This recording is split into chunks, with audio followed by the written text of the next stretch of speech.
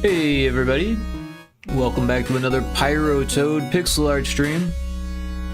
That's what we're doing today, some more pixel art and Aseprite, so should be a good time.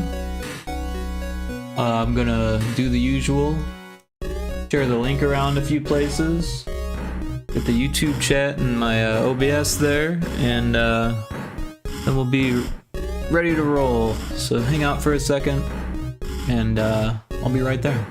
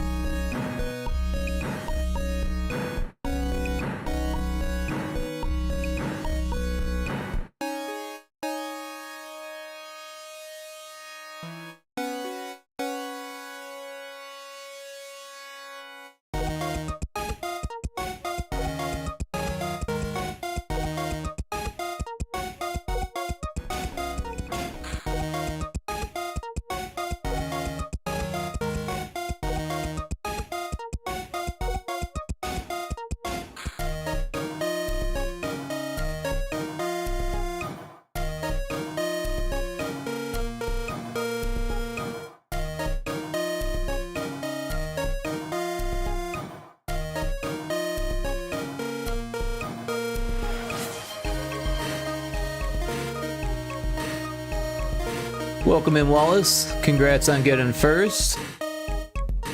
Is Mix It Up working? You know what? I wasn't logged in yet. Sorry about that. I always forget something.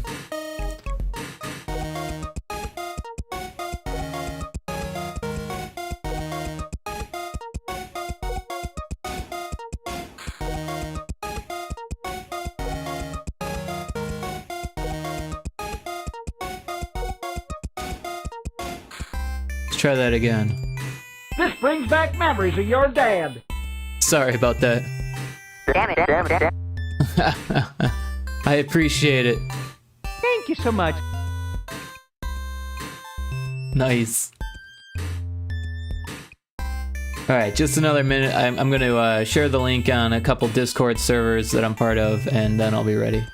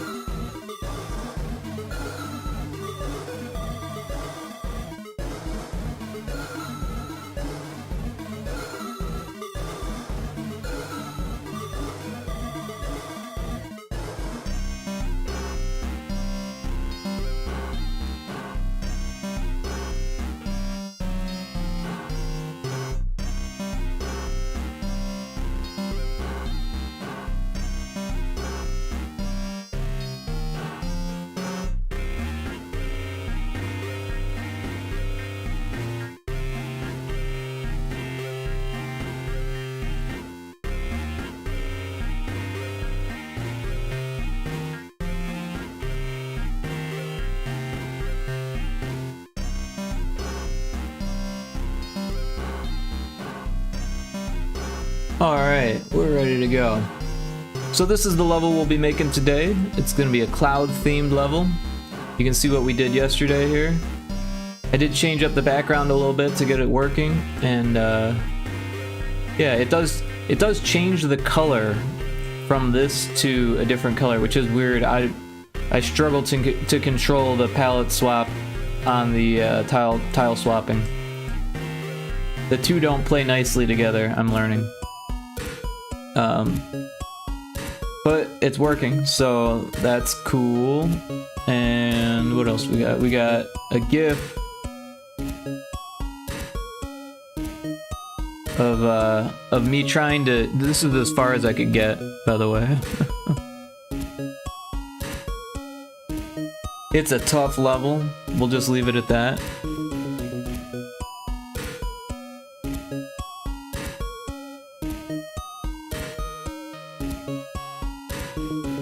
Yeah, essentially you can float down and then drop yourself faster if you'd like to. And you gotta get the light bulbs to move the platforms.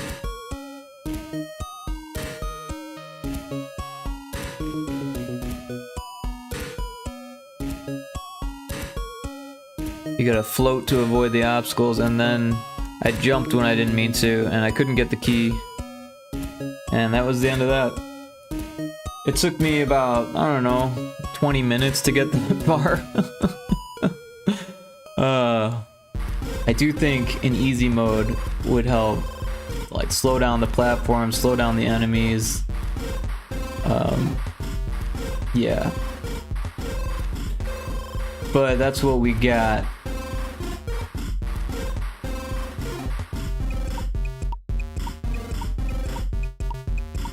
Alright, so we'll be doing something completely different for this level.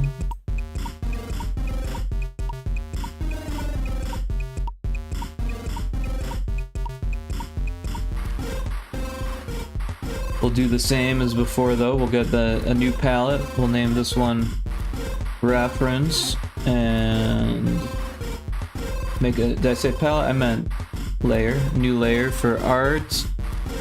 And we'll do a new layer at the bottom for the background. And be interesting to change up the background for this. We always do a dark background, but since this is like a cloud level, maybe, I mean, unless it's like clouds at night. But it might be cool to do clouds at day. We could do clouds at night too though. We could do both. Because there's like four cloud levels. But yeah, let's start with the art, and then we'll decide later as we're working here. So let's do like an actual black for the background. We haven't done much with actual black. What is going on here? Black. That's what we want. Not this or this. And we're on the art layer. We'll just start here, and we'll make a cloud. So clouds usually have like a flat bottom and like a poofy top. But since it's a level art, it can't be too poofy. But we do want it to be more poofy on top.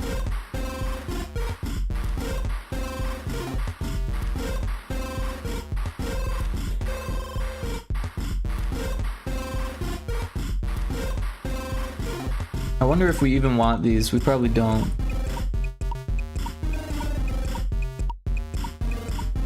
Trying to avoid Mario clouds where it was just like a cloud cube.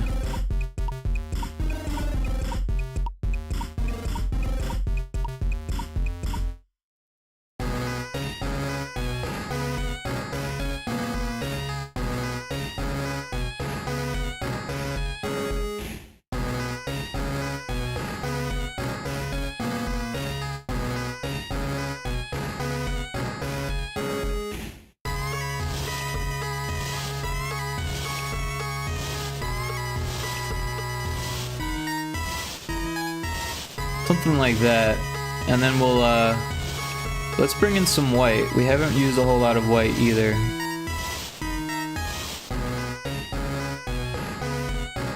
Oh, did it again. We can change the colors of the cloud for the later levels if we want. But for now, we'll do white and then like a cyan.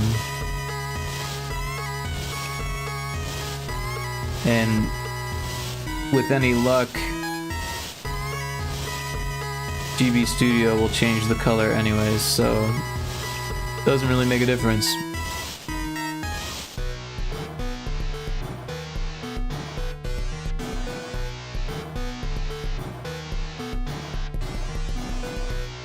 Yeah. So there's 3 colors. If we use white for the background, then we can get that other color in there.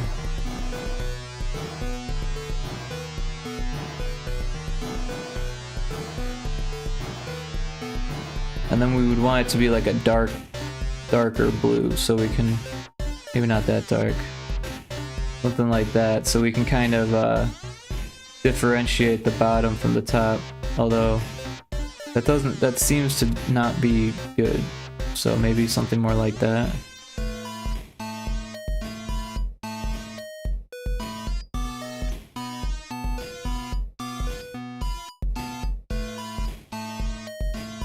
So the first time I ever learned to draw clouds was by a cartoonist, an amateur cartoonist at the Park District, and they told me that, well, first of all, that clouds always have flatter bottoms because of perspective, and then second, that they have darker bottoms than tops because of gravity pulling the moisture towards the bottom of it. Where you have more moisture, there's less light getting through, it gets darker.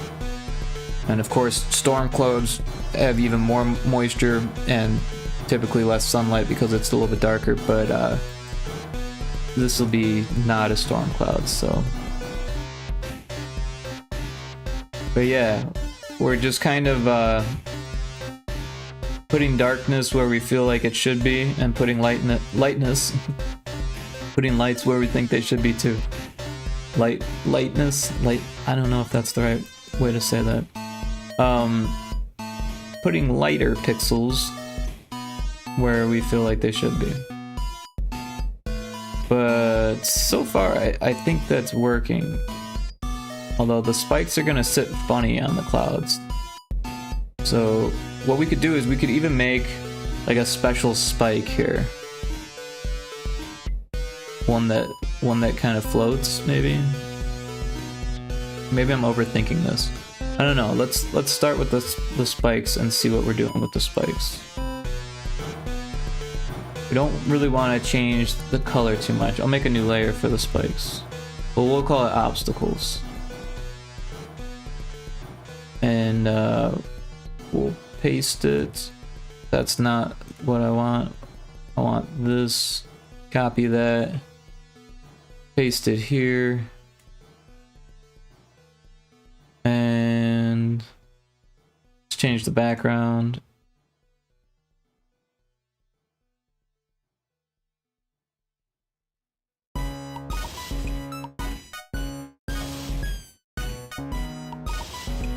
I don't know if that's gonna read as well on the white.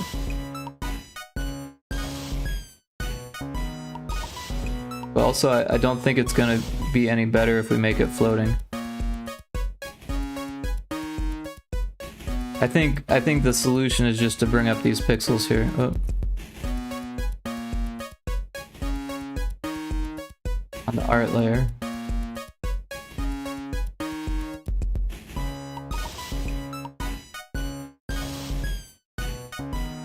I think that might be the solution. Or we could use like this to fill in the gaps.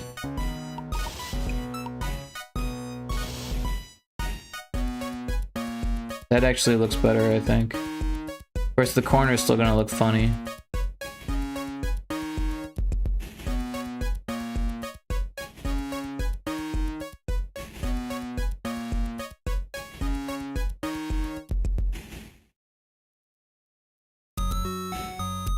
Guess it depends on what color the sky is gonna be. Maybe we should experiment here. We do white. It looks a little too cubed off, too blocky. So what if we did this color? That's way too bright. Let's do this color. That actually works pretty well. This might be the solution. I wonder if we can do more with this color. Like maybe do some like organic lines.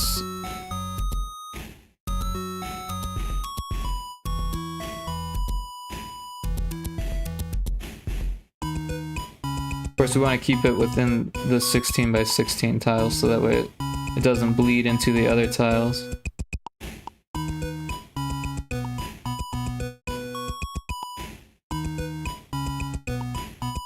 That doesn't look good.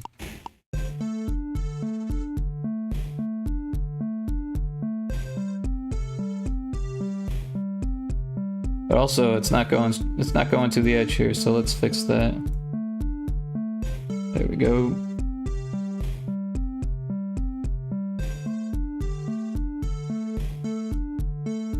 I think these lines kind of help.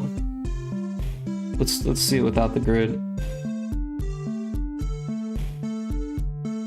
This one looks a little weird because it's touching the bottom.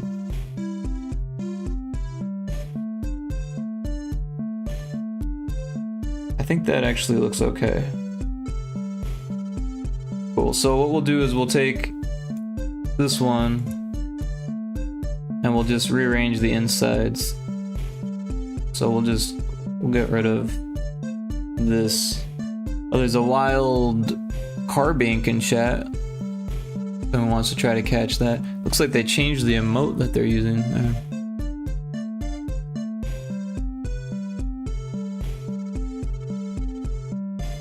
Oh yeah, and I made sub badges. Kind of hard to tell what it is, but it's a shiny golden Game Boy that I've got because I've been subbed for over 3.5 years. I've been subbed for 84 months. Because, yeah, that's how that works. 84 months. Jeez. That's over 5 years.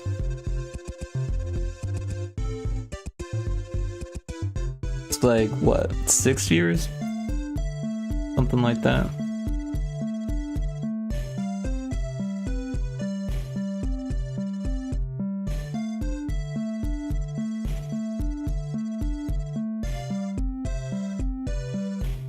So this is our blank cloud.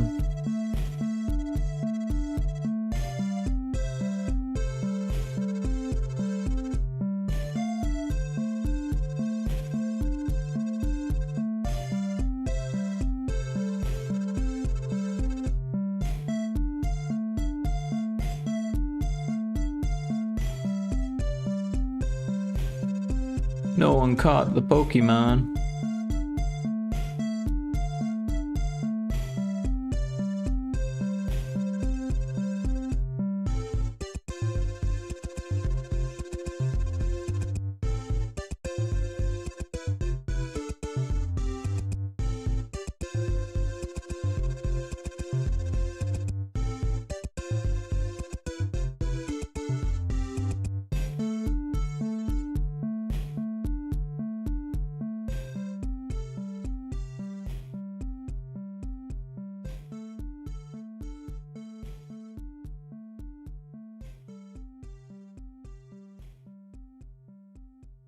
And yeah, so let's put in some of those lines and, or you know, let's go back a bit here and add some of this blue here. I see spots where it's missing. Actually, that's backwards, isn't it? Let's fix that. This should go like that. This should go like that. That maybe. You know, I feel like this could go either way. No.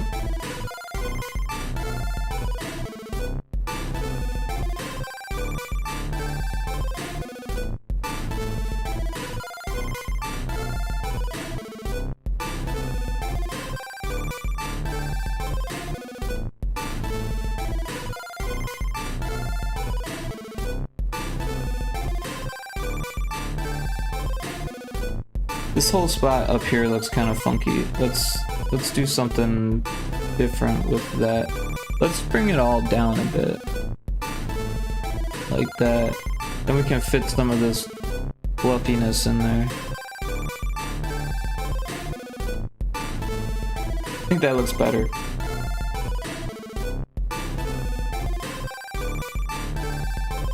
So I think if we do one more, we'll have enough to kind of go for broke and just like kind of figure out the rest of it.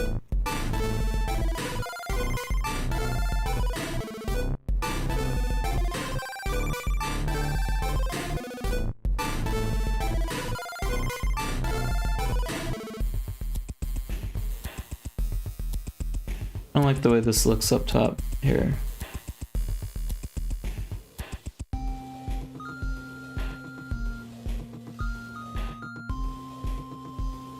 I don't like that either.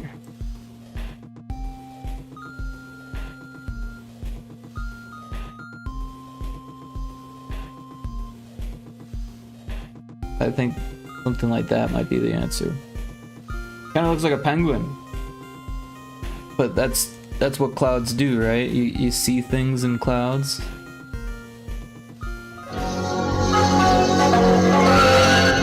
My name is Eon Flux. I'm here on a mission to assassinate Trevor Welcome in, Goodchild. Lumby. Is everybody listening? Do you believe me? Everybody happy now? I don't know if you ever watched that show. I love that show. I actually was going through, I finally put all of my books on my bookshelf, and my DVDs are on there too, because I don't have that many, and my Aeon Flux box set is on there. I'm gonna have to rewatch those because that is a good cartoon. I almost said anime, but it's not actually an anime. It's like the closest you could get to an anime without being an anime. It's very heavily influenced by anime, but it's American. Oh.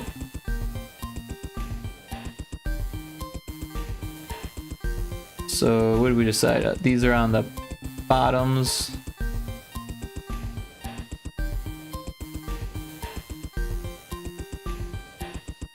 And these are on the tops.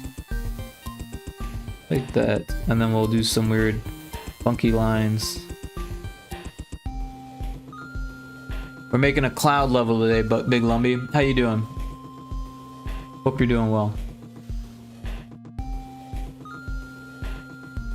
I want it to continue to look like a penguin. Can we get away with that? Yeah. And we'll give it like a little eye, maybe. Yeah. Penguin cloud.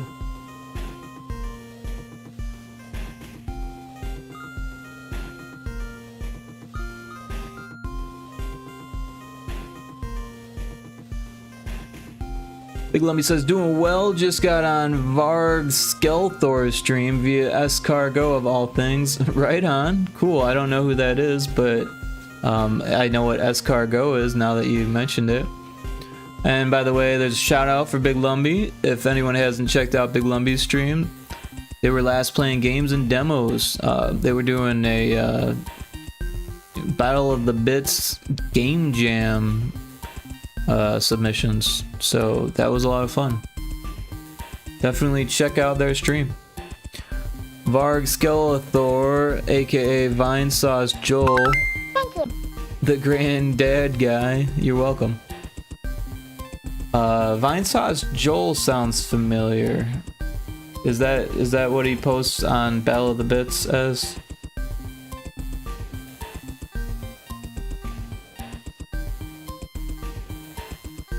But yeah, I'm still pretty new to the community. He's not a bopper. My ass off. Sorry. Well, I guess not everyone can be a bopper. I don't know. Oh wait, Vine Sauce. Yeah, okay. Vine Sauce is he's like a big YouTuber then, right? Okay. Yeah, I think I know who you're talking about. Yep, okay, yeah, no, I just assumed that it was a botber because of the company. Because you brought it to my attention.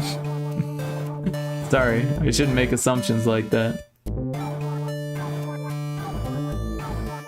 What if we did 2 penguins? That doesn't work. Can we do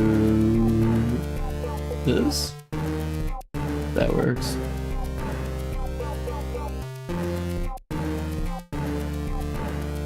What if we take the inside of like these ones?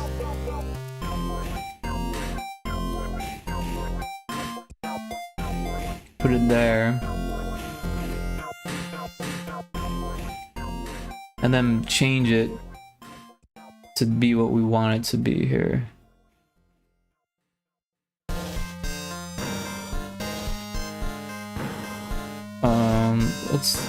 Let's go ahead and draw in that and this and that, and then just for consistency we'll do that, and then we want to make like a cloud looking edge there.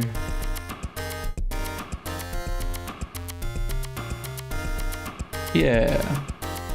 So how was the Varg Skeletor stream? The Vine Sauce stream, was that a good one?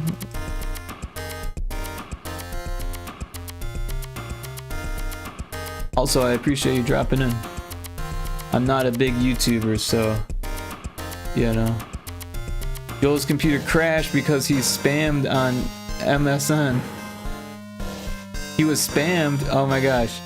Yeah, no, that was one of the hack tools I had for Yahoo, was that you could crash someone else's computer by sending a bunch of bots to spam them.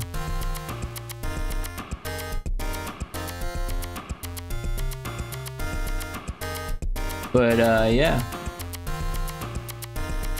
that's how that goes. Big YouTuber trying to use something like that, I could see that going wrong. And the old tools, they didn't have preventative stuff against that. Go all the way to the edge there, and we'll go like that. And yeah, something like that. That doesn't look good. We'll go like that. Because as long as we're within those 2 pixels, then it should be fine. We'll just fill all of this in for now. And yeah, if we work within these spaces, I feel like we'll have a better time.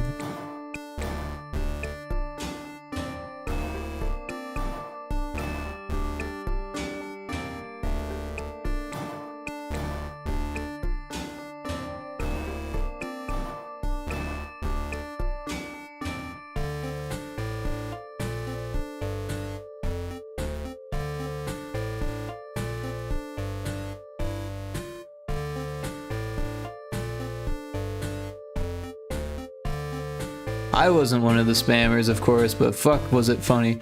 Well, I'm glad that you didn't hack a big YouTuber, but yeah, I could see that going down.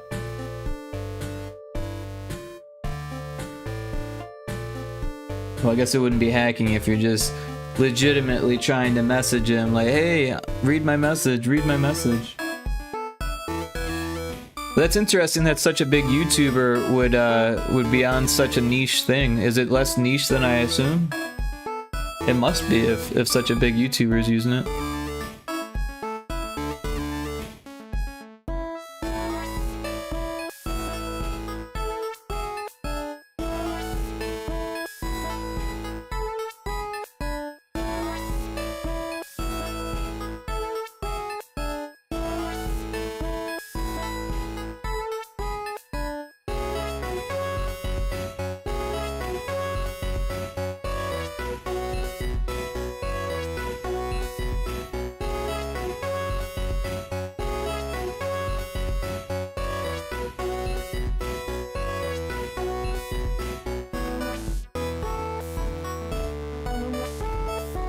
But yeah, we're making a cloud level today. I don't know if I already said that, but it should be fairly obvious at this point.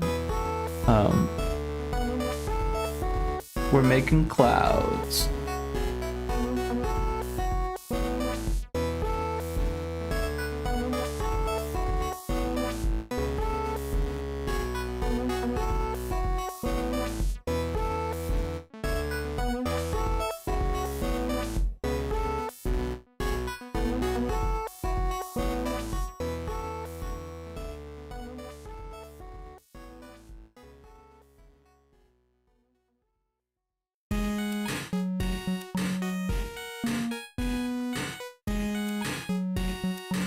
Volume's a little loud on my end.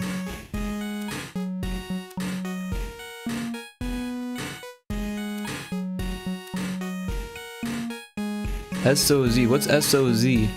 Doing some post Joel Escargot stuff. Right on.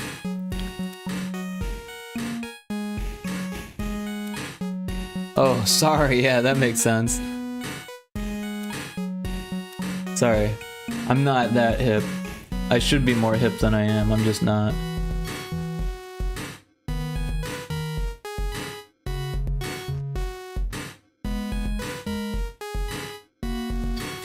If you would have wrote Sawi, then I would have got it. If it was SOWWY, then I would have got it.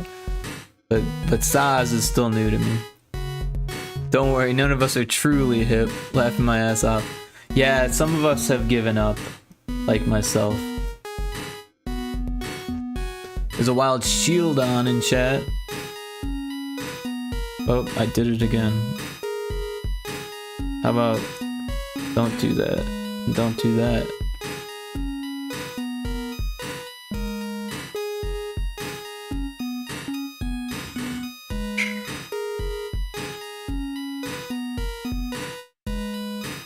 I'm terribly unhip, but I have a plan to become more hip.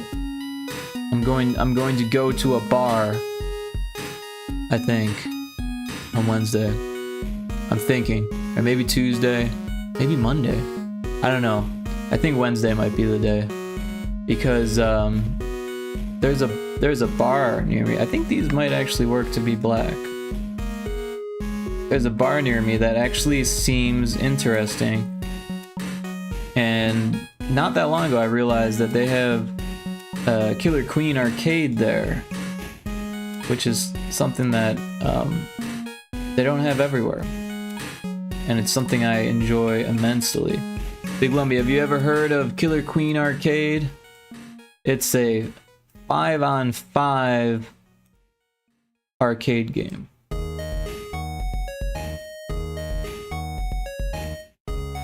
It's basically a 2D MOBA. I have not. You should look into it. I mean, you probably can't afford it. It's $15,000, but there could be one in your area, and it's definitely worth checking out.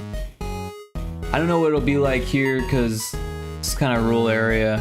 I was surprised they even had a cab because they're so expensive. Could be. I'll look that up. Yeah, I can actually look it up on stream here. It wouldn't be the first time that I brought it up.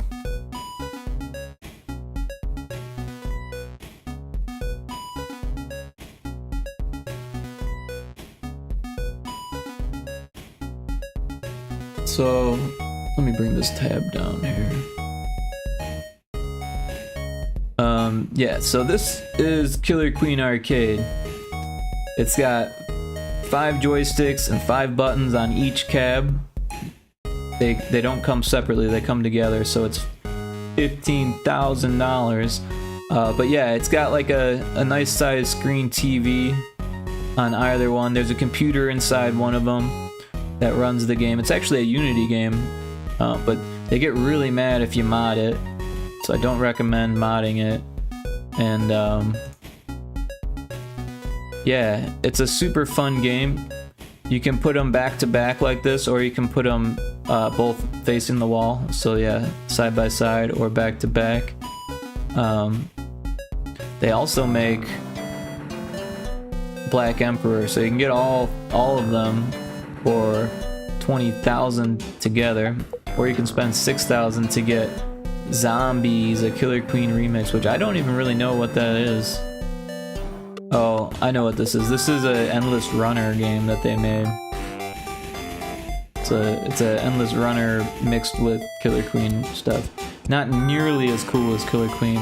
Also, I haven't played Black Emperor, but I don't think that's as cool either. Zombies, there you go. Yup, zombies. But yeah. Can't believe the toppers cost $1,000 because they're not even that cool. I can't imagine paying $1,000 just for the toppers. That's like outrageous. But yeah, they're really cool devs. As far as they made a cool game and it has a cool community. I don't know them personally or anything like that. Some of the community members do know them personally, but yeah, from what I understand with the whole modding thing. Oh, there's an ad.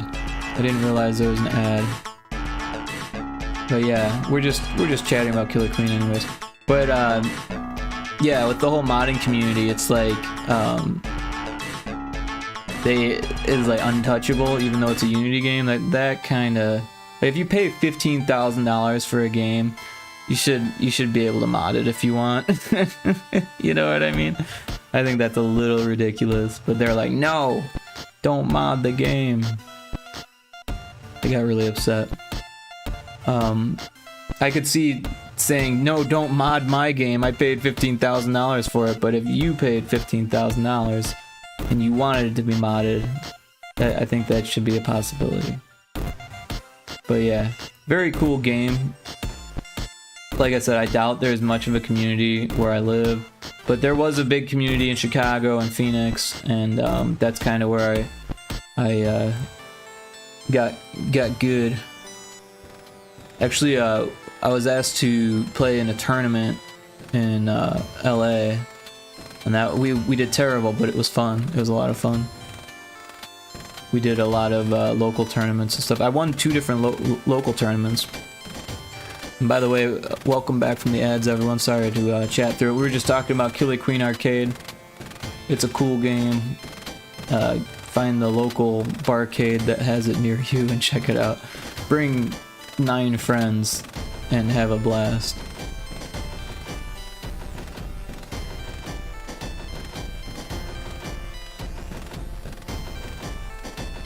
Yeah, so let's finish. Oh, that's not the color we want. Let's finish this cloud brick stuff going on here.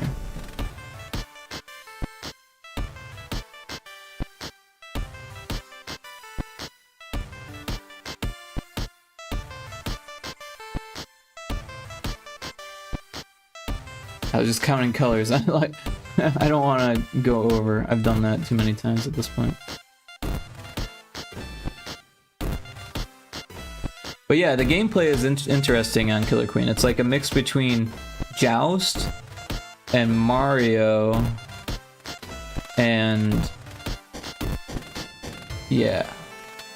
So like, when you're a little Bumble Bear guy, you can go around and pick up the berries. If you put the berry into a gate, you can get wings and become like a Joust guy. And then alternatively, as a little Bumble Bear guy, you can ride the snail. So the snail goes left or right, and if you get all the way to the other side, you win. Or if you get all the berries into your hive, then you win. Or if you're the queen and you kill the other queen, or if anyone kills the other queen 3 times, then you win. Or if you lose 3 times, then the other team wins as the queen. I used to like to play the queen though. That was my favorite role. I could also play the warrior and do the berry running also, but the queen was the most fun for me, I felt like.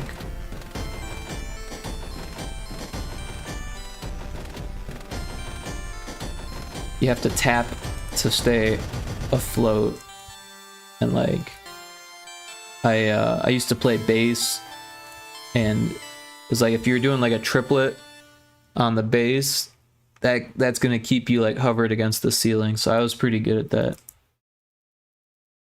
Or like if you're doing like a DJ fader type crab thing, where you like kind of flick the crossfader with your fingers, like triplets. Same thing, triplets.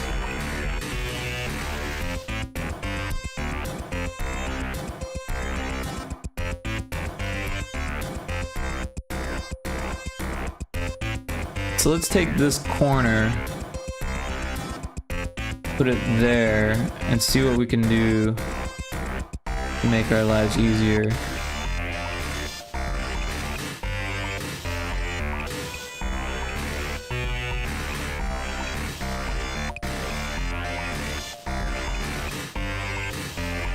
So these ones, the colors are off, so let's change that.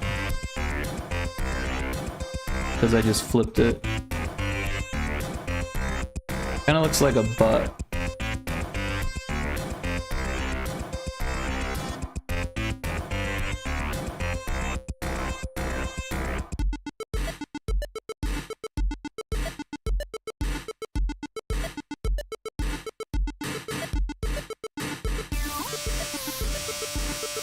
That doesn't look right.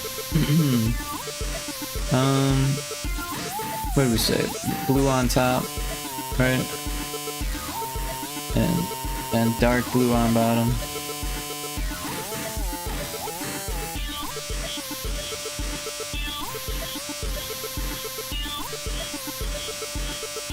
Still doesn't look right. Maybe we just need to make changes to it.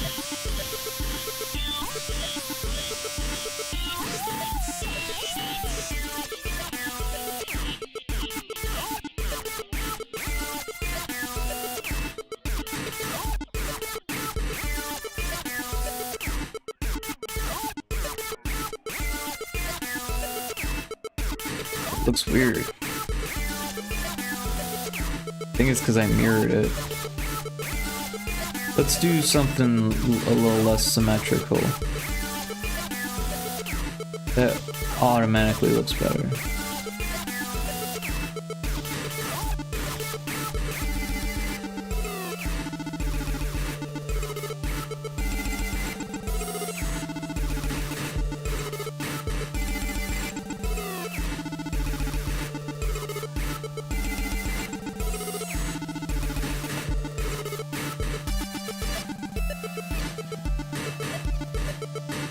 I don't know, this whole thing at the bottom looks bad. Let's do something else there.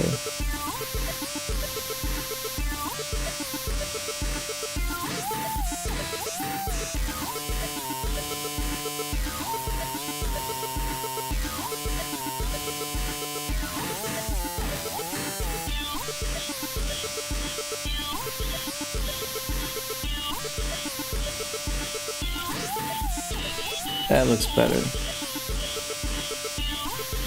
Let's fix the top too. It just doesn't look right. What happened there? Yeah, so we want this color. Actually, let's leave it flat so the spikes don't look stupid, but we'll give it some more variety here.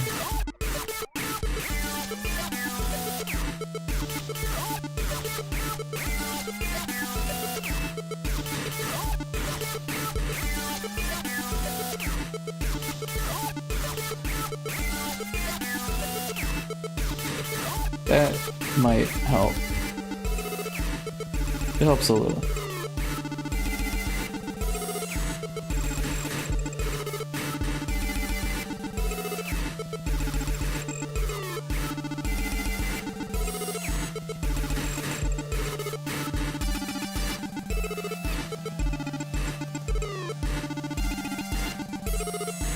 I think that looks a little bit better. Where did OBS go? Yeah.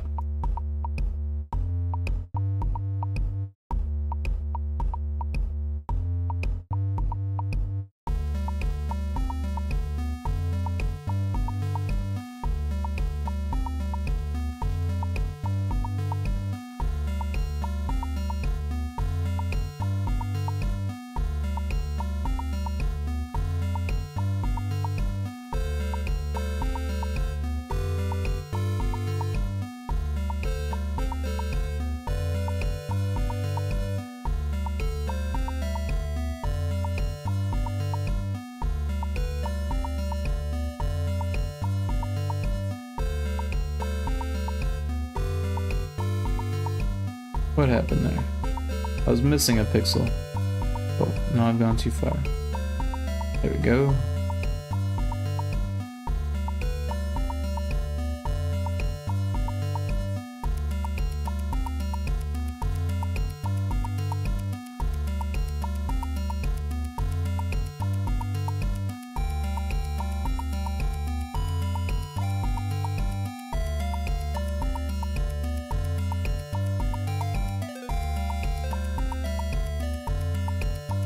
Alright, what do we need? We need like 2 squares. So we'll take this and this.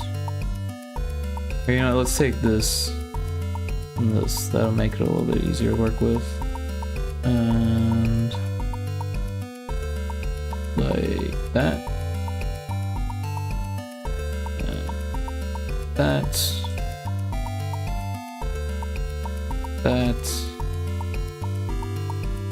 That. Then it looks like the rest is all vertical. There's a wild bergmite in chat.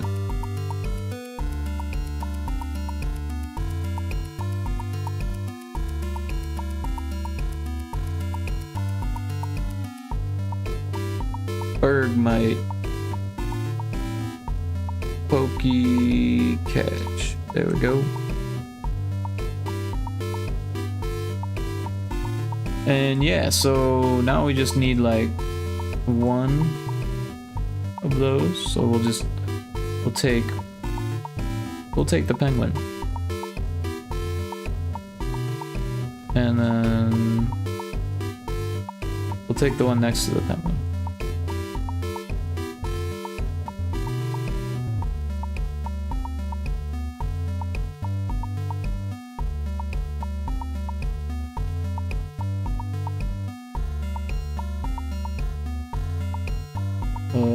What am I doing? This one here.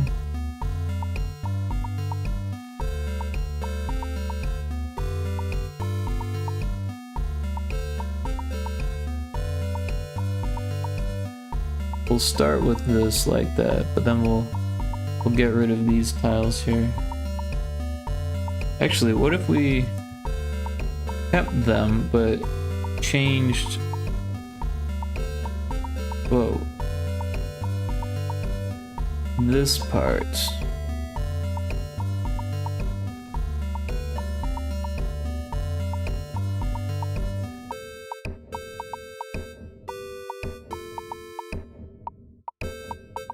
Looks a little weird. Let's get rid of this. And this. And this. And that. Oh, too much.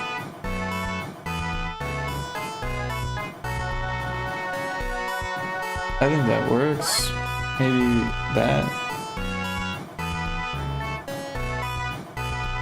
Oh wait, we don't want to do that because then we're changing the other tile. Yeah, that works.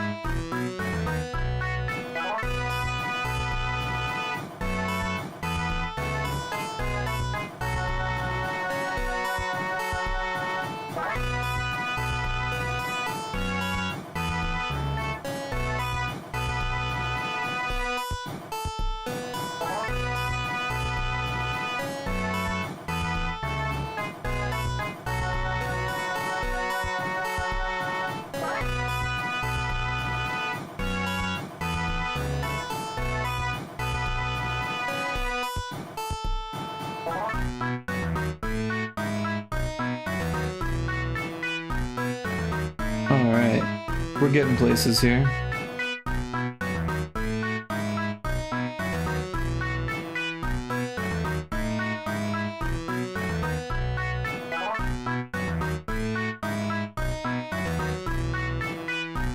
So I was going through my bookshelf stuff, and I came across this compact disc from like 2001. It was labeled, and it was from this like weird camp thing that I went to back then.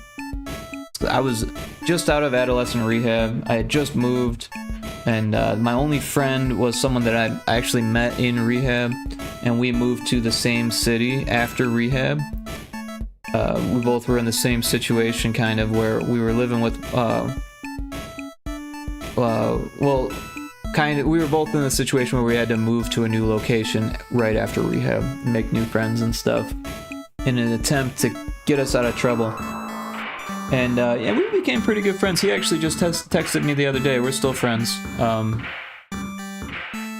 We don't really hang out or anything like that, but you know, people do different things with their lives, and he's busy and I'm busy. We live in a different state now. But the pictures on this disc were crazy. It was all just a slideshow of pictures, and there's a couple of us, or a couple of me playing guitar. One of us playing guitar together, which is kind of cool. Of course, we're both like looking down, and our eyes are kind of closed, so you can't even see our eyes. We're not looking at the camera or anything like that. It wasn't a terribly great shot. I want to say that they were digital, but they could have been old school. What do you call it? Disposables that were scanned. But if they were scanned professionally, because they're all the same shape and same size and all that stuff. There's no reflection. So maybe they were just digital. I think they were just digital because they have like this weird pixel grain to them that you don't see these days. 2001, yeah, they had digital cameras back then. They just weren't super common. But yeah. Sorry, I got a message, so I just wanted to see what that was all about.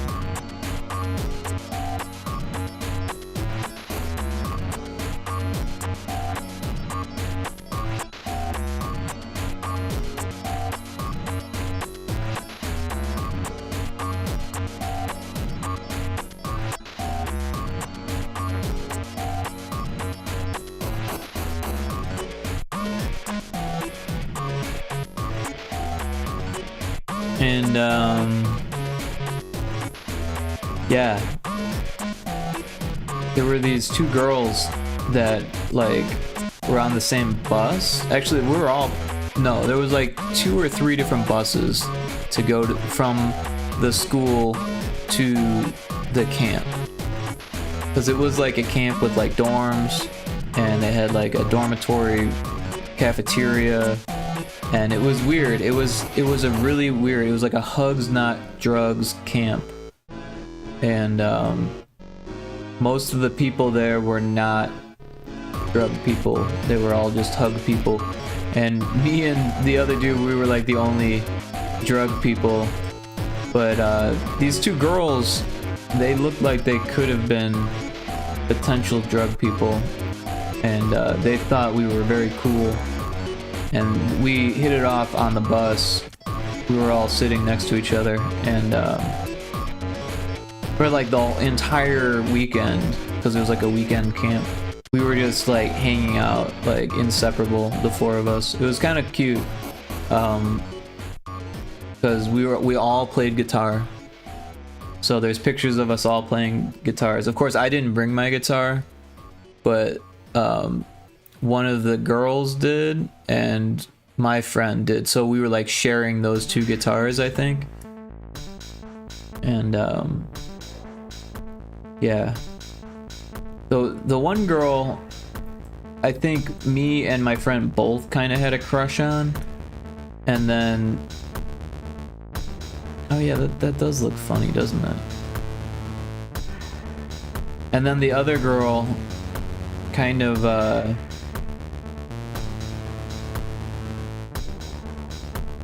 had a big crush on me, and like, I don't know, I could tell that the one that we both had a crush on didn't really like either of us. So, I mean, like, liked us enough as friends, but wasn't like interested, right? So, yeah, you know, it looked better blue though. It did. Oh, paste that back. Where did it go?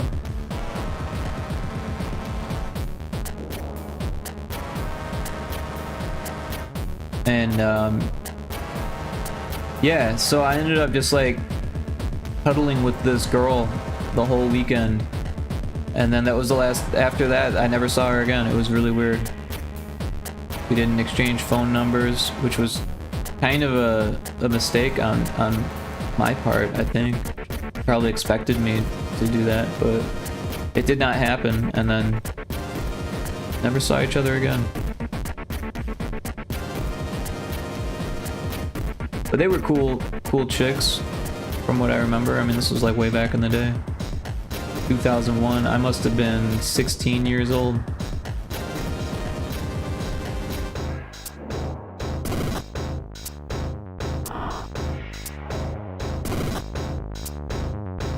It was a strange camp.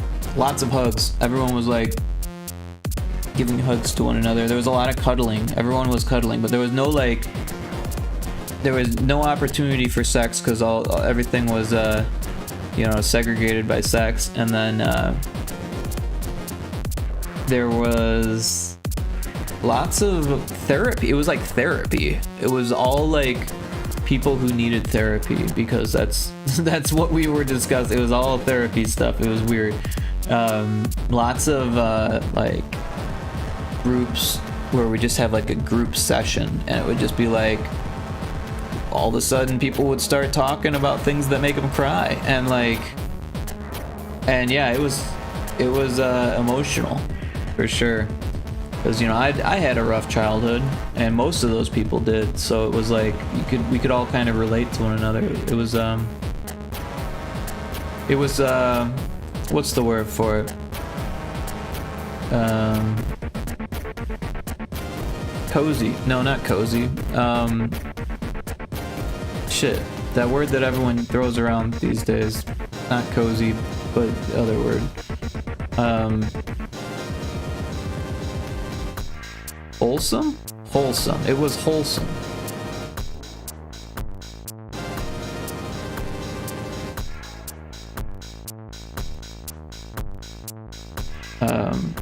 We played like some weird games, and talked about how drugs are bad, and how to avoid peer pressure, how drunk driving kills, you know, all the usual stuff. Let's work on one tile for the corner, and then we'll just flip it, right? And then that should be good.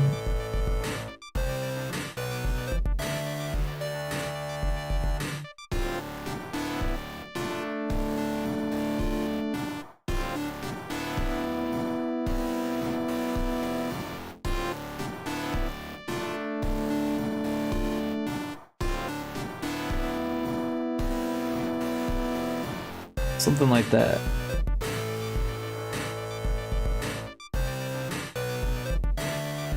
Yeah, but it was really weird to see myself in those pictures, because I was like really young looking. Although I kind of like was trying to look older, I think, because I still looked kind of older. I had blue tips on my hair, but they weren't quite blue. They were like this green blue. What am I trying to do? Just that. Because the blue had faded. Because I actually dyed it blue right before I went to rehab.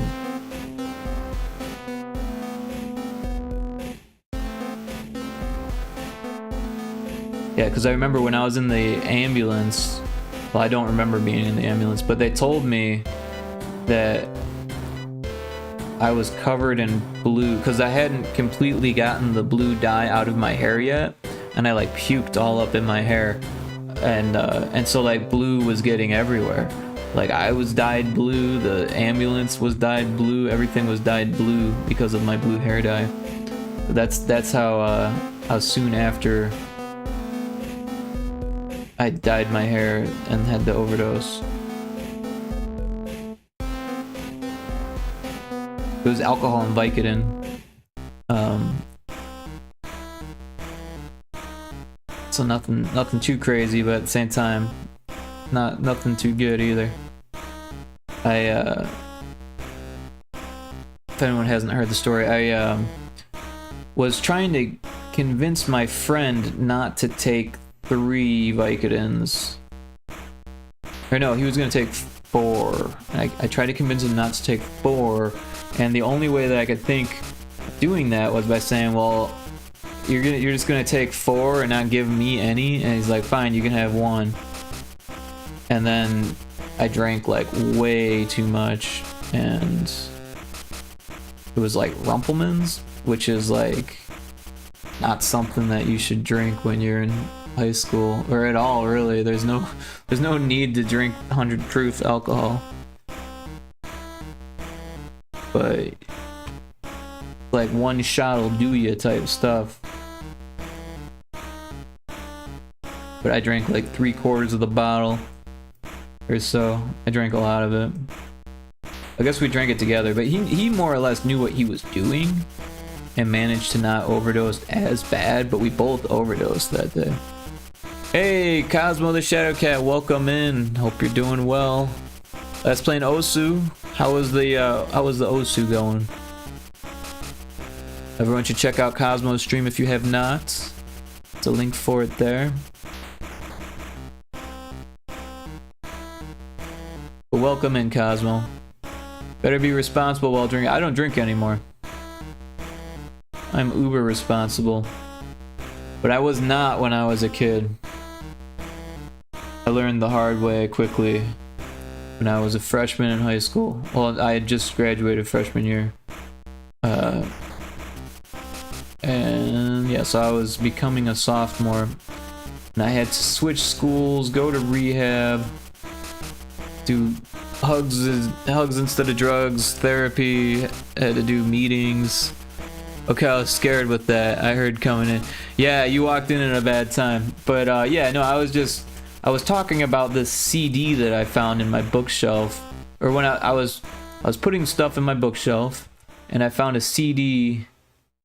Oh, that's not the right tile. Let's get rid of that tile.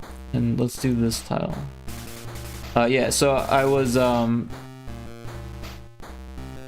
yeah, that works better. I was going through my stuff from my bookshelf, and I found a CD for Snowflake, or Snowball, I think it was called.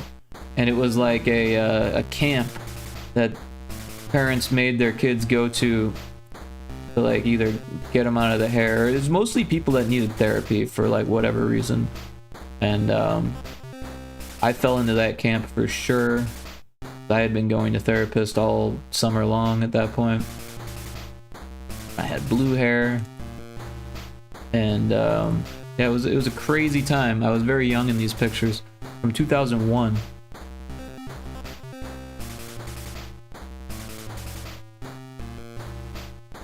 But yeah, I learned the hard way, and it took me a while to stop drinking completely. But yeah, I've had lots of bad experiences on alcohol, so like, it just didn't seem worth it anymore, you know? So I just gave it up entirely. No regrets. Well, some regrets. No regrets about giving it up, though. I'm very glad I gave it up. I never have any urges to drink. But I'll be going to a bar on Wednesday to play video games. It's gonna be awkward because I'm gonna go on like a night that no one's there probably, and then probably not gonna meet anyone. I'll probably just be playing games, and they'll be like, what do you want to drink? And I'll be like, do you have ginger beer? And they'll be like, no. I'll be like, could I have orange juice and pineapple juice then? Because I see that you have mixers.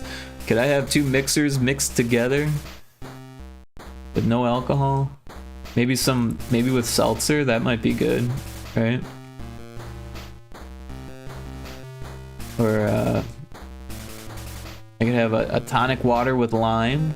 There's one. That way I can tip them and maybe strike up a conversation, because I'll have no one to talk to. I have like no friends in this state, so that's part of the plan here, is to try to make some friends, but also play some video games and maybe meet the bar staff and I don't know. Honestly, it'd be kind of cool to like get a job at a place like that, I feel like, because I don't drink, so like there's no issue there. And then I know how to bartend. I've done it before. I've never done it as like as a job, but I've done it when the bartender walked out of one job. Oh, we were in an ad break. Sorry about that. I was talking straight through the ad break. But yeah, it'd be cool to check out this barcade, play some Killer Queen. If no one's there to play Killer Queen with, I'll play. They got some retro games. They got like a few different consoles. So I'll check out their console selection. They got a whole bunch of arcades. It's all free play. So I'll just play games for a few hours until I get bored of being there by myself. And hey, you never know. People might show up. It'll be like, you know, they open at like 5, so I'll like probably get there as soon as they open, so that way I can like be there when other people show up, so I don't have to like, because that's like the worst part, like walking into a bar alone just feels weird, especially when there's like people everywhere. People look at you like, well, where are your friends? Like, oh, they're coming, but they're not coming, right? But if you're already there when they get there, then you just look like an alcoholic, right? And I'm not an alcoholic, so that's easy to bypass, right? Because they'll be like, oh, what are you drinking? I'll be like, pineapple juice and orange juice with a splash of seltzer. And they'll be like, oh, that sounds good. Or they'll be like, what, you don't drink? And I'll be like, no.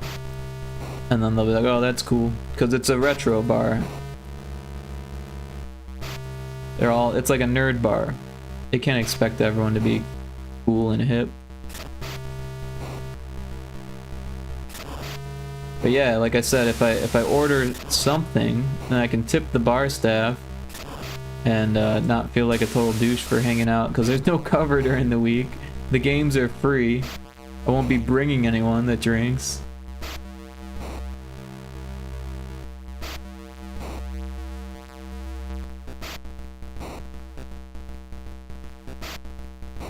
It'll be interesting. I think it's time. I've been here for months and I haven't really left the house, so it's not like I'm that antisocial or what's the word? Socially anxious. I won't deny that I have some social anxiety, but I'm also really good at overcoming anxiety. I've always been an introvert my whole life, but I've also always played in bands and been an artist, and I've definitely done my fair share of meeting strangers and being on stage, and putting myself out there.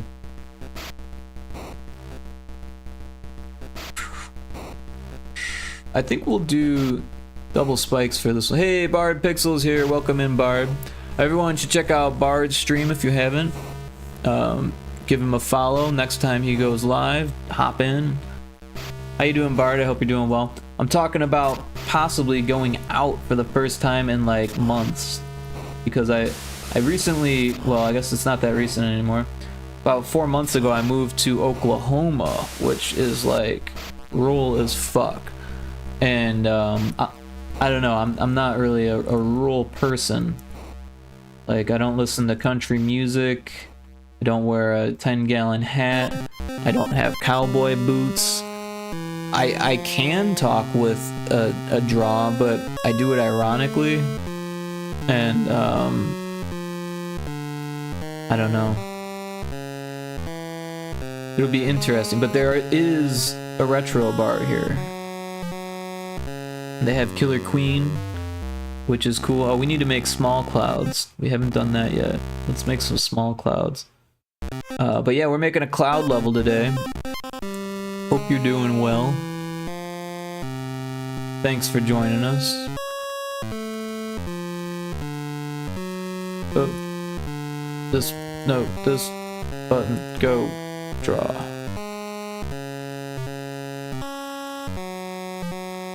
I was holding the shift button, so I got chunky pixels there. Yeah. And then we got white.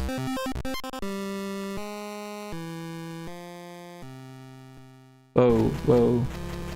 Go back. There. We'll do another.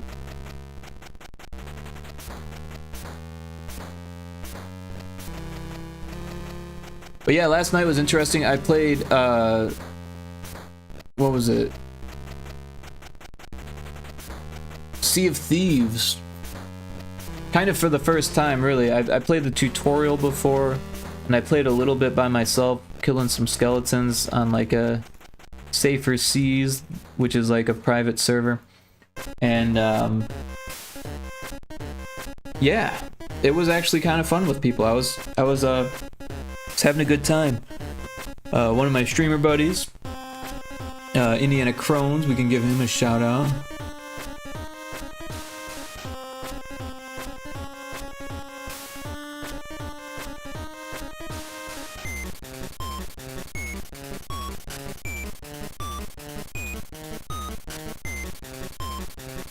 Uh-oh, that didn't work. Did I spell his name wrong? Let's try that again. Or you can follow me while you're at it. If you haven't yet. Let's find Indiana. I don't know how I spelled it wrong. Oh. Wait.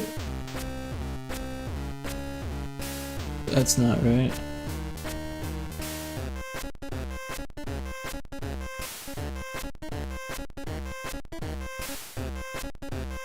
Let's get this correct.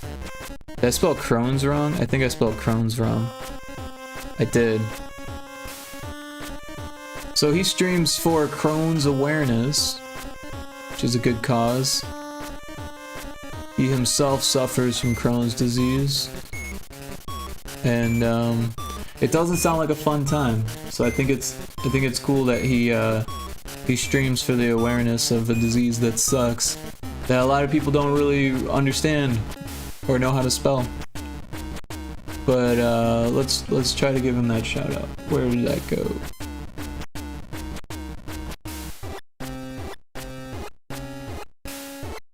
There we go.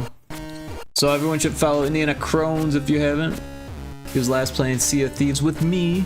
I wasn't streaming it. I was thinking about possibly streaming it, but my computer was not having it. In fact, I think next time I'm gonna play it on my Stream Deck, which actually means I might be able to, or my Steam Deck, which actually means I might be able to stream it, because there's a way to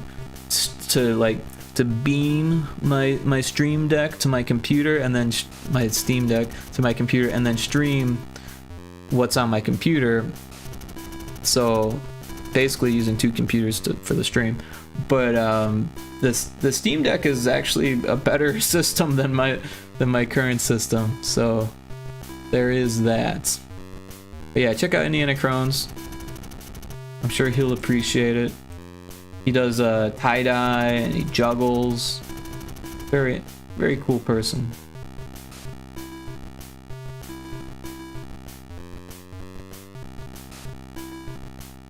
Let's get some more pixels in here. Oh, that looks too pixely.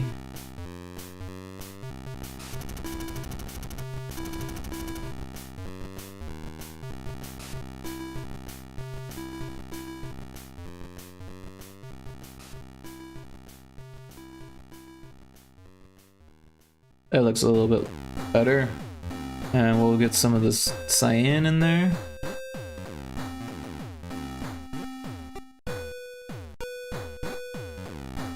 Oh. Wait, that single pixel looks kind of funny by itself. Let's do something about that. I don't know where that came from, but it wasn't supposed to be there.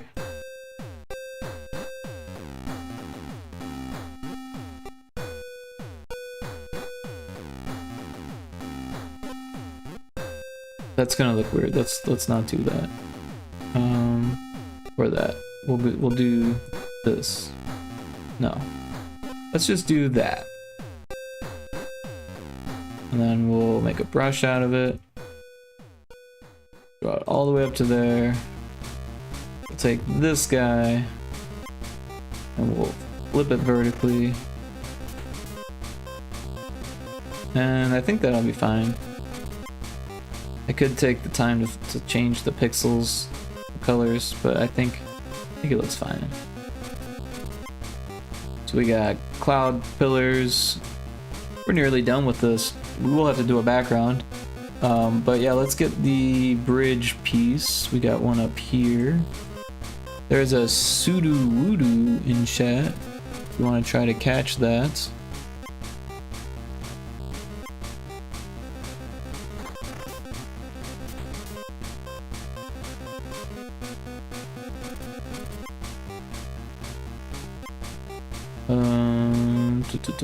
Which that's what I'm trying to do, and then this. My brain was one step ahead, and I was like, Control M? No, Control apostrophe and then M. Oh, you know what? That's not what we want. We want the one-way wall. It was way off. What level had the one-way wall?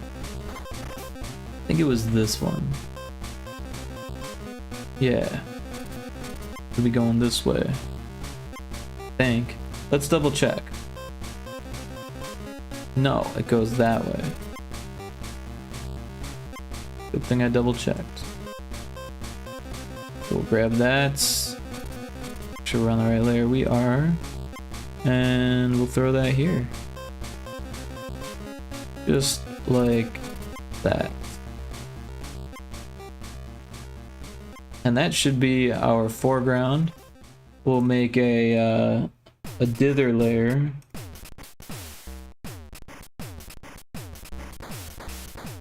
And we'll throw it behind the art layer. Let me sip on my tea here.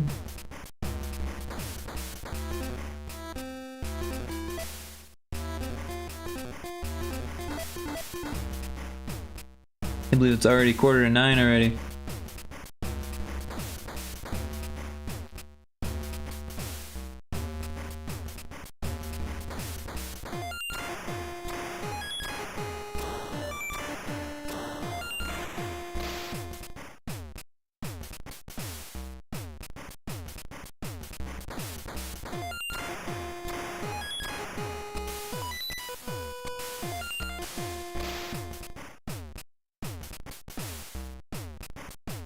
Cool. And yeah, so now we're gonna do some dithered clouds. So now is our time to shine here. I don't know what I'm gonna do, but we'll make it work.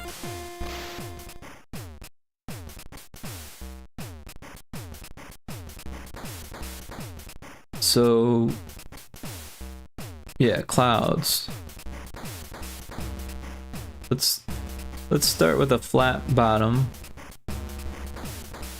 Then we'll kind of go out to the sides a little bit lower maybe. Yeah, like that. Let's get rid of that one. I don't like that. And we'll actually make them symmetrical.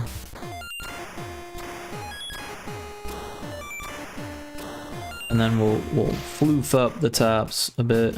I'm not the best cloud artist. So I think the easiest way is to actually use different size circles.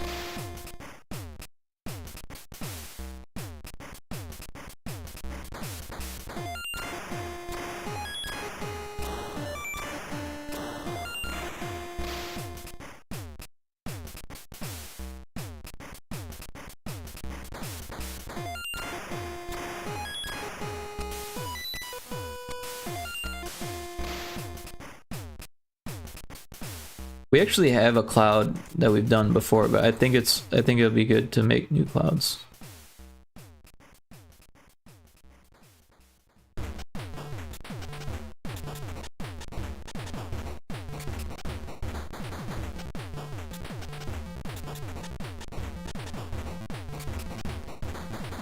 Cool, so we've got that. We'll fill in the gaps there, and let's get rid of that. It's no longer symmetrical, but that actually looks better because clouds aren't symmetrical, especially at the bottom.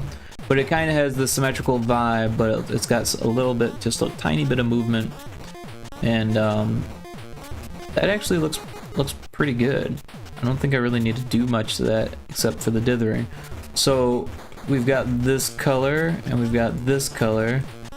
So now we've got both the colors. We'll get out the dithering tool and we can do an angle and then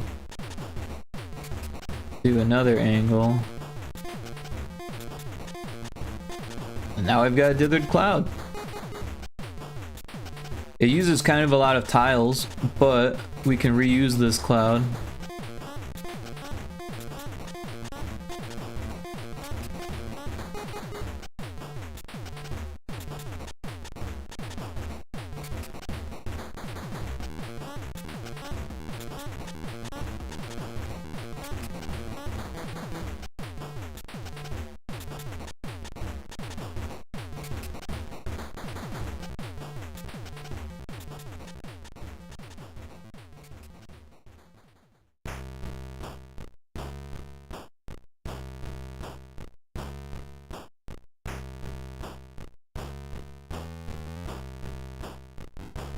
Go ahead and throw one down here too.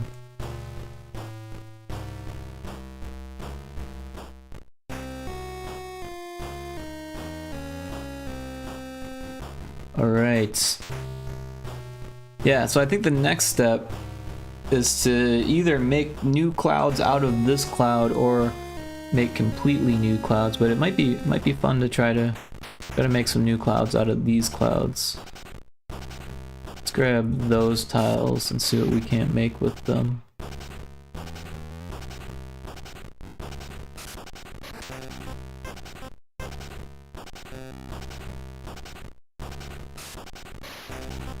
Look at that, brand new cloud.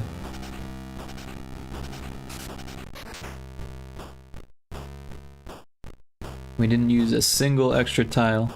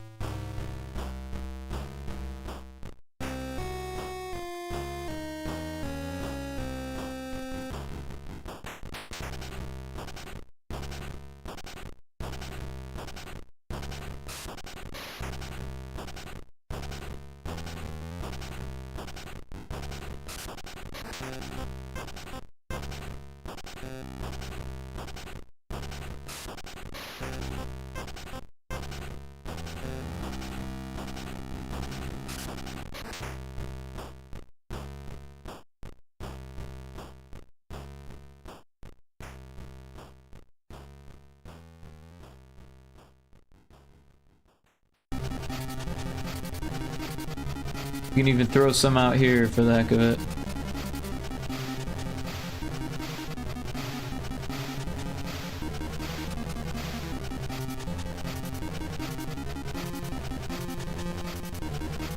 Alright, so I think we do need some even smaller clouds here.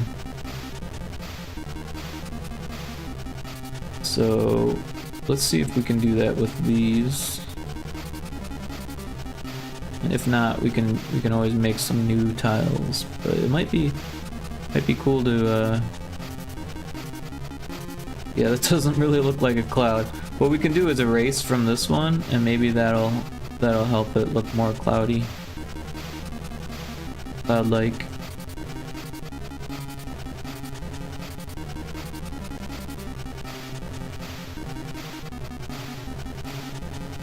think that kind of has a cloud vibe to it.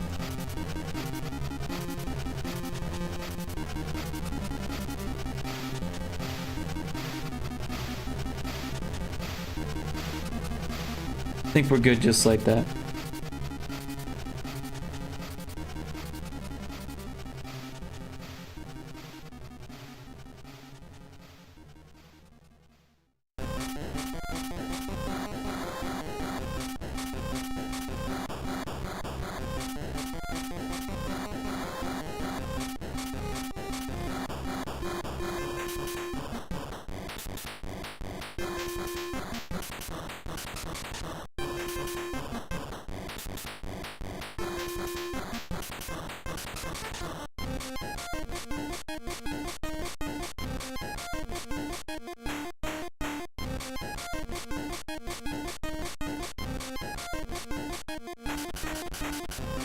You know, that looks weird, like lined out like that. We should fill that in so it's not so P-shaped.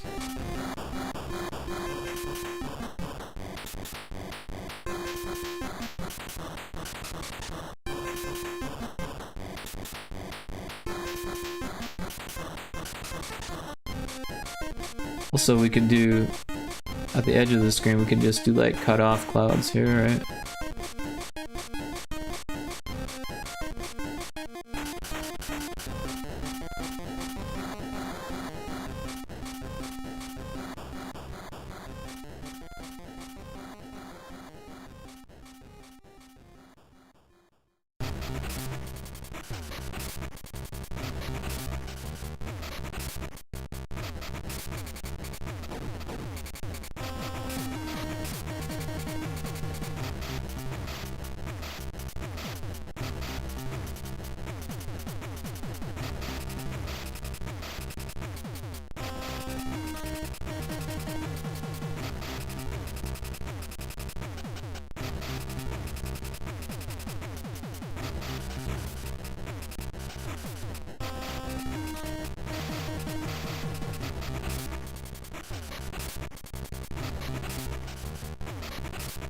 This level looks tough as nails, by the way. I know it's all floofy and cloudy, but it looks tough. Because it's like a wall jump level. You start down here, you got a wall jump up there, and then go that way and that way on top of it. I don't really know. There's gotta be more to it. Oh, there's platforms. Okay, yeah, that makes sense. But still, it's gonna be tough, I can tell. Levels don't get easier. And they get a little bit easier as you play them. But then as you progress, they get harder. So, a little bit of both there.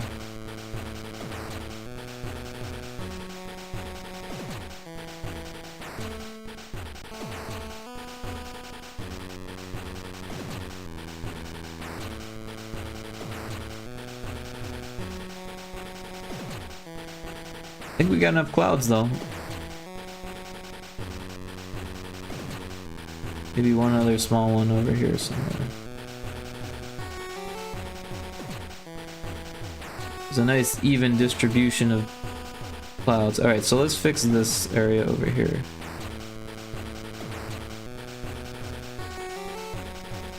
Oh, we're on the wrong layer.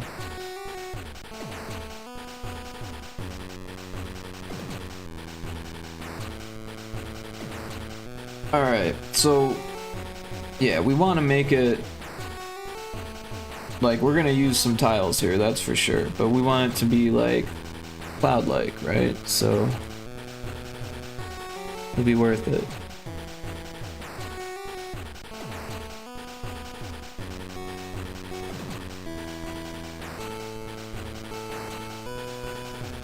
Guess we can reuse those.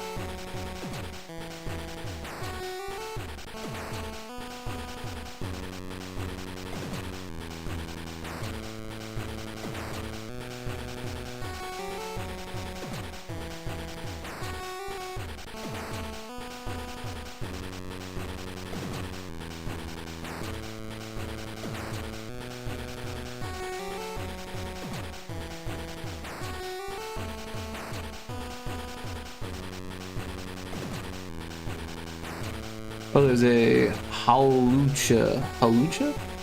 Howlucha. Howlucha?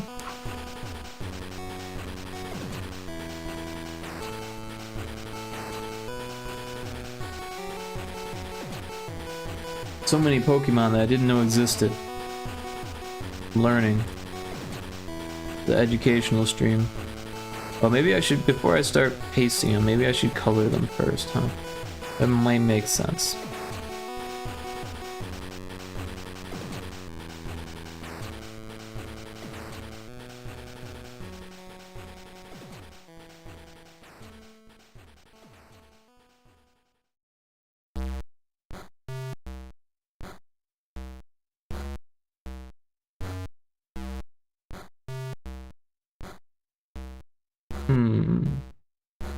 Let's move this down so it's more reusable.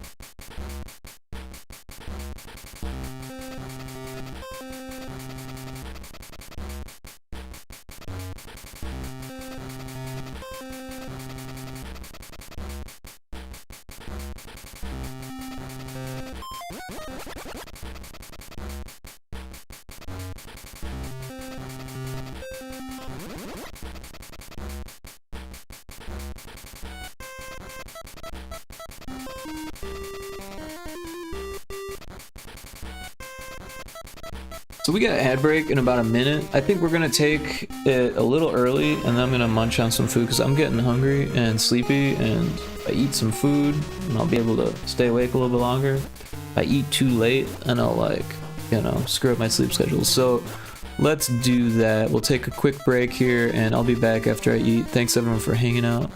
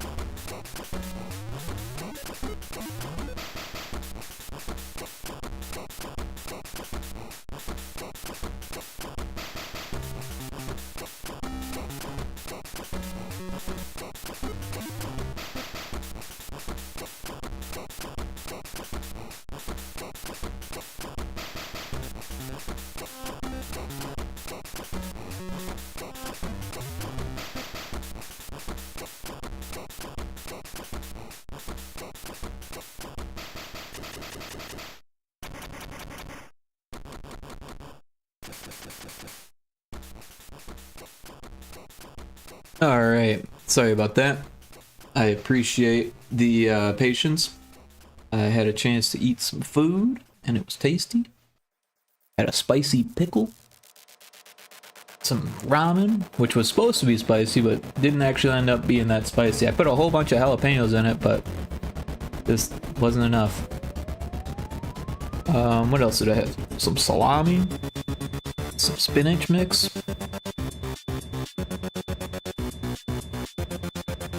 Kind of looks like a sad face, doesn't it? Alright, let's do the cyan next. And also, I need to remind myself, take out the trash. Actually, I probably don't even need to.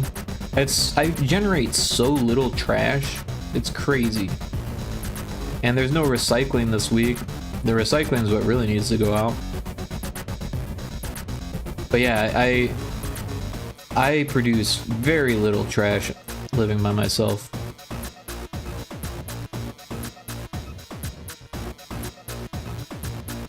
There's like a bag of weeds. They're just gonna dry out. There is one bag of trash. I guess there's two, but they're like grocery bags of trash, and they're all like not that gross.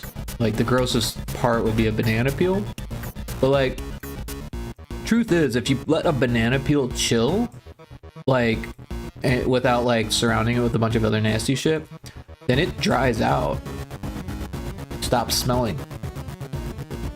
But if you let it rot, hey, Indiana Crones, how you doing? Talking about rotten banana peels. Everyone should go check out Indiana Crones, like I mentioned before. I actually shouted you out earlier because I was talking about pyrotizing with you. Delicious. There you go. Yeah, no. You require shouting out because it was a lot of fun. We were so toxic. I didn't even know. I was unaware of how toxic we were being. At least we weren't like talking shit, right? I hate it. At least we weren't talking shit. This time. We weren't teabagging people. I mean, I saw those guys brutalize you the other night. I don't even know what night that was. But yeah, they were like camping, right? They kill you and camp you Tuesday. Yeah, there you go. Thank you. It happens. Like at least we weren't doing that. You know what I mean? As far as I know.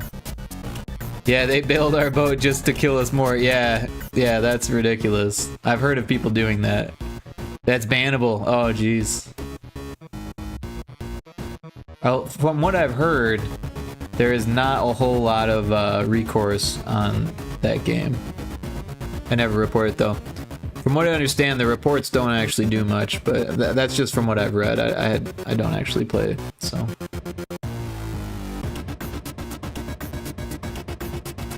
I wonder if this would look better like that. No, let's just leave that. Or maybe if we did that. Oop, too much. That might look better.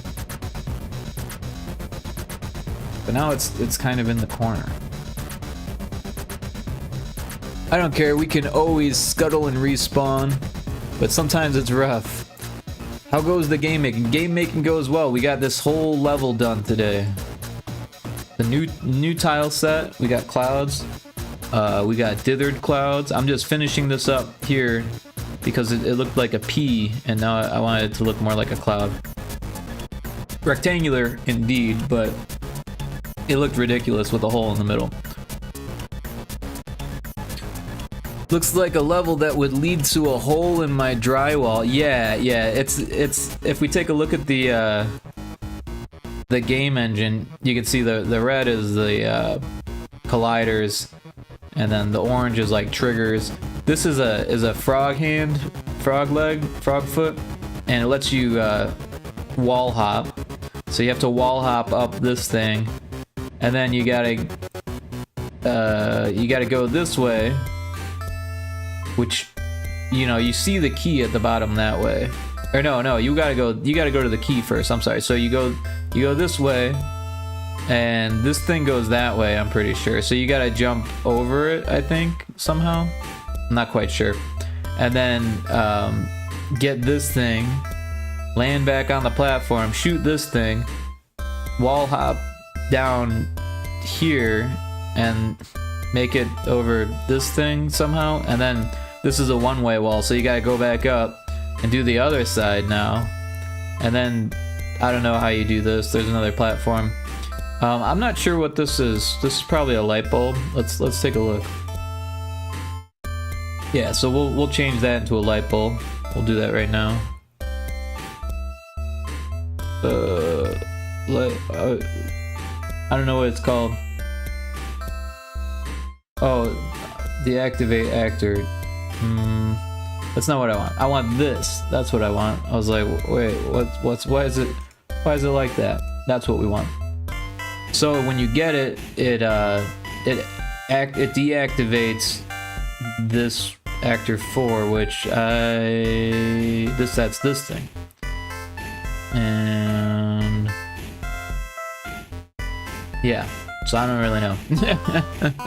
These levels are tough. Build the levels, I'm pretty sure. Builds the levels, I'm pretty sure. Yeah, no. So I didn't actually make the levels. I'm just making the art for this game. This is designed by Johnny Manjiro, who hangs out in my chat quite a bit. I'm not seeing him today. I could be wrong. Let me refresh my chat here. Oh, he is hanging out in chat today. He tends to lurk. But yeah, Johnny Manjiro has been designing this, and he was actually going to design it for NES, but decided to switch engines. Oh, the Vivilion. I didn't see it either. Sorry about that. But yeah, he's been designing this game for NES first, so he kind of had a lot of the level design done, and then he's been adding to it, and I've been adding art to it, and now we're getting close to the end here, for the art at least. There's still gonna be some other things to do, or for the level art. We still gotta do the title screen. There's like, so this is the last level. So 1, 2, 3, 4, 5, 6, and then so 6 after the one we do today, and that'd be all the level art for the entire game. But yeah, it's a tough game. The first like 4 or 5 levels aren't so bad. I can actually play through those. I don't know if I've shown you the game before. We can make a quick build here. Takes a second, but it's actually quite awesome how quick it builds compared to like Unity or something like that.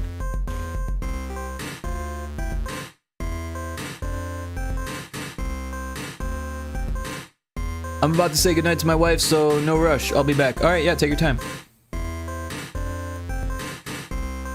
I'm gonna snack. I brought back some snacks.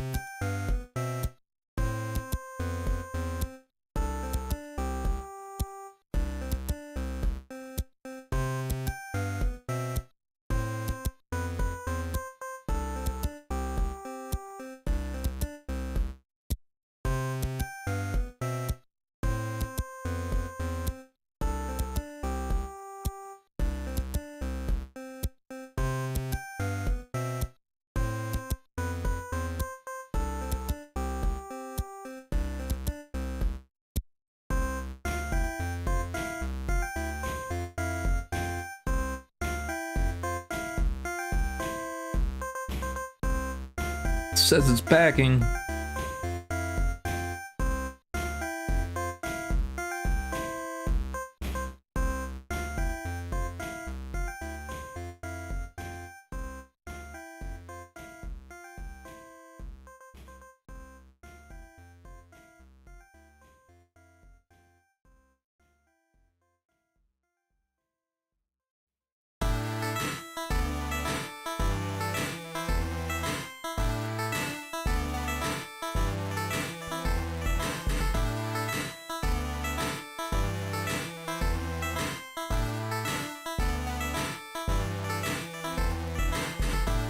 Alright, it looks like it's done. I don't know what the password is for this, so I gotta get that. Sticky notes. Do we have stream avatars up? Did I even do that? Oh my gosh, I forgot about stream avatars. I'm always forgetting stuff. I like thought I had it all done, and then I didn't.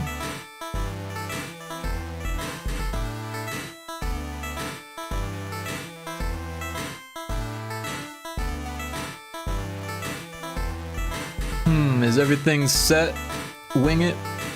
Yeah, I realized that I didn't have streaming avatars turned on, so I'm loading that up now. But yeah, it did build. This is the title screen with no art. But there we got Pyrotoad in there.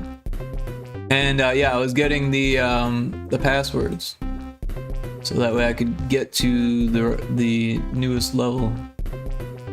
I guess we don't need to do that yet because it's too hard anyways. But the password will be well, it looks like.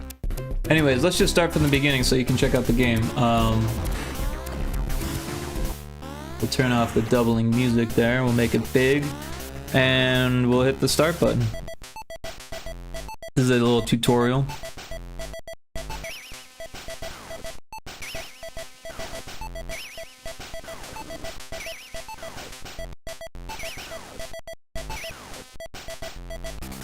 So this is the first level, super easy stuff.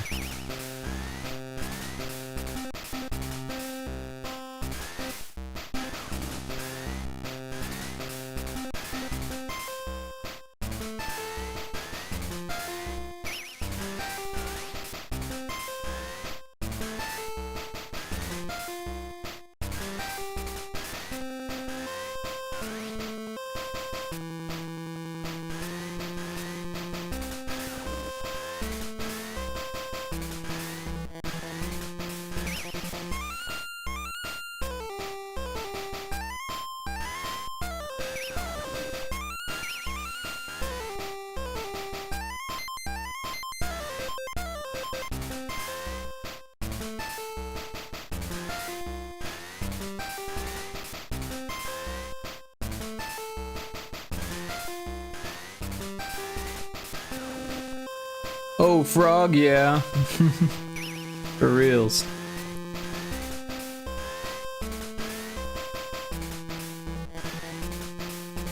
Oh shit, I went the wrong way with that. It's okay. Do that.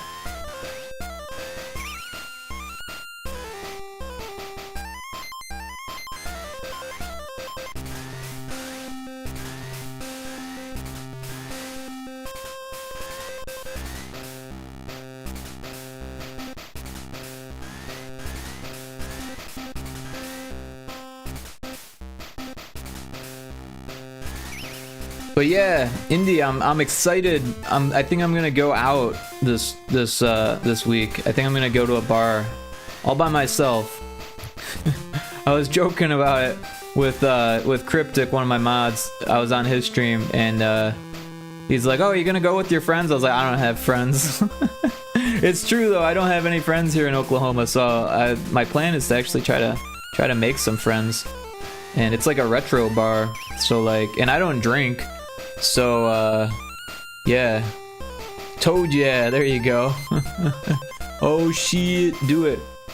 Yeah, we'll see how it goes. I kind of want to go on a night when, like, no one's gonna be there, where there's no cover, so I can just, like, play all the games and just kind of, like, get my feel for the bar, maybe meet the bar staff, and, like, order non-alcoholic drinks and tip them, you know? So that way I can, like, make friends with them. Oh, I'm already on fire. What am I doing? Wants to go out to the bar, waits for no one there, and meet the staff. Laugh my ass out. What? Yeah, no, I'm a weird person. But oh shit, I forgot to get the fire. All right, first death. No way, aren't we all? Yeah, for real. But you know, I kind of know myself, and like I feel more comfortable like around a bunch of people when I'm already like comfortable with the space, and I get comfortable in a space when there's no one there. You know, and I used to be friends with bartenders, like my one buddy, he worked at the Moose, which is like a moose lodge, right? I don't know if you know what those are. I'm not hating. Yeah, no, I got you. I'm just explaining myself a bit. My one buddy worked at the Moose Lodge, which is like a club, right? You gotta like pay dues and stuff like that. But since he was the bartender, he was allowed to have guests in, and he'd be like working on Wednesday and stuff. So he'd invite me in, and I would just draw. You know, I used to drink a lot back then too, so I would drink, and like people would buy me drinks if they came in and stuff. Like, oh, you're the bartender's friend, you get a free drink, kind of thing. I mean, people who can oh, I gotta get the fire. People who can afford to pay dues to go to a bar, membership fees to go to a bar, can afford to give me shots of Patron or whatever. But anyways, yeah, it was fun just hanging out, talking to the bartender, you know. And like, bartenders are bored. They get bored on the weekdays, you know, and nothing's there, and they're happy to see anyone tip. They don't care if you're oh I died again. That's 2 kills. They don't care if you're just like drinking non-alcoholic drinks. If you order something that requires money, then you can tip them, and then they can feel good about you being there, even though you don't drink. You know what I mean? And that way, I can at least, like, you know, get the feel for at least one bartender, and that kind of thing. You know, maybe. Probably not, but maybe the owner would be there or something like that. And, you know. But mostly I just want to play games. And, like, if no one else is there, it makes it a lot easier. I'm alert for a minute. Yeah, take your time, man. Yeah, they don't care as long as you're tipping. Yeah, there's no cover on the weekdays, so it's like, at least I can, like, I don't know, I won't be able to eat the food. Ooh, lurk points. Yeah, there's only 8 total lurks. It's a relatively unused command. But you got 1 lurk point, buddy. Oh shit, I did it again. But yeah, we'll pause it here, and we'll get back to work on the level. So let's put that music back on. Oh. Yeah. Got this funky level going. Let's finish the clouds. What am I doing? Did I just draw something? No. Yeah, that food I ate definitely helped my energy level.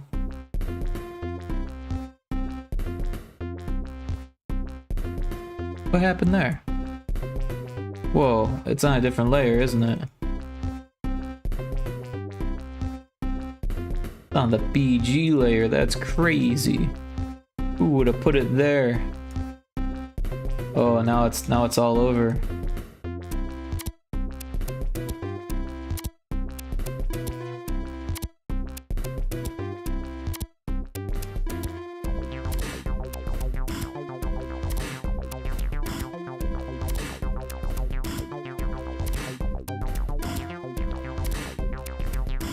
That actually worked pretty well.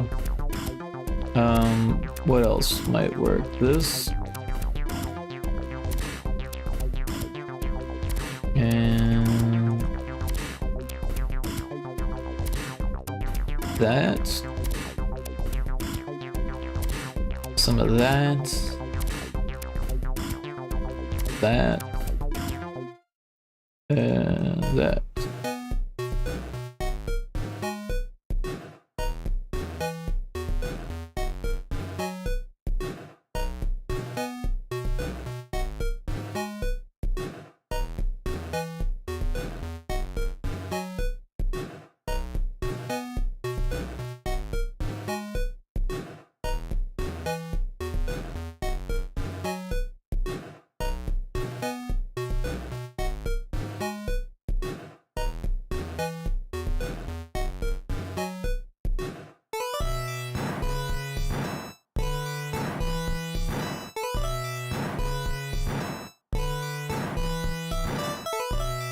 That's looking more like a cloud.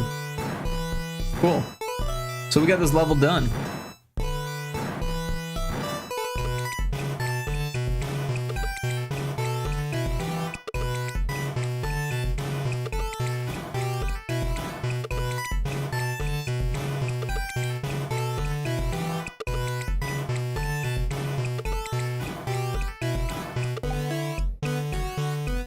Cool. I'm happy with this. Let's do an export.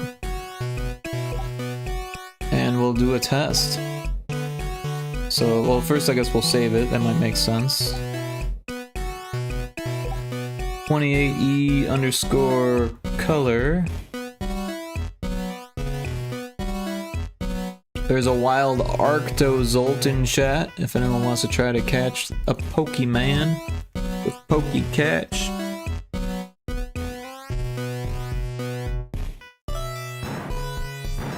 Alright, let's export.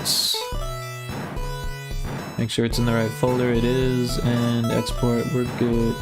And now we need to open the file. We've got the Pyrotoad folder and we got the Pyrotoad file. We'll go to our assets folder here and we'll paste it and we'll rename it to just 28E, and then we'll replace the file in the destination.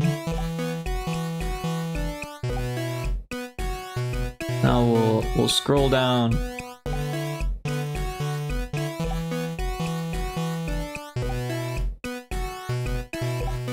Did we pass it? No. Here it is. Looking all red and stuff. Kind of peach. So let's change the colors. Bam, we got regular colors. Let's make sure we don't got any weird coloration issues going. Everything looks pretty good.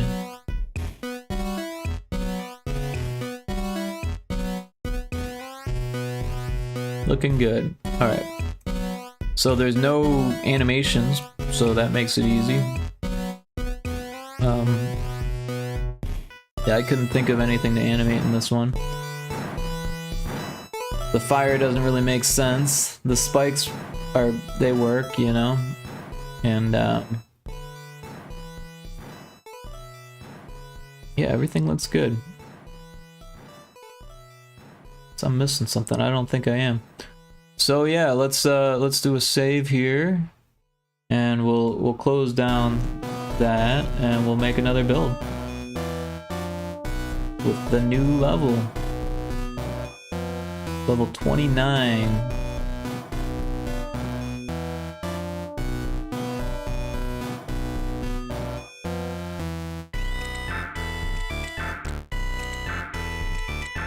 You know, I'm starting to wonder if it would be better to do these clouds outside also. So you're like inside a big cloud.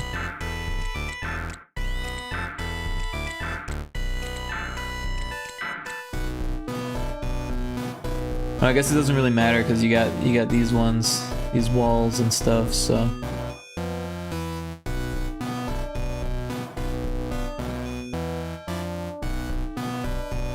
I'll be ready in just a second here. I'm gonna munch on my snacks.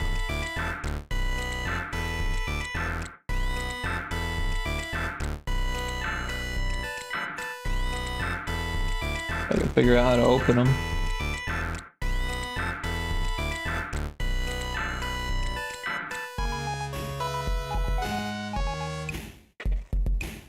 Did it.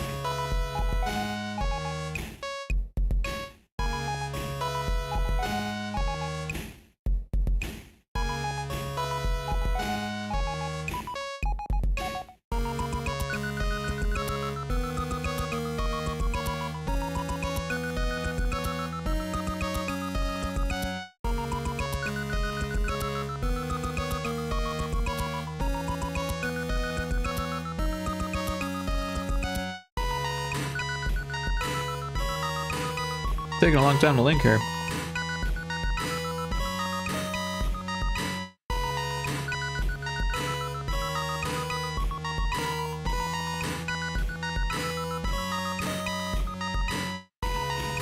I've already forgotten the password.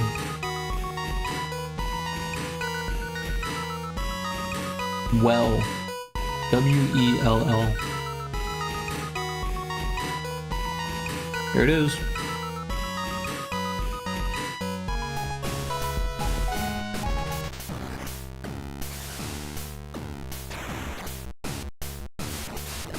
Well, well, well.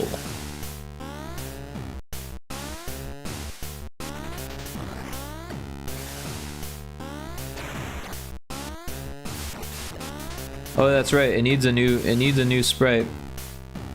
Oh. We could do that today too.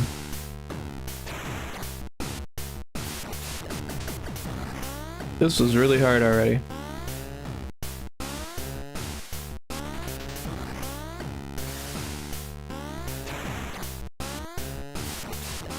Hey.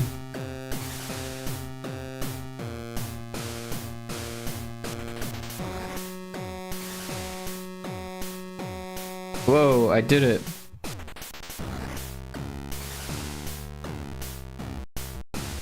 I don't know how I'm gonna get it the second time though.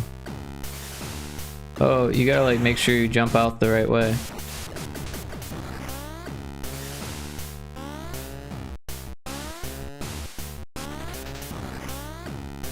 Nope, that went the wrong way.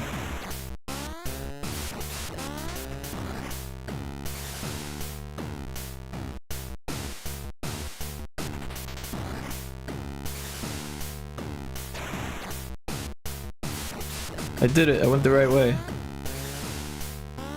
Oh, I jumped off. Both my fingers tapped on the keyboard when I only wanted the one.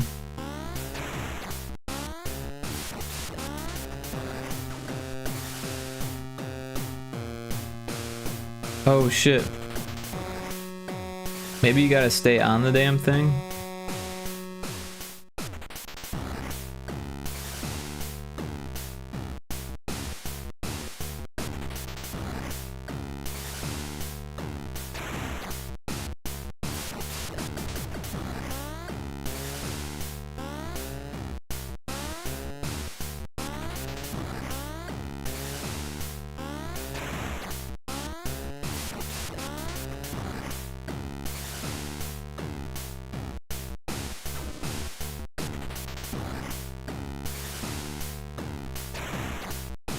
That wasn't so bad.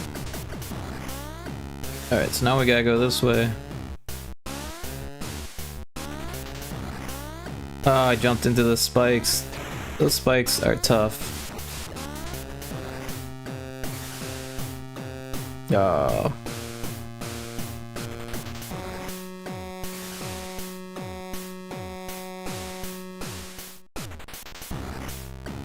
Jeez. I thought I had it down. I was wrong.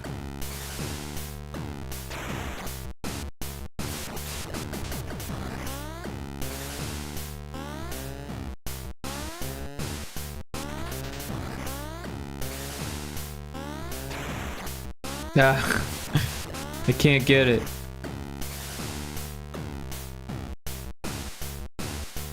Ah, jeez. But the cloud level looks cool. I like how the sky is blue and the dithered clouds look nice. The foreground clouds look nice. I just want to jump through that wall. Can I jump through the wall? That would make this level so much easier.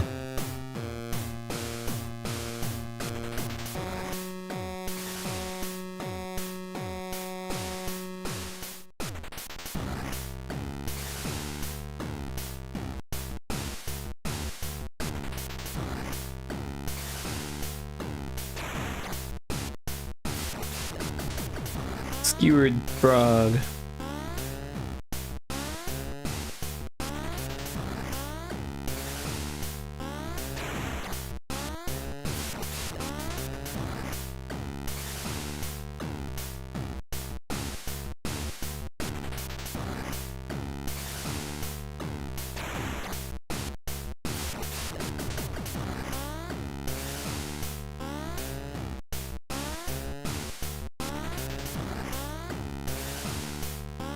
You see me turn red there for a second? That was interesting. I think it's because of the palette switch between the lightning bolt. Oh my gosh, this is really tough.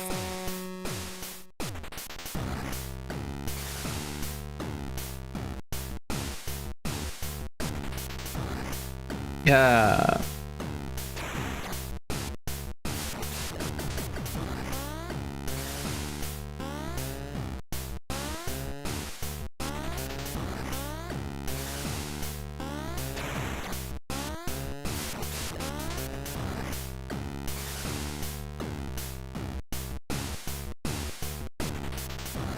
Nice. Oh, I could have sworn I landed on it, but apparently I missed it.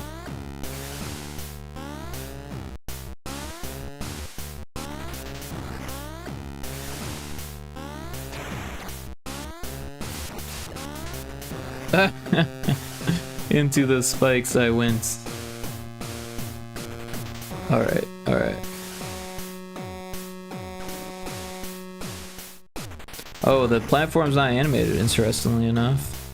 Oh shit.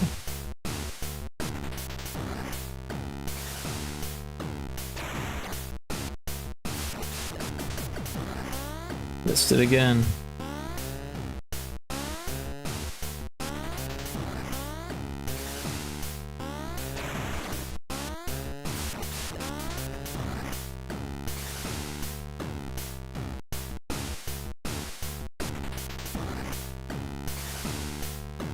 Yeah, could have had it if I just trusted myself.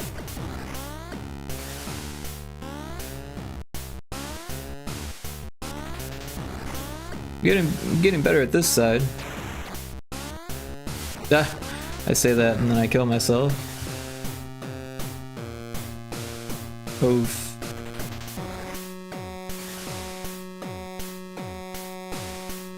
Oh no.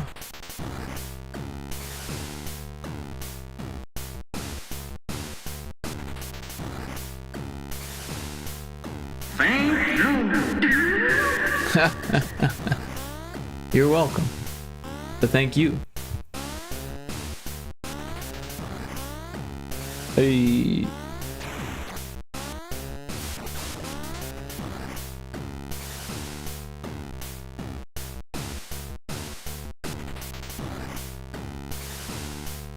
Oh man, I just keep going into the spikes. I like try to stop myself. I'm like, no, don't go into the spikes, and then I do. I go right into the spike.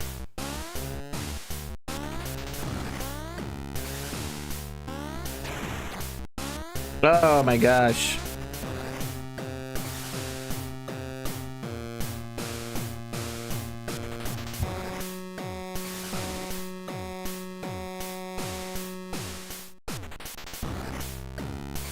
I did it. Alright, now I gotta go this way. Oh fuck, I went the wrong way.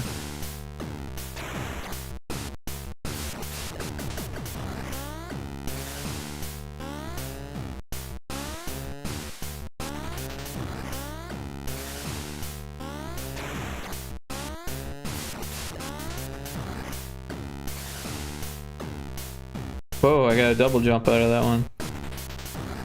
Oh, and then I fell off the damn platform.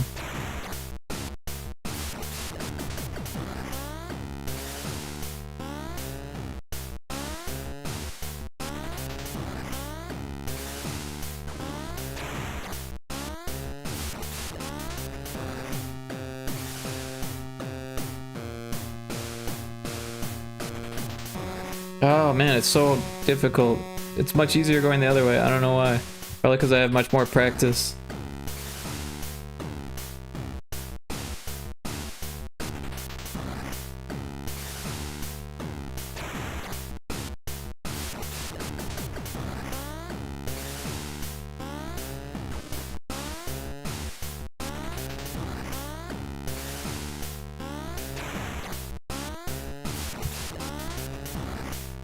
Right into the spikes.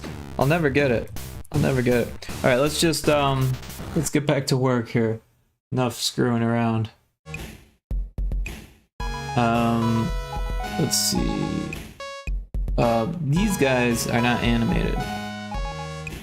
Let's double check and make sure the platform is long enough.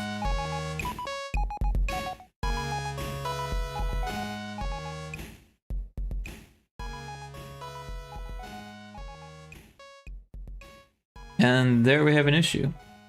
Platform is not long enough. Alright, so we'll put it over here.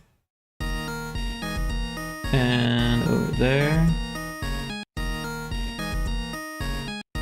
So it's got the animation.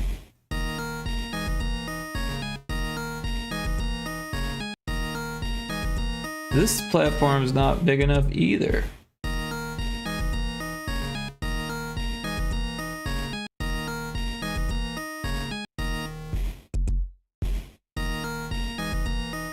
glad I caught these issues here. There's a wild Burmy in chat if anyone wants to try to catch the Pokemon with the Pokecatch. Let's see. Oh. So we want this to go down there, and then this to go up, and then this to go over. And the platform is small, that one's fine. So that should fix the platforms. Let's go to the game world. So these need to be animated. So the animation speed should be like, what? 4? I'm just guessing.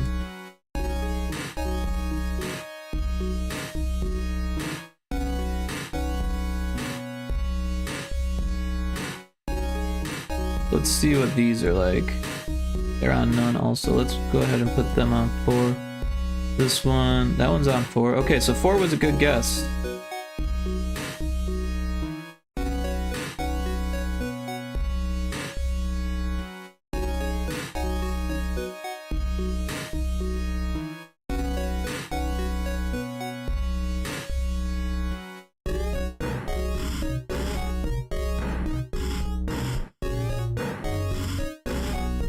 Animation speed 4.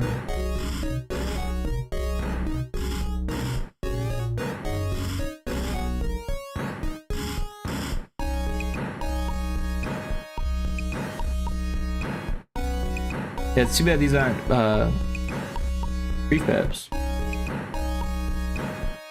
But I'm used to this because prefabs didn't exist when I first started. Let's make sure that this has the right collisions too. Was that Bramble Big?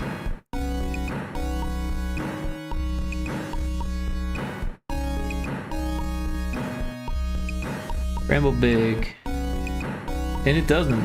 It does not have the right collider, so let's make it like the other one.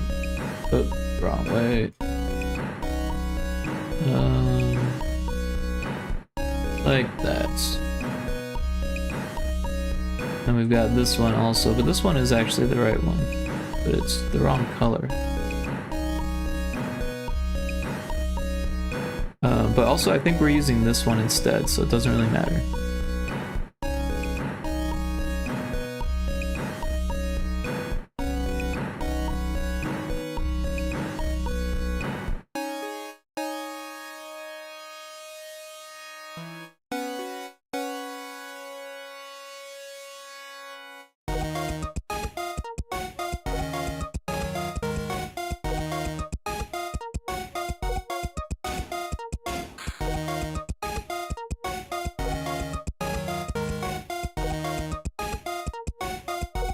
The switch.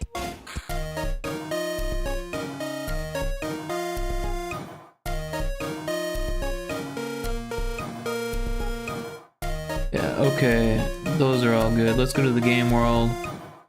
Actually, let's go ahead and make that new sprite. So we're gonna make a 16 by 16, and we want to find our froggy. So we'll go to animated actors, Pyrotoad, and I think this is what we want. But we're gonna need a on fire one, I think, too, right? In case maybe you don't need to wall jump when you're on fire. I don't know, but this is a start. So we'll take this guy and we'll throw it here. Now the easy thing would be to like rotate it, right? Yeah, you can wall jump on fire. Oh well, thank you for chiming in. So yeah, we'll need to make a on fire version of the wall jump. But welcome in Infinite Metal. Did you not get a shout out? Where's your shout out, Infinite? Infinite, where's your shout out? Oh, it's there. It just hasn't loaded yet. it's coming. You just gotta cross your fingers. It hates me. Got it. Indiana Crones is back. Welcome back, Indiana Crones. Haha, nah, all good.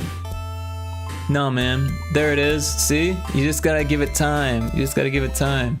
It has to think for a second. I don't know why. I don't know why. Thanks for the shout out. You're welcome. Everyone go check out Infinite Metal. If you haven't checked out Infinite Metal, he's an awesome streamer. He does a really funny kind of dual voice thing where he's got Skelly and himself, and they bicker, and it's a fun time. And there's educational portions, which are my favorite part, but also he plays retro games and indie games, which is also my favorite part, and Skelly's also my favorite part. So there's a lot of favorite parts to Infinite Metal. But yeah, Johnny, thanks for chiming in, and thanks for lurking. I appreciate you being here. Yeah, so we'll make him on fire also. And by the way, did you see the cloud level? Did you see the cloud level? Check out this Infinite. Check out this level, Infinite. I made a cloud level. It's fucking hard. I can get to the key, and then I always die trying to get this way. I made it once, but it was on accident. Whoa, clouds, yeah, for sure. And then after the cloud levels, we're gonna work a dragon into the yokai levels. It'll be like a, yeah, looking amazing as always. Thank you, I appreciate that. I'm glad you like it. I did it really quick too. Like, the stream is only 2.5 hours, and I've been going back and fixing some other things that I missed. They're like platforms were not as big as they should be. Like, no wonder why I kept falling through the platforms. Actually, this bramble wasn't as big as it should be either. Oh yeah, and I wasn't finished animating all of these things because these need to be set to animation speed 4.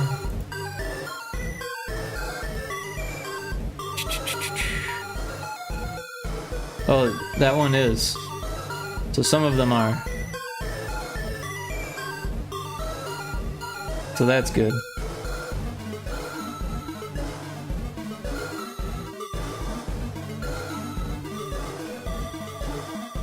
I'm thinking though, it seems a little janky when you wall jump back and forth between a 2-tile gap. Yeah, like in the cloud level, it was a little bit just kind of guessing. And then one thing that would help, I think, is if we took the spikes off the top of this, because then once you get up there, it's like, oh, I made it. And then also it just feels like really, really shitty when you get the key and then you die there because it's so random. Well, if it's Super Metroid style jumping, it makes some sense to me. Yeah, it's not so bad. It's just that, like, getting up over this ledge at the top can be bad because these spike colliders aren't very forgiving. But that's also a wall jump style most people aren't way into the game hate. Yeah, most people who aren't way into the game hate. Yeah, no, I totally understand what you're saying. The wall jump in Super Metroid was kind of shit. This is actually a little bit better, I would say. Do I have it open?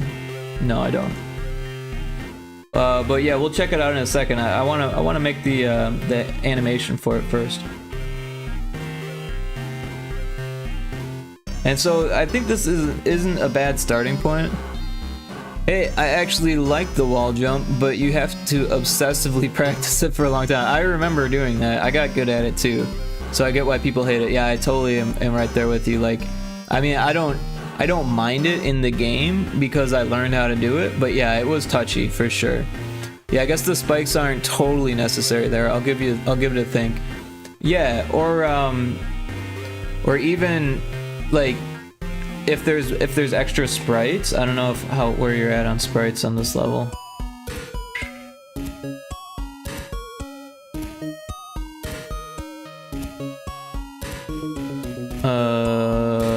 Yeah, if there's extra actors for easy mode, you could just put like a small platform over the top of it that doesn't move. You know what I mean? So that way you could just turn on easy mode and then those spikes aren't there.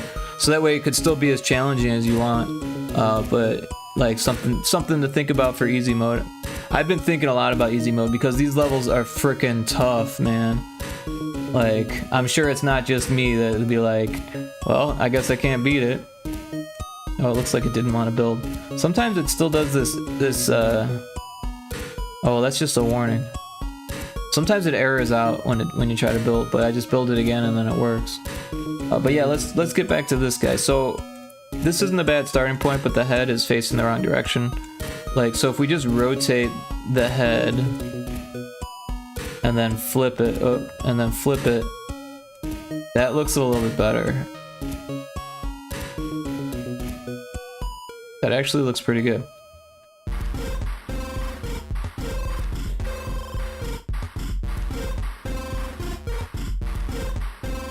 We could even do like a little arm, a little arm coming off the side. Like he's ready. He's ready for the next jump. He's even pointing in the direction.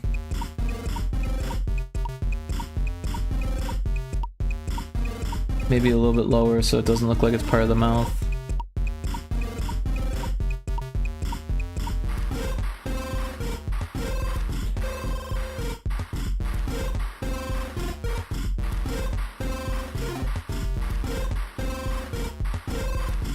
Yeah, so I think that works. The hard part's going to be lighting him on fire, I think. So let's do that next. We'll just duplicate the frame. And we'll do it on this frame. Yeah, so we'll be like... So I think it has a black outline.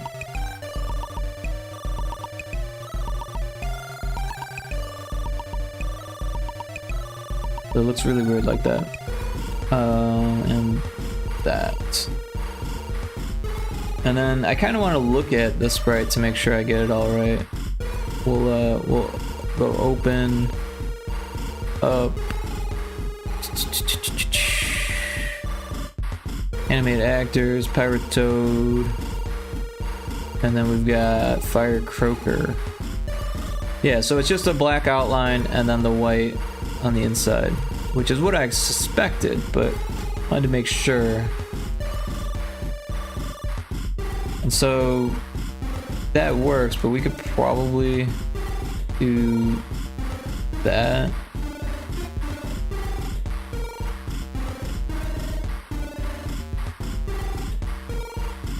I don't know, it kind of looks kind of squarish.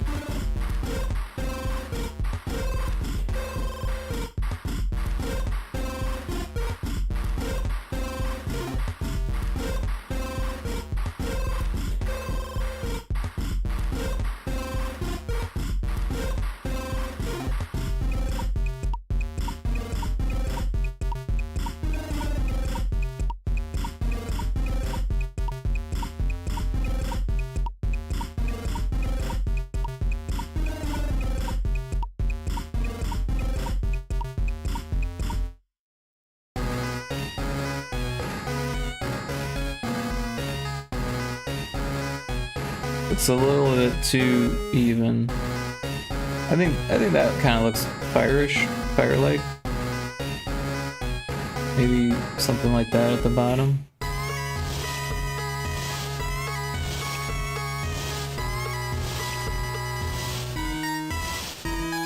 Yeah, I think that looks good. I heard pirates. Did I say pirates? Oh, pyro-y? Piratey? I don't know. But this leg looks a little funny. Let's do something about that leg. No, that's not what we want. Is that what we want? I don't know. Maybe it's not the leg that looks funny. Maybe it's...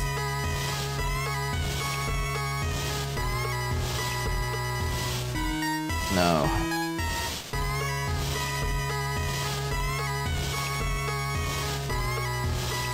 Let's fix that.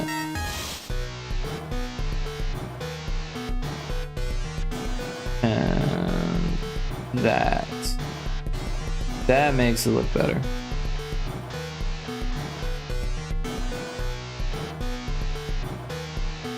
Cool.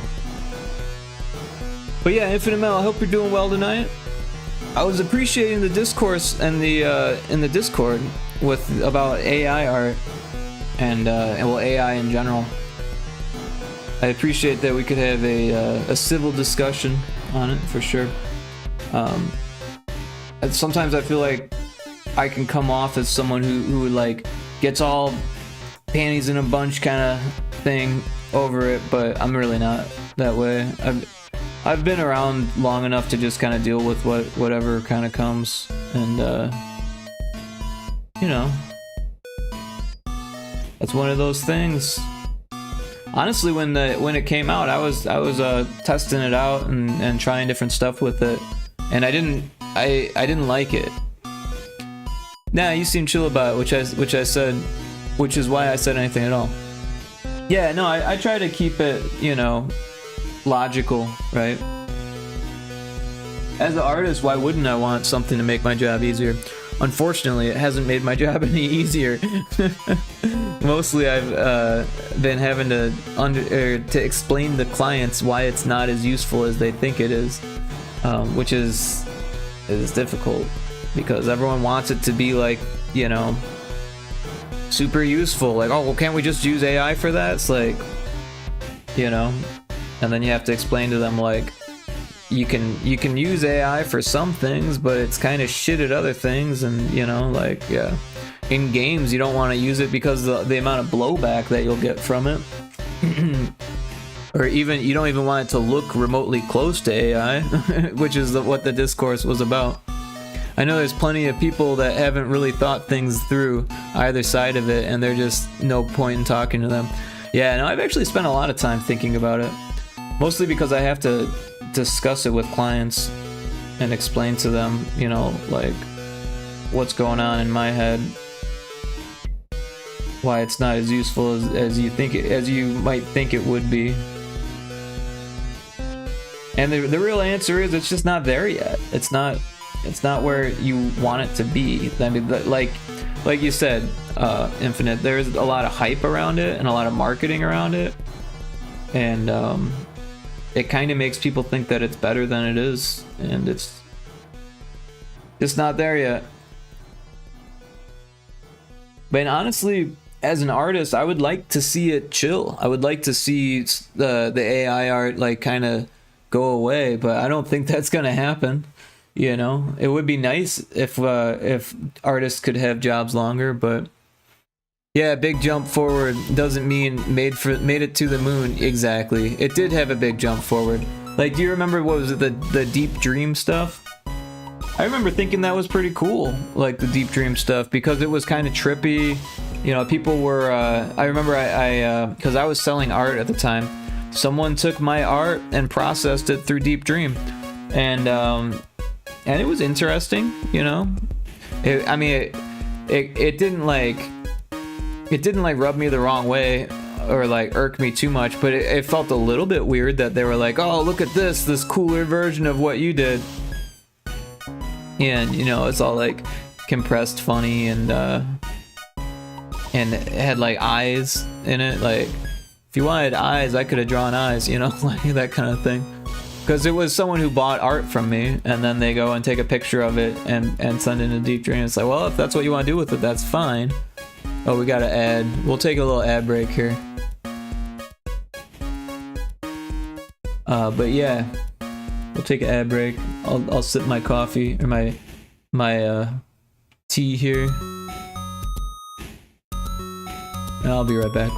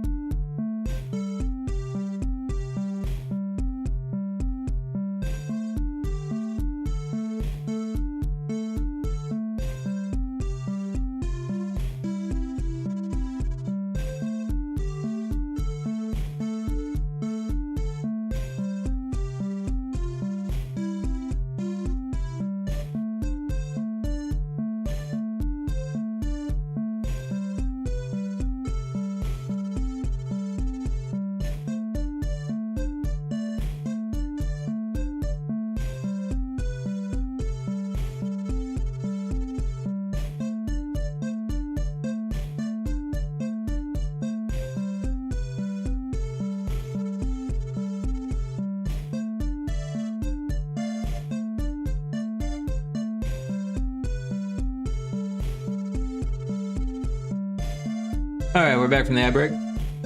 You can ignore that little test I did there. I was just testing to see if the if Restream bot was indeed getting blacklisted from my chat, which is what I was hoping for, because that's apparently it's against the rules for the Twitch what do they call it, affiliate, where you can restream, but they don't want the restreamed chat to get, like, they don't want YouTube chat on the overlay. That's something that they specify in the guidelines or whatever. But yeah, actually, Infinite, if you're still here, the discourse about AI stuff, I actually had a conversation on my podcast about that, which you might find interesting. It is a long podcast though.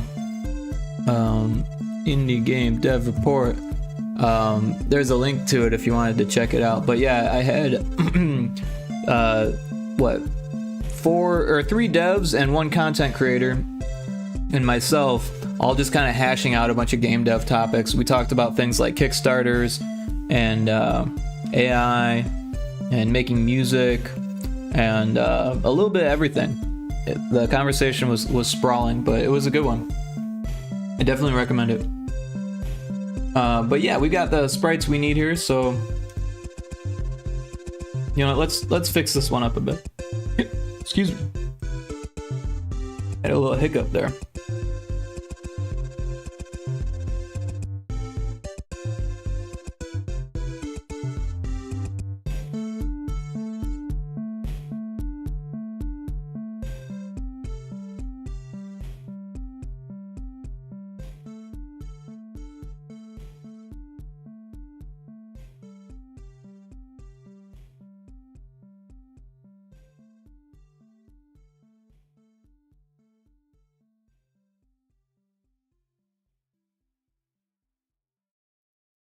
Yeah, it does look better like that. All right, so I think we got it now. Nice. Yeah, no, I've been doing a podcast for quite a few years now. I think I started in like 2019, and or maybe it was early 2020. But I think it was 2019 because it was before the pandemic, I'm pretty sure.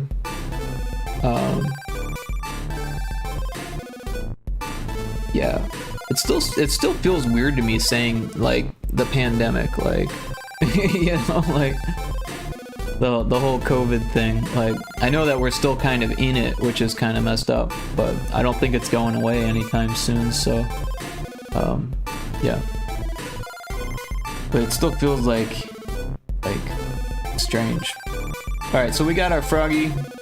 We'll export these as 2 separate files.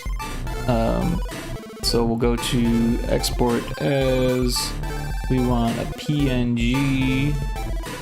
We'll just change that to PNG. And then we want to give it the name Waltoad. Yeah, and 100, and we'll make sure we're in the right folder. We are, and we'll export 2 files. Waltoad 1 and Waltoad 2. And we should have them here now. Waltoad 1, Waltoad 2, we'll copy them. Oh, let's save this also, so in case we need to make changes or something. Aseprite, we'll call it Waltoad.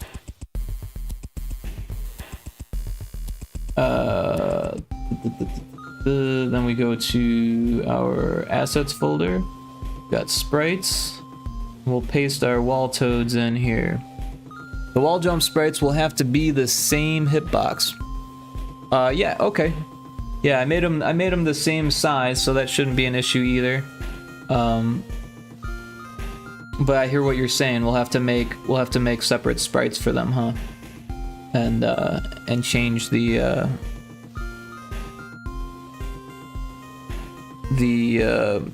yeah. Because you change it to an enemy, so we'll have to change it to a Waltoad in itself. But good call on that. So let's do that. We got our game sprites, and then we got Waltoad 1 and 2. There they are. So let's change the colors of this one to the green palette, and then the other one is fine how it is. Alright, so then let's change the collision size to be the Pyrotoad one. So if we take a look, it's 1 0 14 14. So 1 0 14 14. Whoa, not 41 but 14. And then Waltoad 2 1 0 14 14. And there we have it. So the next step is to change. Now I'm not sure exactly how this would be done, Johnny, but I'm sure I could figure it out here.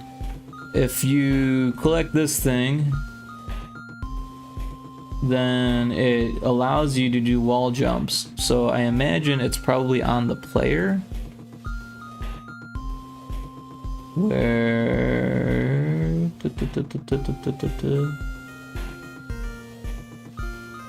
So here we have number of double jumps. We've got platform actor collision, enable wall jump. So I'm not seeing where it changes the sprite.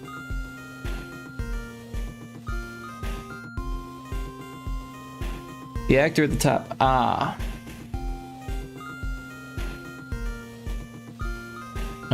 Oh, the actor at the top. There it is. I see.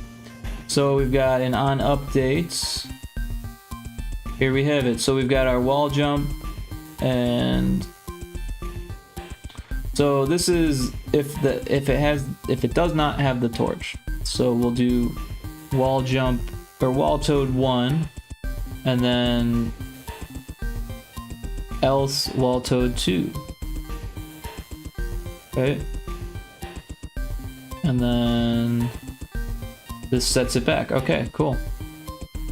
So that should fix it for that level. So we'll have to do that for every level that has a wall jump, but I think there's only a couple levels that have the wall jump, so that's not too difficult.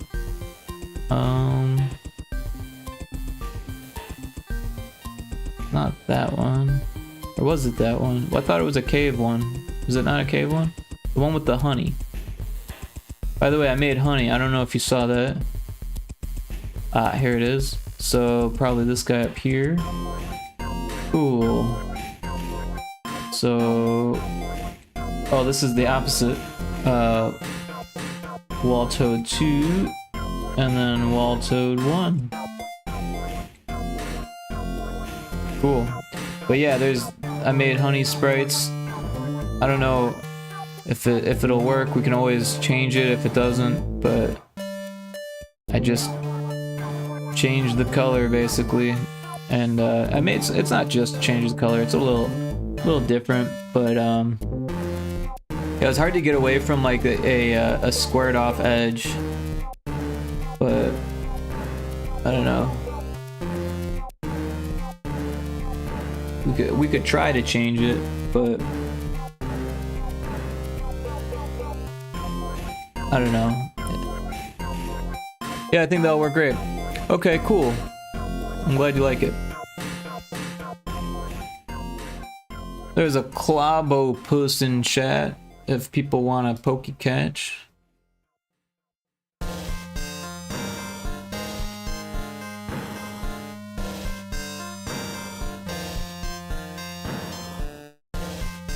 You don't own that ball. You're out of Pokeballs, bro. Better buy some new ones or bust out your Ultra Balls. So I think this fixes all of the issues. How? Well, you can use the extension in the About Me section, or you can use Pokeshop Pokeball and then a number. Or explanation Pokeball Pokeshop. Oh, Johnny, if you're still here, one thing I was thinking is I don't think the tutorials, and I could be wrong about this, I don't think the tutorials get accessed by the passwords. And maybe, like I said, I could be wrong about that, but I haven't hit any tutorials typing in the passwords. So, purchase successful, there you go. They don't, okay. Well, that's something we may want to implement. Also, I was thinking the buttons should be all unified, or you know, make it all work. So like I think you need to hit the start button here, but you need to hit the A and B button here. So maybe make it the same button that inputs the password here also works with start, or maybe the start button also works with the password. I don't know, I'm just thinking out loud here. Hey, you caught the Clobopus. Nice work. But yeah, let's give this build a chance here to build, and then we'll give it a test. And I think it'll be in my best interest to start working on this this title screen here. And also I was thinking we may want to change the start and password thing depending on what we do with the art. Excuse me. It might actually be wise to make it a UI element that pops up depending on how many tiles we need for the background and stuff. Or we could bring it further down so it's not in the way. Probably don't want it right on the edge, but maybe two or three tiles down. Just thinking out loud again. Okay, I can add those button inputs. Yeah, it's just one of those things that I think players would appreciate if the buttons are all unified like that. Nothing crazy, but just you know, while you're here, I figured I'd let you know. But shit, you got a day off today, don't you, Johnny? How's your day off going?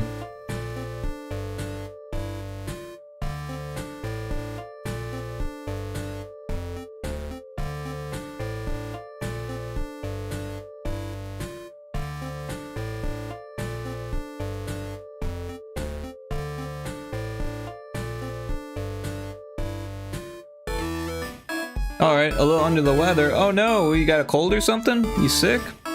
Dude, that sucks. I fucking hate being sick. I think I said it the other day, and I'm probably jinxing myself, but I haven't been sick in like years. But I don't really leave the house. But I'm planning to leave the house on Wednesday, so I might get sick. I hope not. Should be okay, it's Wednesday, no one else will be out. My plan is to go to a bar. I don't drink. I can't eat bar food, but they got video games. Gonna play video games, and hopefully no one's there. And if they are there, I'm gonna talk to them. Oh no, leaving the house is terrible. Exactly, Infinite. Dude, I have not left the house since I moved in here, except for the grocery store. The grocery store, Walmart. I went to some place to buy a refrigerator and a washer and dryer. And I went to the DMV place. And the other DMV place. And those are the only places I've been to since I moved in. I'm trying to think of others, but I don't think there are any.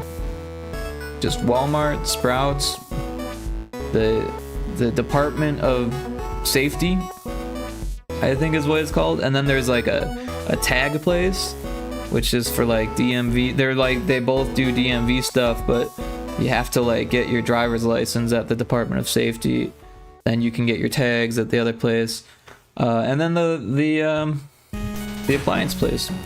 I don't even remember the name of the appliance place. Let's turn off that music. And yeah, so let's do well.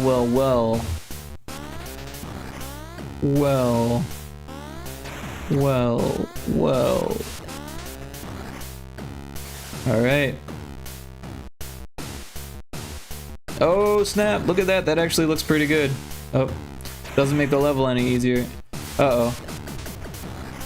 So we gotta flip it for the other side, so that's an issue. You catch that, Johnny?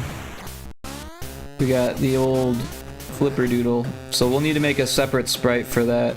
And then we need to know which direction the player is facing. Which isn't impossible, but we'll probably need to make a new variable for that, huh?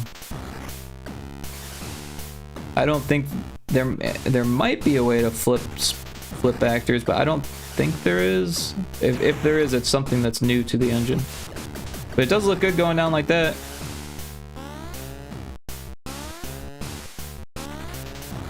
I'm a weirdo. I went through lockdown and came out of it like, you know, this was nice. I like this so much better. Please don't make me go back to work in an office with people. Yeah, no, honestly, I was the same way, except that, like, I was already like that before the pandemic. I had already spent, like, 11 years in the woods, and, like, when I moved to Phoenix, I didn't know anybody. I met a drug dealer quickly and became friends with him because I didn't want to pay $300 for the weed card. So I was working at Jimmy John's for like a week or something, and I like, as soon as the manager walked away, actually I think the manager was there, no one cared. I was like, does anyone know where to get any weed? I just moved here. And everyone kind of looked at this one dude, and ever since me and that dude were friends, we still talk to each other. Underscore alt 95. I hated the lockdown, honestly. Welcome in, underscore. Honestly, I didn't even really notice it. Like, the part that I didn't like about it was where, like, it was hard to get flour. Which is weird, because I can't eat gluten anymore. But I didn't know that at the time. For me, the pandemic was during high school. Oh yeah, that's gotta be fucking rough. I feel that. That definitely made a difference for a lot of people, I feel like. Yeah, no, I was, I worked with a mask. But honestly, I should have been wearing a mask that whole time at work, because I was like working with a laser and working with a saw, and I was inhaling a lot less like fumes and charcoal and plastic when I was wearing the mask, so I probably should have been wearing that the whole time.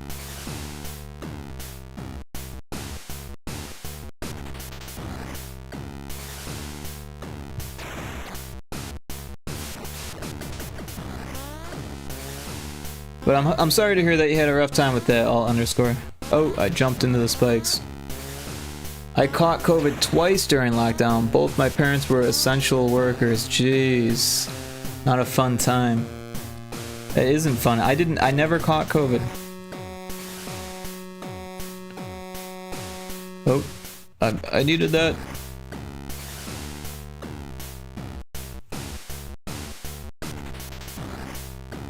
I was what you would call essential.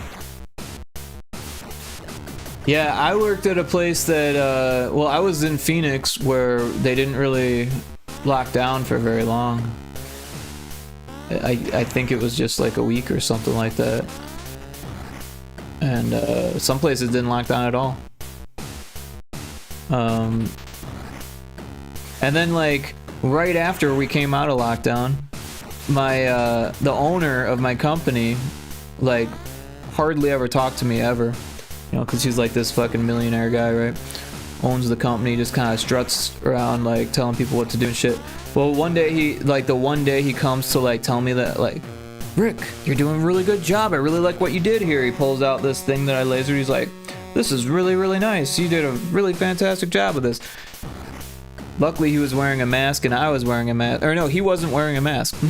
Luckily, I was wearing a mask because he had COVID. He had just gotten off of a plane that gave him COVID, and the next day he didn't show up to work because he had COVID.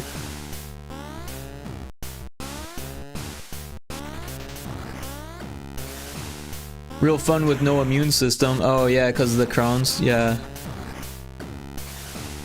Don't think it comes down to just being lonely. Some people had a lot more issues than just having to stay home. Don't take it lighthearted. Don't take it lightheartedly, man. I didn't say anything about being lonely. Well, what did you say? I missed that part. Oh, I missed that. Yeah, I say weirdo, but the reality appears to simply be introverts were fine with this, extroverts had a bad time. But extroverts tend to have more power, so they kind of force the rest of us to go back to their way. I don't know.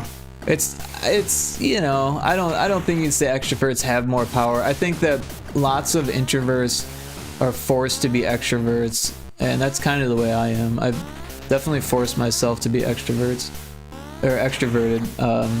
I'm naturally introverted, but I end up, I mean, here I am talking to strangers on the internet, right?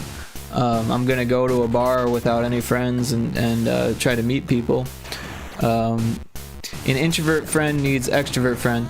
You know, I think, like I said, I don't think people are just like one or the other. I think people are, you know, they change. They change over the course of years. They change over the course of their life. They change over the course of the day. You can feel extroverted one minute and feel introverted the next minute.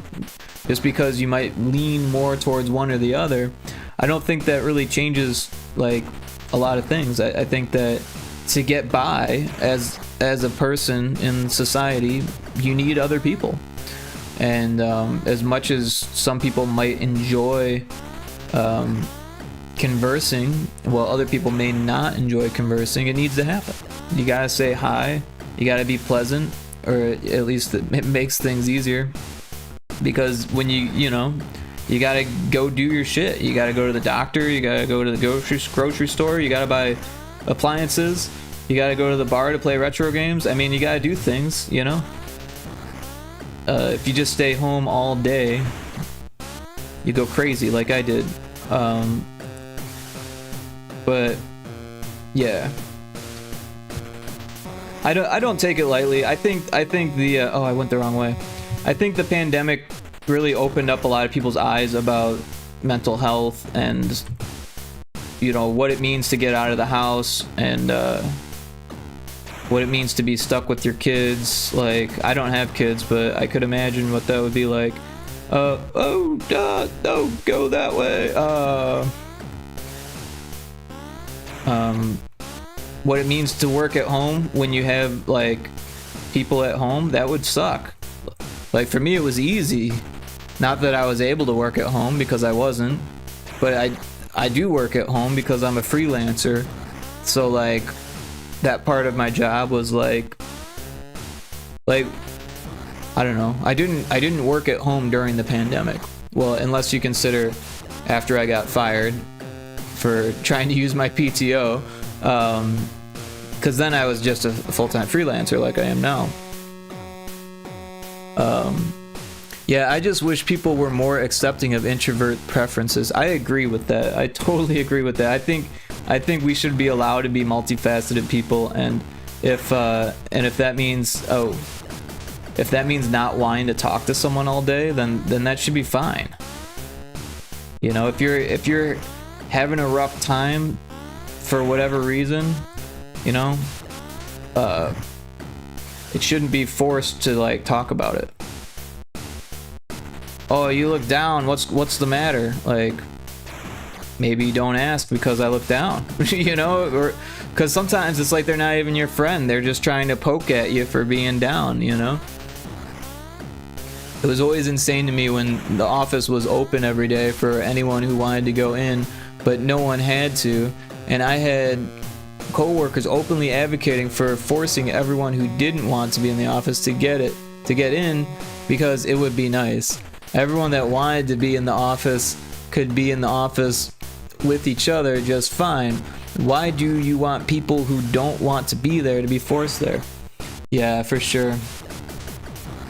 I don't know. There's a lot of different like schools of thought there, and I feel like it all kind of like exposed itself during the pandemic, because you got people who think they're more productive at work, then you got people who know that they're not more productive at work. They just like not being productive. And they realize that if they're at home all day, then they have to actually work. Oh, I was going the right way. Go, go, go, go. Oh, into the spikes. I'll never get this. You know what I'm saying though? It's like if I'm like not sitting here chatting, and even when I am chatting, I'm actually getting work done, right? I mean, I'm testing a level here, but of course, like, I don't really need to be testing this. I just really want to be finishing it. I just want to beat this level. But you know what I'm saying? Like, if you're just like locked in your office with no one else to talk about bullshit, talk about sports, right? That's what they do. They talk about sports. They do fantasy football leagues and You know, I'm nothing against those types of people, but like that's not work, right? Do you go around and say hi to everyone at the office? That's not work. That's you procrastinating. That's just your way of doing it. And there's nothing wrong with a little bit of procrastination either. I am one to procrastinate, but I do it in a different way, you know? Oh, there was a Pokemon and I missed it. Sorry. Yeah, that's the thing. A lot of people who want people in like that are also clearly not being productive at work, right? I had a coworker who would just wander around for like 30 minutes. That's what he would do. He would wander and he would say hi to the women and he would talk about sports with the guys and then he would come back like not like it was nothing. And you know, it's like whatever. Like I'm not gonna sit there and call someone out for that type of behavior. But it was obvious to me that like he was just kind of lollygagging, you know, just procrastinating and not getting shit done. While I was sitting there getting shit done and keeping the numbers up. Woo. And like I said, I didn't get upset about it, but that was what was happening. Instead, they're distracting me from my work while they chit chat about unrelated stuff and do whatever. So decreasing productivity, if anything. Exactly. But you know, man, I worked at a call center once that was crazy strict, just insane strict. Like, don't get me wrong, you could talk to the person next to you if they weren't on a call and if you weren't on a call, but you had about 3.5 seconds to do that if you were lucky, because it was call after call after call after call all day long. And some of these calls would only be like 3 minutes, and then you'd be on a new one. But yeah, we took over 60 calls a day for sure, and some of those calls were like 10 minutes to a half hour. It depended on the call, you know. Sometimes you'd have to do a download over dial-up. Hey, I got it. But yeah, it was to the point where you couldn't take a 5-minute break. In fact, you had I jumped into the spikes again. You had to because you got assigned a 5-minute break, or no, you got 2 15-minute breaks, and you got a lunch break. But if you went over by 1 minute, or if you went over at all, like by 1 second, it was on your phone, right? Because you had to hit a button to clock into your 15-minute break, take your 15 minutes, and you had to be there before the 15 minutes were over, and then hit that button again. And they were assigned breaks. Like, you didn't get to choose when that break was going to be. It was assigned. So that way there wasn't more than one person on a break at a time. So therefore you couldn't even chit chat with people because there was no one else on the break. It was basically enough time to like use the bathroom and sit on your phone for a few minutes, and then back on the phone. You want to be there early so you don't miss it, because they'll dock your pay and fucking fire you eventually if you weren't clocked in like that. And same with the lunch break, you know, you couldn't leave. You only had 30 minutes, and if you weren't right on before the timer was up, then you were in trouble. They recorded all the calls. This was a credit card processor for Thesis. And they didn't pay very well either. I think I was making $13 an hour. Of course, this was back in 2016. But it still wasn't very good back then. Oh, I did it again. I'm so bad at those spikes.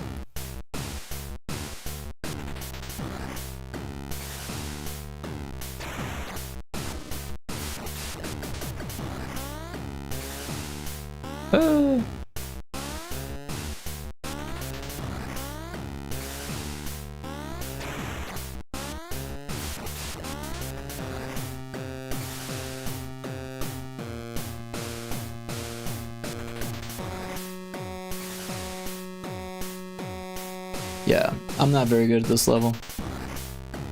We should flip those sprites around though, so that way once we get that fixed we'll have what we need.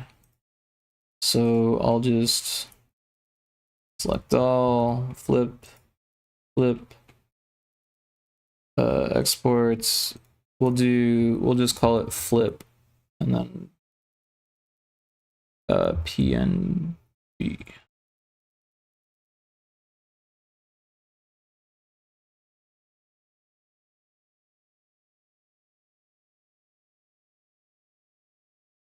Alright, we got those. Oh, this is the wrong one.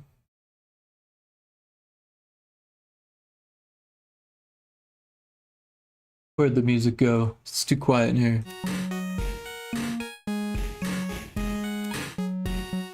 Personally, I don't know whether to consider myself introvert or extrovert. I like to hang out with my friends, but I usually prefer to spend time at home. So the way that one person explained it to me, I can't remember who it was, but I don't remember who it was. They explained that if you are an extrovert, then you drain others, and that makes you feel good. But if you're an introvert, other people drain you, and that makes you feel like shit. Hey, Kixie's here. What's going on? Welcome in, Kixie. Last playing Dungeon Crawler. That was a fun stream.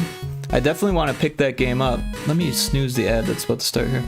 Welcome in. I hope you're doing good. Hope you had a good weekend.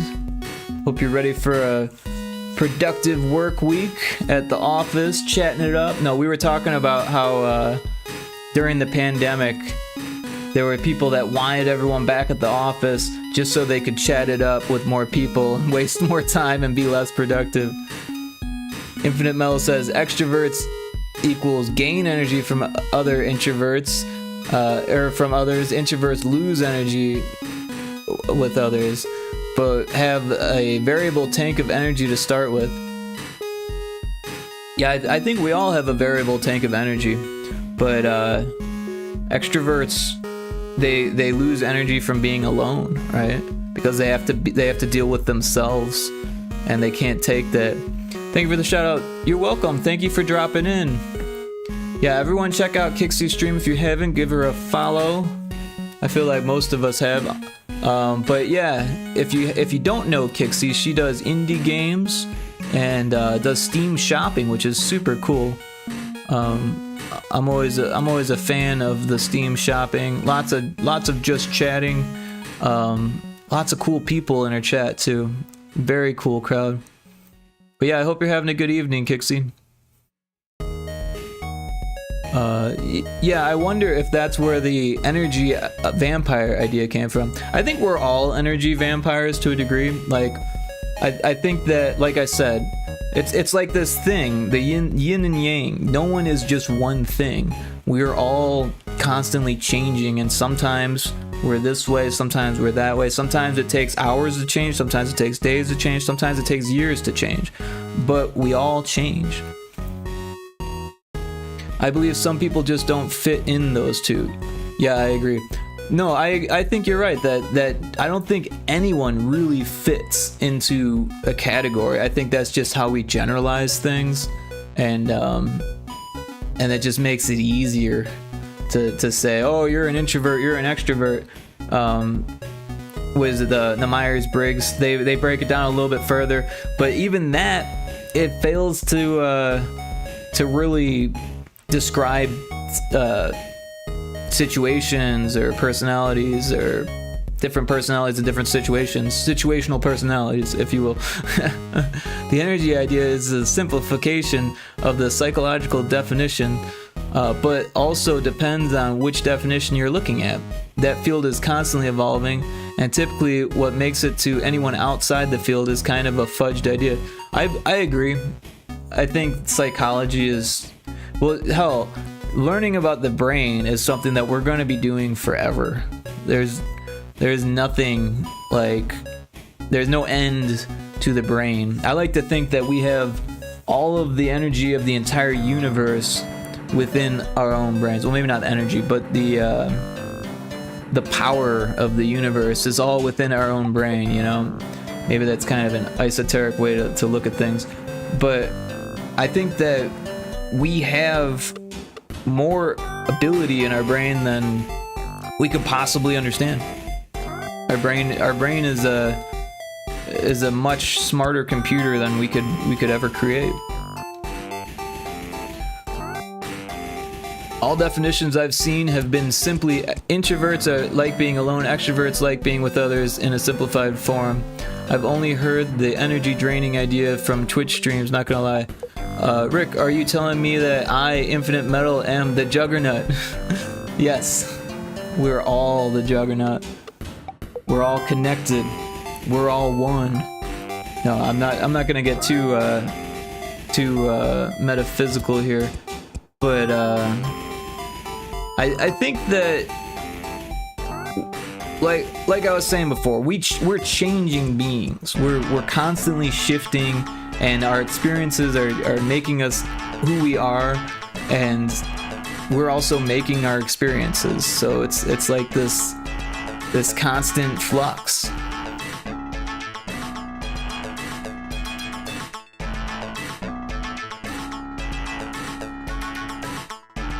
Kixie says, an ambivert is a personality type that sits in the middle of introvert and extrovert spectrum.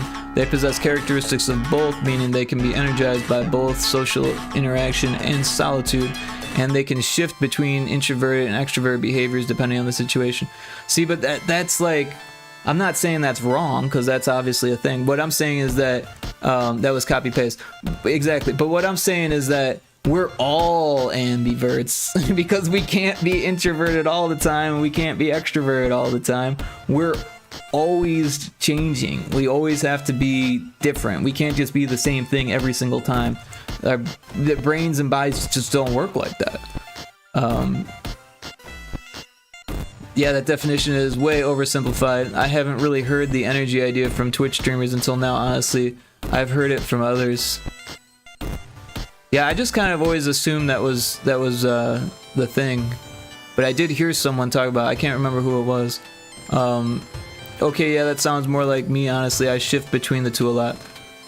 Yeah, I think any introvert that lives long enough becomes an ambivert. I think that's just how it is.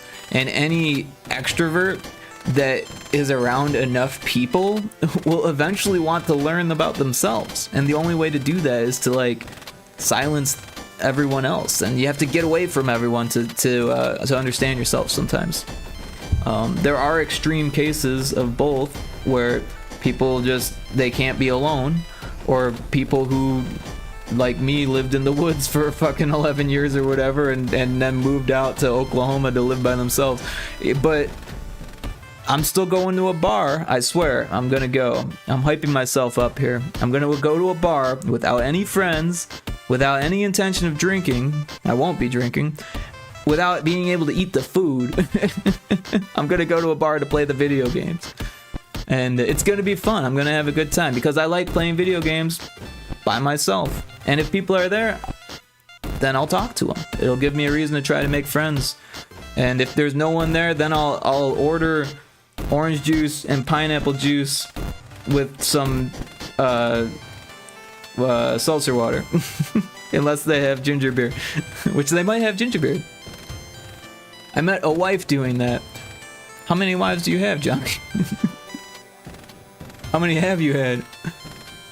The way you wrote that, I'm just you sound like an old man. You sound like my dad talking like that. Just the one. My dad's had 3 wives, that's why I say that. I missed something there. What did I miss?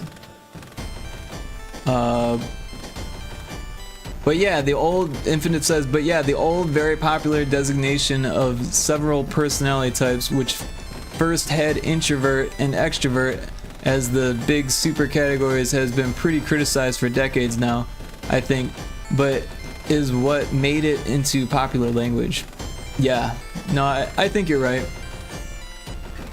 There's a Discord server. If anyone hasn't joined the Discord, you're welcome to.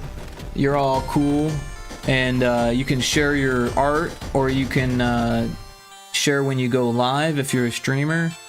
I actually added a new bot today that has a streak, so if you share what you're working on every day, you can have a streak and try to maintain that streak, which is something I'm going to try to do. It resets at 4 o'clock my time, which is a little bit weird, but that's fine. It's a free bot that keeps track of streaks, so I'm excited for that. But yeah, I think that we'll never fully understand psychology, and that's okay. We'll just have to keep philosophizing, and that's okay too. I think that's the point of philosophy. The point isn't to understand it; it's just to talk about it. You know, just to philosophize. Of course, that's a circular discussion, but you know, I think that's part of existence. That's part of being a human, is to try to comprehend why we're here.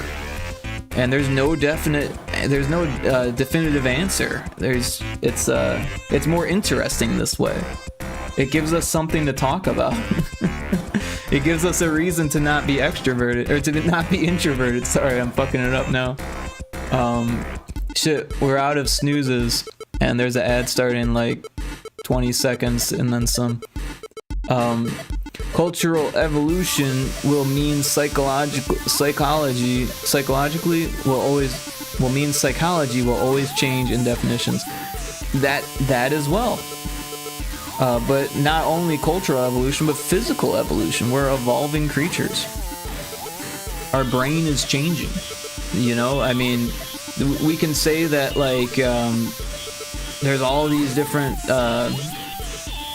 neurodivergencies that are like that are surfacing, and we don't know if those are new or if they've always been there and we just are now making words for them, or if things are getting more diverse as we evolve, or if living long enough is allowing us to see these things surface, or maybe it's the things that we introduce into our physicality, you know, like the drugs we take, or the food that we eat, the genetically modified stuff, you know. It's crazy. We're constantly shifting. I mean, yeah, but physical evolution takes millions of years. Well, you like to think that, but it's happening constantly, right? We got that break. We'll come back on evolution, because I like the idea of evolution.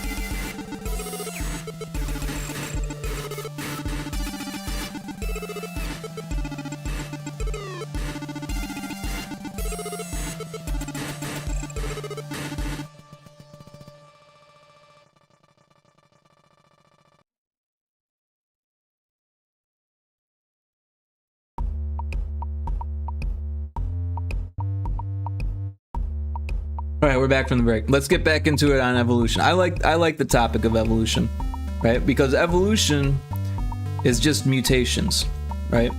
It's just a whole lot of mutations compounded on top of each other. And it's not only is it mutations, but because it's over a long period of time, it's survival of the fittest. Or just survival in general, right? If we get hit by a comet, then we stop evolving. So a lot of it's chaos is what it is. It's just complete chaos, because if we get hit by a comet, all bets are off. And you know how many comets are out there? Fucking millions. Billions of comets out there. We're just lucky they haven't hit us yet. And I say yet because it's likely that they will eventually. Let's see here. Infinite says, not exactly millions of years, and humans are an unusual case as we have the ability to delve into artificial evolution rather than simply natural. They domesticated pet foxes in like 3 gens, sort of. Well, I mean, large scale changes. Excuse me. Well, I mean, large scale changes take millions of years. We do constantly evolve, but not at such a noticeable scale from what we know. Domestication is more of a social thing, is it not? Just because you take in a wild animal when it's young doesn't mean that it has evolved, right? Adaptation of a species naturally typically takes something like 2,000 generations to complete an adaptation. So like 30 to 40,000 years for humans. But when you can do something like that, add a longer prosthetic leg, or even put on clothing, you aren't talking about pure natural evolution anymore. I don't really know. You're probably right, but they started showing physical differences in the eyes, ears, etc. real fast. Infinite Mel. But as Rick is saying, there's a lot happening constantly too. It's just a matter of those changes becoming significant over the whole population. Actually, Rick, you can't be more correct. Evolution is chaotic. It's driven from variation. The only thing putting evolution on more direct path is due to environmental factors, which is Darwinism. Well, it's not just Darwinism, but there's a lot going on there. There's a lot to unpack with evolution, right? And you know what one of the major sources is? It's the sun, right? You don't think about it, but mutations are from radiation. That's how we get most mutations. And also, our existence comes from the sun. We wouldn't be able to exist without the sun. So the sun is actually this huge factor in evolution that we kind of take for granted. But yeah, radiation has this thing where if you get too much of it, it prevents you from reproducing. So if you have too many mutations, it actually slows your evolution down. Mutations are far more than radiation, but yeah. And the sun is also changing over time. Yeah, no, I'm not saying that the sun is the only source of mutations, but radiation does mutate you. And the way our bodies work is that if we get too many mutations too quickly, we can no longer reproduce. You end up with a mule, right? A mule can't reproduce. You can make mules, but mules can't make mules. And the sun is also changing over time. So yeah, we might not have the sun. We might have to find another sun, depending on how long we evolve for. Hopefully at that point we could actually travel to a new sun. But that sounds pretty fucking difficult right about now. But yeah, I think that you're right in saying that there are slow mutations and fast mutations, and then it's all perspective too, because if it's like you said, what we know of and what we're looking at, all those things are different for different people. You know, if we have more advanced technology, we can notice the changes happening constantly, because changes happen on a cellular level, right? So that means that when we introduce cells into our body, we're actually changing our DNA. And it goes even further than that. You can make a choice, a physical choice, or a chemical choice in your brain, and it's changing your DNA. That means that when you have children, those children's DNA, your children's DNA is going to be different based on the decisions that you make. It's crazy. Genetic variation does come from more than mutation, though. Yeah, no, I agree. Genetic variation is like variation in general. I mean, you could domesticate something. You could be trapped in a cave. You could be underwater. You could grow gills. I mean, like, there's all types of mutations. Environmental mutations, right? Well, what exactly are you trying to say? Genetic variation comes from more than mutation, though. Because you basically have like a starting point, which is like, you know, single-celled organisms, and then from there you have, you know, mutations, and then from those mutations you have environmental mutations, right? And so location and geography would play a big part. So your environment. Evolution is from variation, and from there things reproduce. So I guess we really don't know how it all started. We like to think of the primordial soup, right? There is the variation due to sexual reproduction taking genes from both parents, I'm guessing is the meaning there. Alright, but at one point we didn't have parents, we were single-celled organisms that just split off and made new by mitosis, right? So at some point something happened, and I think that was environmental mutation.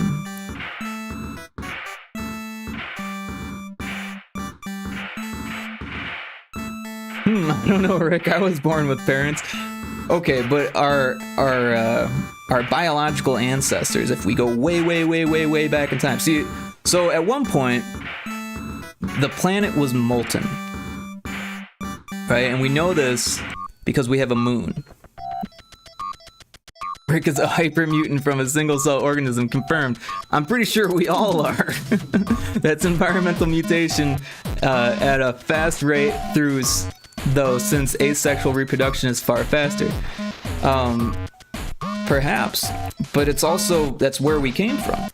Sorry everyone, some guys in black suits are at my door now. I'll be right back. You shouldn't be watching the Rick stream. They don't know where I'm at, but they might find you. No, I'm just kidding.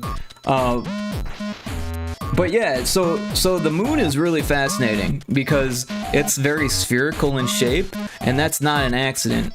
It's either hollow and aliens made it that way, or we got hit by a freaking comet and it fucking liquefied our planet and hit us so hard that part of our liquid planet shot off into space and solidified and became the moon with a tidal bulge that's still there, forcing it to face one direction. But that means that all life on the Earth, at least life as we understand it, maybe some type of thermal life was able to exist, or maybe I don't even know. But the planet was liquid. The planet was molten. It was so hot that it was liquid. And it got tore up by asteroids afterwards. So at one point we were so smashed to smithereens that the only thing that could exist was very tiny microorganisms. And whether or not there was many or few, like, we don't really know. We can't really go back that far. But at one point there were many. We know that because we do have that technology to understand that there were many microorganisms before we had plants and vegetation and insects and eventually animals and fish and all that stuff. And I jumped around the timeline a little bit. There is a Pikachu in chat. Holy shit, a Pikachu? I don't think I've ever seen a Pikachu in chat. Better bust out the Ultra Balls. Maybe I just haven't been around long enough.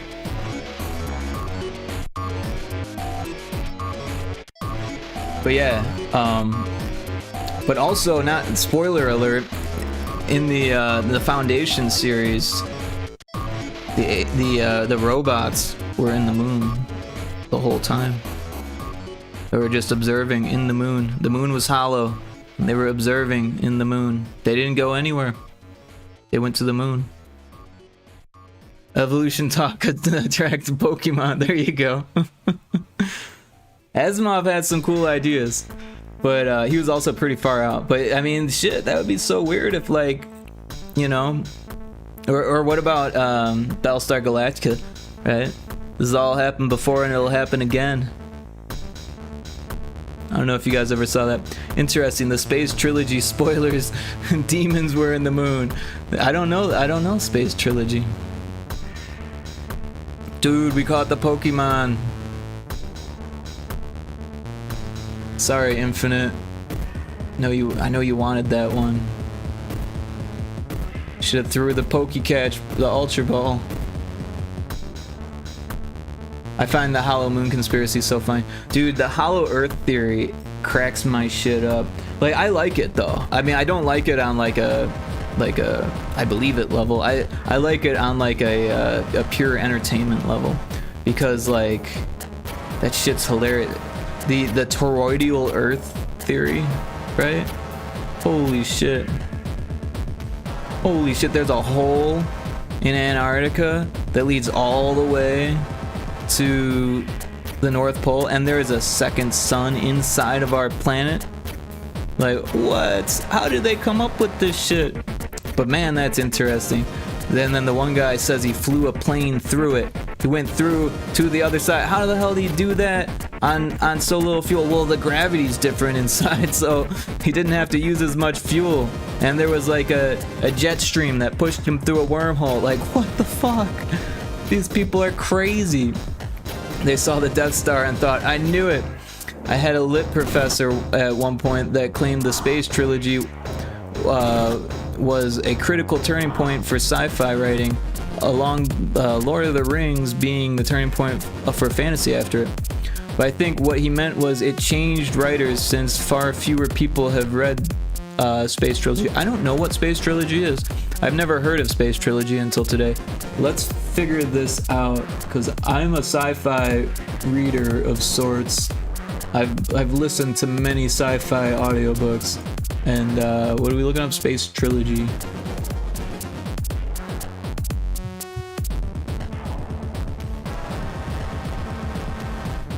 C.S. Lewis. Why does that sound familiar? What did C.S. Lewis write?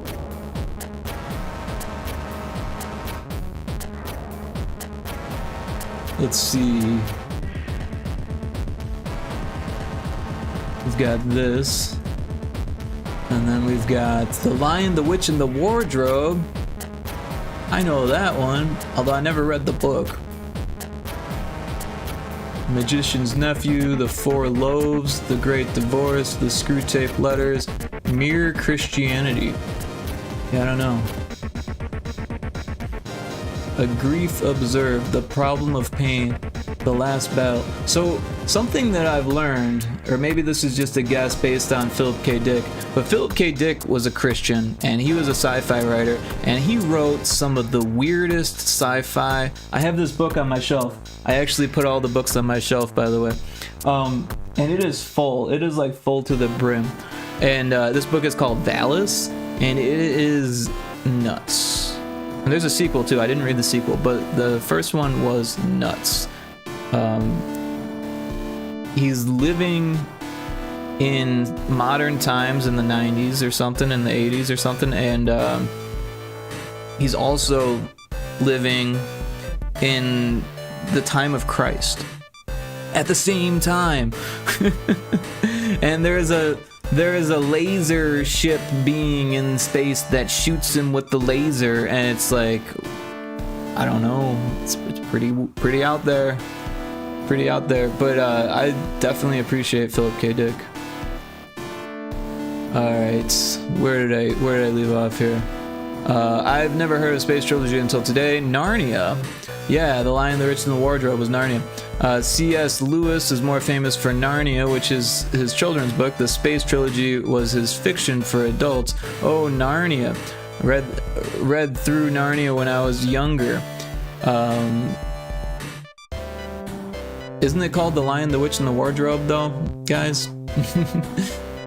Narnia was the film. There's also a speculation that Tolkien and Lewis at one point agreed to split up the idea of time and space, with Tolkien's Silmarillion. Oh, that's that one book we were talking about before. Being time, and the space trilogy being space. Interesting. That's a neat idea, at least. Yeah, for sure. The Lion, the Witch, and the Wardrobe was the first book of the Narnia Chronicles. Ah, I see. So what were the other books?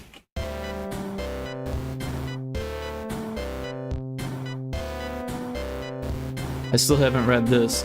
Out of the Silent Planet, Perlandula, and that Hideous Strength. Hideous Strength. The Dark Tower. I've heard of that.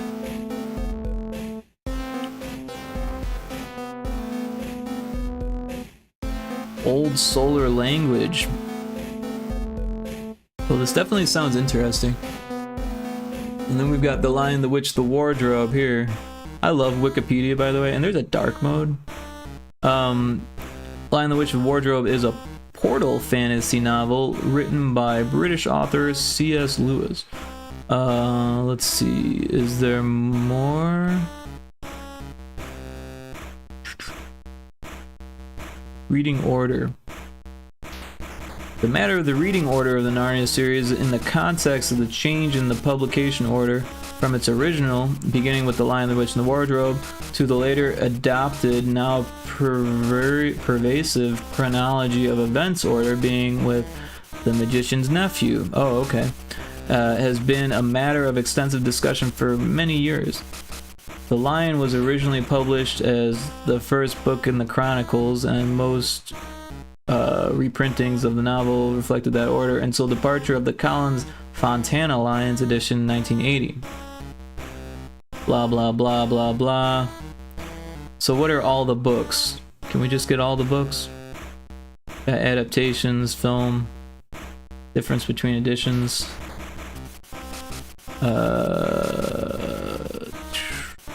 The Chronicles of Narnia, here we go. Oh no, this is something else. That's not what we wanted.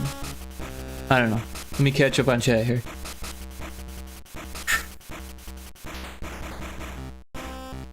There's like 7 of them. Oh, interesting.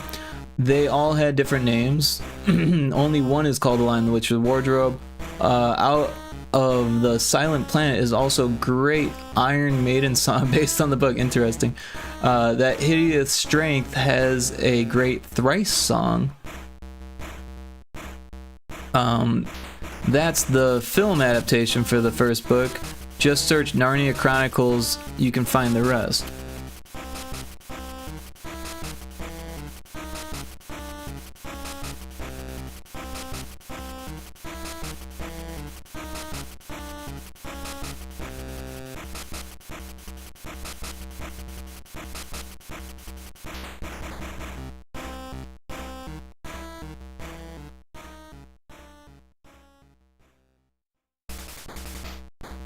Seven books in one paperback. What are the 7 books?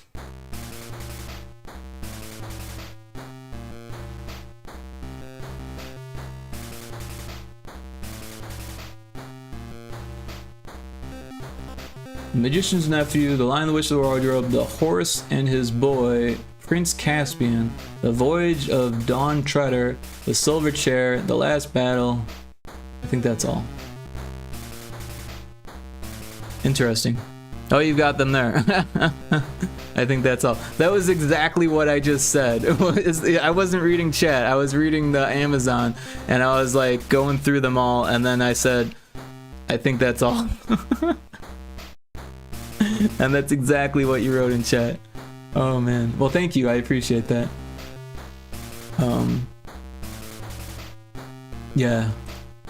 But also it's an allegory for Christ, right?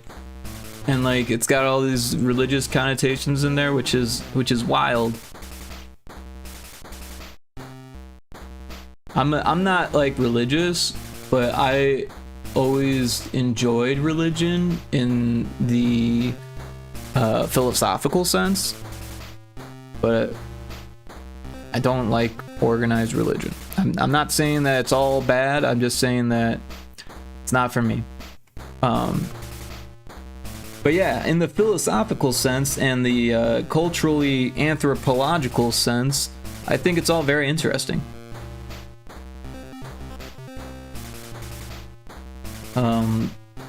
Let's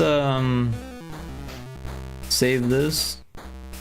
This is done. We're done with that. We could do another level. Maybe that would be a good use of my time. Otherwise, we're just chatting, which is fine. I don't mind chatting, but I feel weird not having something in front of me while I chat. So maybe we'll open the next level here.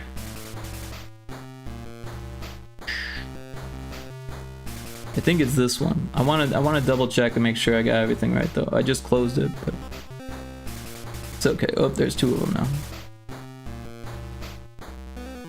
I think it's cool for world building and cultural reasons. Yeah. Like, I'm not trying to go off the deep end on the topic, but I do think that there's a lot to learn from any mythology. And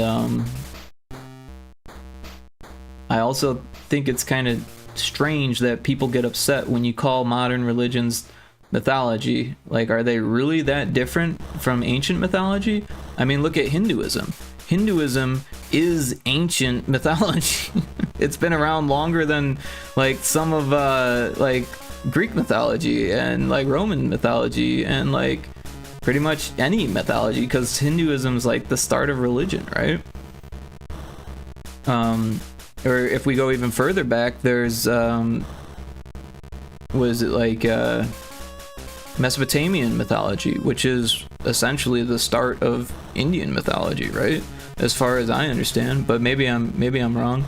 I'm not a theologist. I've only taken a couple classes. But as someone who grew up with a pretty practical family, my mom being a scientist, I have some beliefs best left unsaid. Well, yeah, I'm not trying to get you in trouble or get the stream in trouble or go off the deep end on any political or religious tangent here. But I do think it's interesting. Beliefs are a powerful thing. I'll say that. Beliefs are a very powerful thing. And it's my own personal belief that whatever you believe becomes your reality, because if you base your perception around your beliefs, that is your reality. So that is part of the strength, I think, of beliefs. So level 30 is level 29V, level 29V. So this is the next level we'll be working on, another cloud level. That must have been interesting to grow up with a scientist family, though. My dad was a nuclear engineer. Very, what's the word? Conservative nuclear engineer. My mom actually was liberal until recently, and then she fell into the conservative bandwagoning stuff. Personally, I lean more towards the liberal side of things, because I think that we should be trying to help other people rather than, like, I don't even know what conservatives believe anymore, to be honest. It just seems so backwards. They're like, we need less regulation for the corporations. Like, wait, what? Like, I get wanting less government regulation, but we need to regulate the corporations because they're becoming the government. Like, then they get all like, oh, well, like, what about small businesses? Like, yeah, don't regulate the small businesses as much. Regulate the people that need regulating. Like, why has it got to be this blanket thing, you know? Like, jeez. But yeah, I'm falling off on the deep end here. Where I'm catching up here. What did I skip? Infinite Mel says, it's the connotation of the word, but I say mythology is a bit more specific. Religions have mythologies, and in modern English we confuse myth with false, which is not correct. I agree, Infinite. I think it's a what's the word? The word's not coming, but it's connotation. It's not syntax, but There's another word for it, yeah. But it's a difference of opinion on words, which is stupid because there's an actual definition and like it doesn't mean false exactly. Myth is a type of story or expression to delve into deep truths, but because we think fact and truth are identical, we think if they are not fact, they must not be true. Wow, that's deep, man. That's super deep. I appreciate you writing that. My dad was an engineer as well. My mom a microbiologist. Oh, interesting. Oh, I probably totally missed the Pokemon. I did. But I think Indiana Jones pointed out the difference best. Archaeology is about fact, not truth. If you want truth, Professor Winston's philosophy class is down the hall. There you go. Well, less microbiologist, but a histologist. Histologist. I'm not even sure what a histology is. Histology is. I'm gonna have to look this up. Unless you feel like enlightening us. Histology. Histology is a branch of biology and medicine that studies the microscopic structure of tissues and cells and how their structure relates to their function. It's also known as microscopic anatomy or microanatomy. Histology plays a crucial role in understanding the organization of living matter, from the smallest cells to complex organs and organ systems. Wow, that's really interesting. It's a branch of microbiology. Cool. No, that must have been really interesting. Oh, we have another ad coming up and I'm out of snoozes. Sorry, we'll take a break when the ad pops up. I'll try to be on top of that. I don't know, I feel like I didn't even hear the subtle line in Raiders of the Lost Ark when I watched it 1,000 times as a kid. Then it jumped out to me to the point he was making when I watched it as an adult. And I was surprised a big movie like that was making that point. No, it's really deep. It is. I don't know who wrote Raiders of the Lost Ark. I imagine it was a book first, right?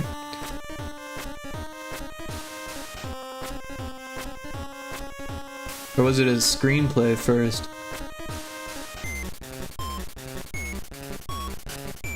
The novelization of the film. No, that's not what we want. So maybe it was a film first. That's interesting.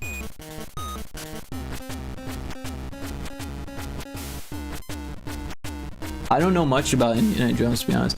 The screenplay for Raiders of the Lost Ark was written by Lawrence Kasdan. The story for the film was developed by George Lucas and Philip Kaufman. I had no idea. I didn't know that. I had no idea. We got the ads, so we'll take a quick break here.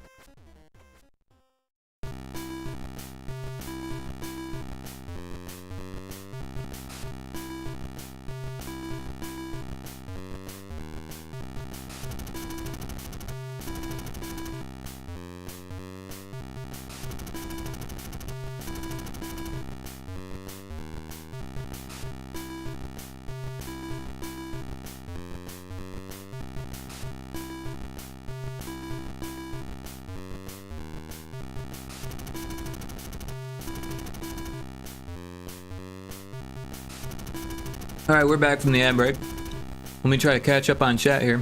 But that's crazy that that Spielberg and who's the other guy? Philip Kaufman. I feel like I know Philip Kaufman. What do I know him from? Invasion of the Body Snatchers. I don't really know anything else.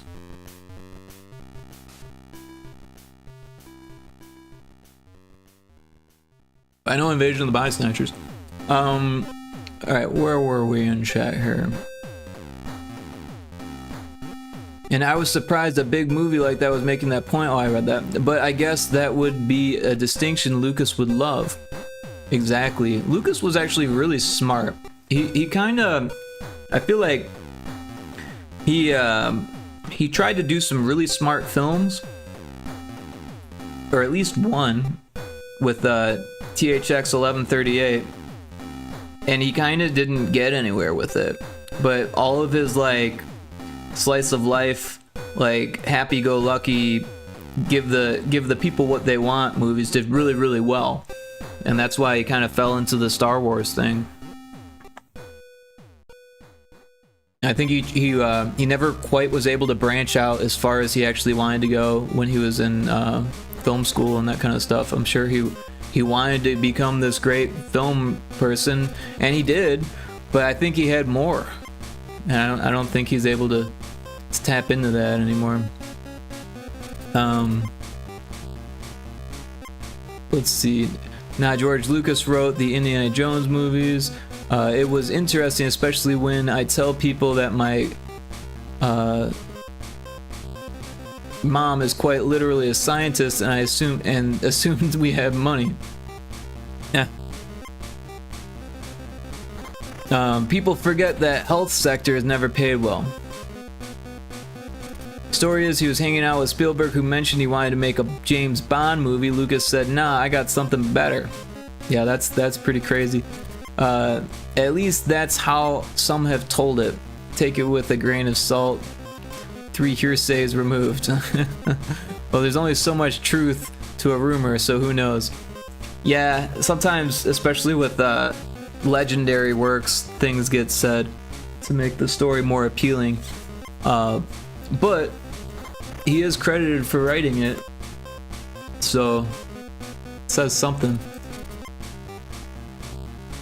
But yeah, Infinite, are you familiar with THX 1138? I always want to say 3811, but I think that's my dyslexia.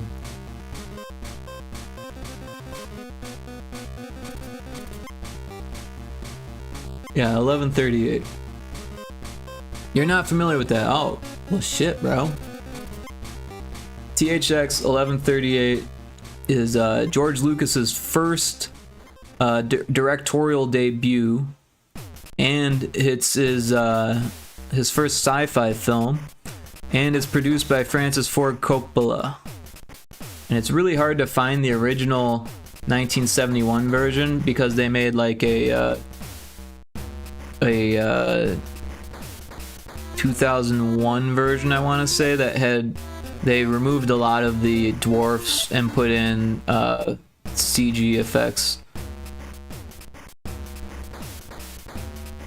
Oh really, that was before American Graffiti? Let's see. I thought American Graffiti was his first movie that he worked on. I don't think it was his directorial debut though. So let's see here. 1971 and 1973. Yeah, so it was before American Graffiti by a few years. I always thought American Graffiti was his first film too though. But no. THX 1138 was. Unless CERN did something to disrupt the timeline. Which is always a possibility. But yeah, in the future, mankind lives in a vast underground cities, and free will is outlawed by means of mandatory medication that controls human emotion. But when THX 1138 and LA 3417 stop taking their meds, they wake up to the bleak reality of their own existence and fall in love with each other in the process. But love is also illegal in this Orwellian dystopia, and the act of making love has made both of them outlaws on the run from an army of robotic police. It's very good. It's very deep, and it says some things about religion and about technology and about capitalism. And I had to watch it in college. That's the only reason why I know about it. And it's good. It's really good. It has some spots where it's like, if you're not like, it would be hard to watch as a kid. Like, let's put it that way. You need to have attention and you need to be interested. Otherwise, it can kind of start to drone a little bit. But if you're paying attention and you're interested in the minute details, it's actually really, really, really good. There's a lot of like minor things that you might not even notice right away, that watching it a second or third time like makes it still good. It's one of those. Sounds kind of like Brave New World. It's much better than the Brave New World adaptation. Brave New World was a good book. The adaptation wasn't bad either, but it's much better. THX 1138 is a much better film than the adaptation of a Brave New World. Although I do recommend the adaptation of a Brave New World, but I further recommend the book because Brave New World was a really good book. Yeah, I think the adaptation was like made for TV, BBC, so it's not very commonly known about. Though Brave New World has lots of almost mandatory sex in it instead. Oh yeah, the Brave New World sex stuff is weird, very weird. But Aldous Huxley was a fucking nut, man. I have one of his books on my shelf too. The Doors of Perception and Heaven and Hell are like combined in one book. It's really short read. You could get through it on a train ride or a plane trip or something, and good. But man, it's just poetry. It's just straight up psychedelic poetry. The guy took some mescaline and he wrote. And I know exactly what he was going through. I never took mescaline before, but I've definitely taken psychedelics and drawn before, and that is a trip to say the least. So I can't imagine what it would be like to be a poet and then write while you're on that stuff. But yeah, I liked it, Brave New World. I thought it had some interesting parallels. I thought it had some very strange like manifestations of society. But I think that was the point. And then it had like the reservations, which is, you know, a clear parallel to what we've done to Native Americans, but also I don't know, a kind of guideline of where we're going, right? Because what's it going to be like when there's society that doesn't want to be integrated with AI robotics and flying cars, and, you know, what's it going to be like when there's still people that are, you know, religious in an earthly sense, when religion becomes a corporate entity, you know? You know what else is really good? Orwell book is 1984. I don't know if you guys read 1984, but it's a fantastic read. The books, I mean, the adaptations are not as good as the book. I definitely recommend the book over both adaptations. But if you were going to watch any of the adaptations, watch the 1954 version and not the 1984 version. 1984 and Animal Farm are pretty good books.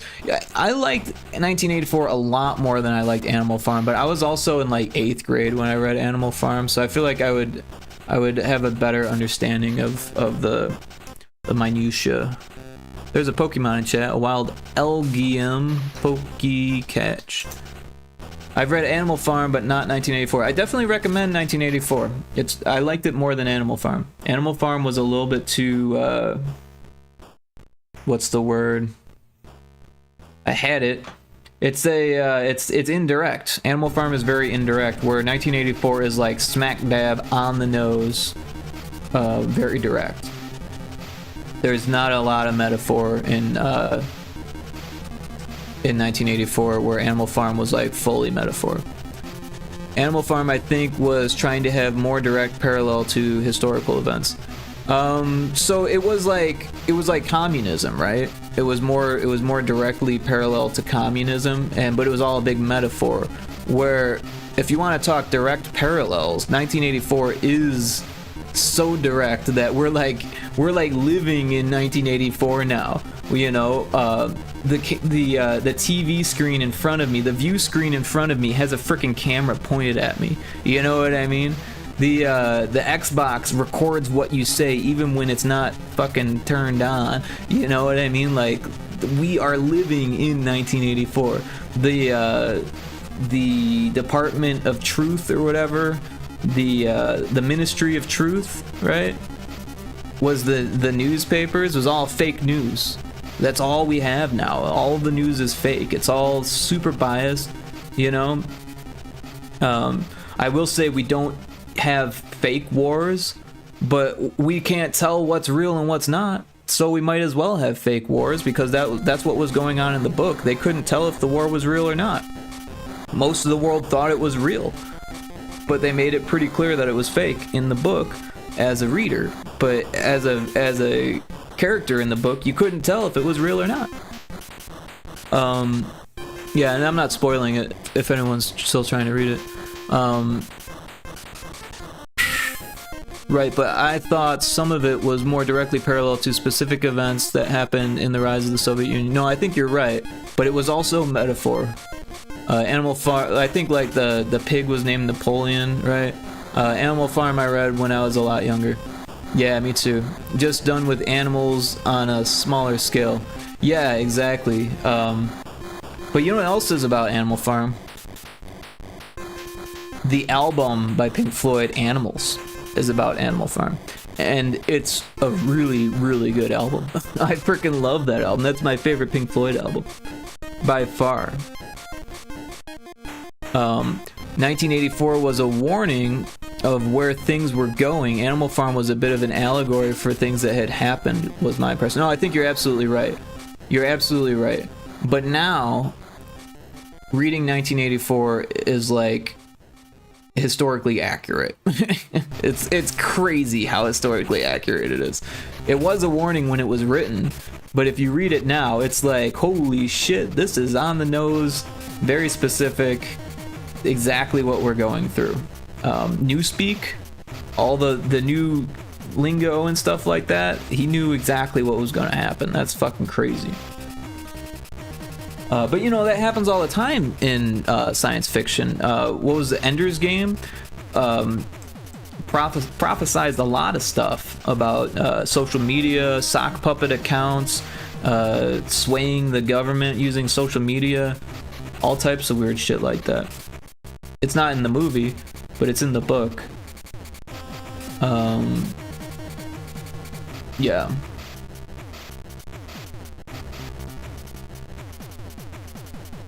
But I really like Philip K. Dick, and he wasn't as prophetic or as dystopian even. Some of it was pretty dystopian, but yeah, I don't know. It's probably because he was religious that he like always had some type of like light, some type of beacon of truth kind of thing going on. But I can still appreciate him because he was so far out. You'd like that hideous strength, I think. I probably would. And if it's sci-fi, there's a chance I might have a digital ebook of it, because I have a lot. But yeah, I'm dyslexic, so it's hard for me to actually sit down and read. If I had like a Kindle or something, or a like a iPad, or even the Galaxy tablet or whatever it is, I think I would do better with reading. But audiobooks is kind of the way I go. Alright, let's put down some clouds so I'm not just staring at this.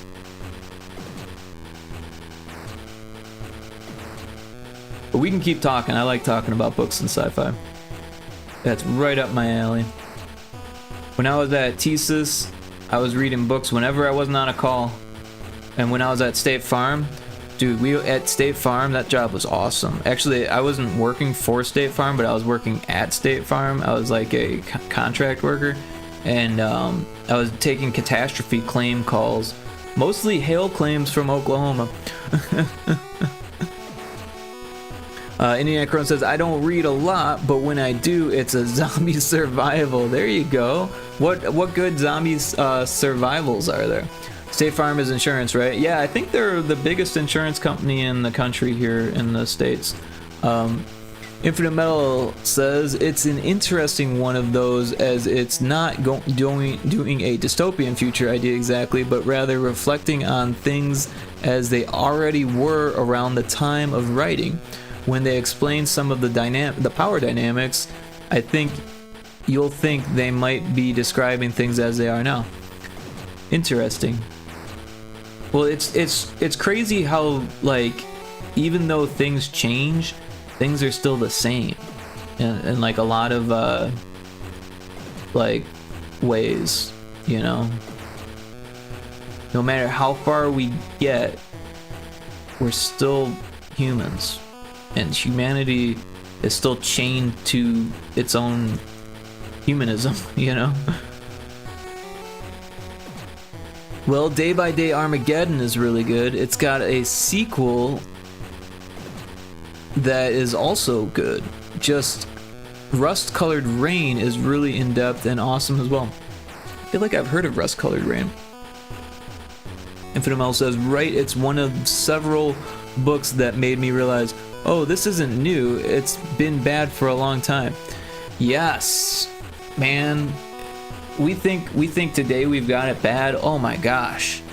It was bad always. It was always way worse. I mean, think about it. When they wrote the Bible, they didn't even bother saying that slavery was wrong. And you know why? Not because they thought it was right, but because it was the only way that existence worked back then. How fucked up is that? Right? There was no existing without slavery? Like, what the fuck? I mean, slavery goes way back to Mesopotamia, right? You had tribes that broke away, and then they were absorbed by the cities, and the only way that the cities worked was because they had slaves taking over all of the menial tasks. And in fact, the only reason why we have writing was because they had to feed all of these people. They were literally the first written transcripts we have were receipts of like how much food people were supposed to get. One of the first characters we had was the first cuneiforms they had was a bowl. Actually, it was before cuneiform. They had like more pictorial stuff before cuneiform, right? And it was a bowl of food. That was like the main thing. And it was like, this bowl was this many and that bowl was that many. They were trying to track how to feed all of these people. And the only way they had all those people was by collecting stragglers that couldn't defend themselves. It was nuts. It was nuts back then. Imagine getting kicked out of your tribe for doing something stupid, just to wander off and either starve to death and get eaten by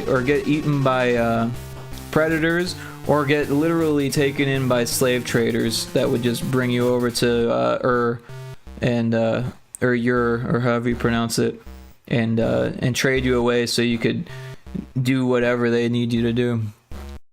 Yeah, and Sparta was a big warrior culture because they had so many slaves. Suddenly, from conquering another city, they were just constantly afraid of slave revolt. Yeah. So decided to train night and day in order to keep slaves enslaved. So I mean, that's like a long ways off from Mesopotamia, right? But Bronze Age is crazy because, especially Greece, and Roman mythology, or not Roman mythology, Greek and Roman history, archaeology, all that stuff is so, I don't know the word, fudged. They fudged the shit out of it because they wanted it to make money, and they couldn't make money off of a lot of the shit that they were uncovering. So they just didn't talk about some of the bad shit that they were uncovering. They wanted to make it sound like it was a happy place to live. I mean, they, you know, like everyone thinks of Rome and Greek as, oh, they drank wine all the time. They didn't drink wine. They drank drugs. The wine was drugged. Oh, I'm on the layer that I shouldn't be on. I'm fucking this all up. Let's just take this, and we don't actually need this. Let's go to a new layer, and I forgot to put layers down. I was so into the conversation. All of the wine was adulterated. There was very little actual wine.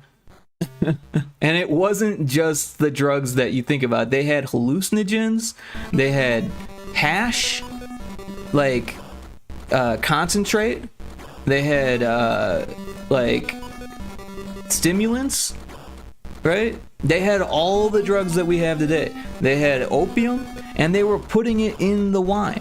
And why were they drinking the wine? It was a holy sacrament.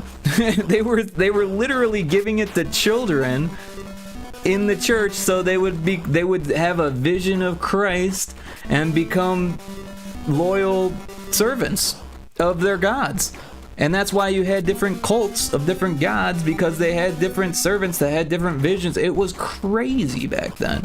They would literally come up with these apparatuses to make things look more magical at the temple, so that way they could bring in more people, so that way they could get more donations. It was crazy. No wonder the Olympics were naked. They were tripping face. They probably were. They were probably more or less on stimulants at that point, because it's not like they didn't know the effects of the drugs. But the thing is that there was it's the same thing as what we have here, where you have knowledge isn't disseminated, like, what's the word? It's not disseminated evenly. It's an uneven distribution of knowledge. And it was always like that. You had people that were in the know, and they were working directly for the people with the money. And then you had the people who didn't know, and they were always getting screwed over by the people with the money. It's crazy, man. I feel like I've skipped some chat. Let me make sure I didn't miss anything here.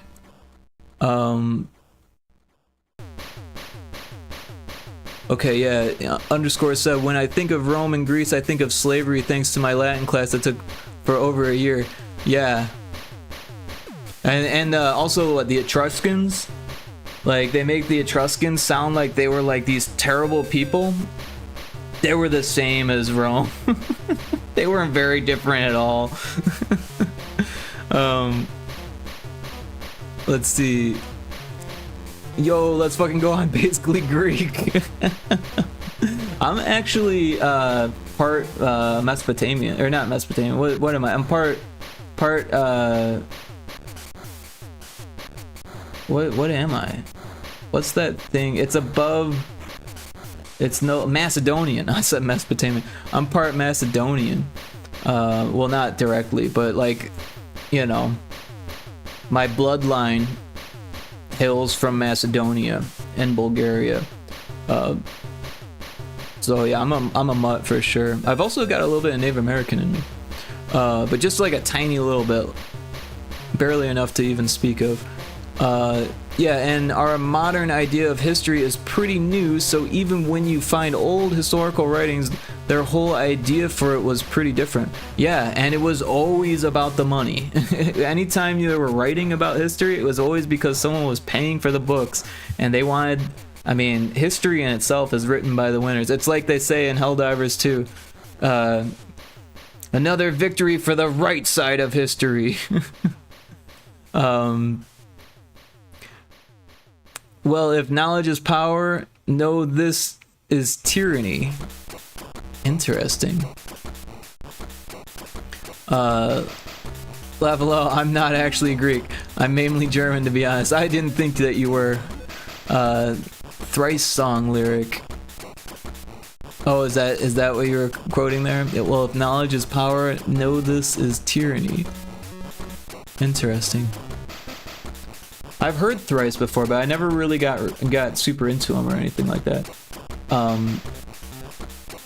My metal days were, I think, earlier than that.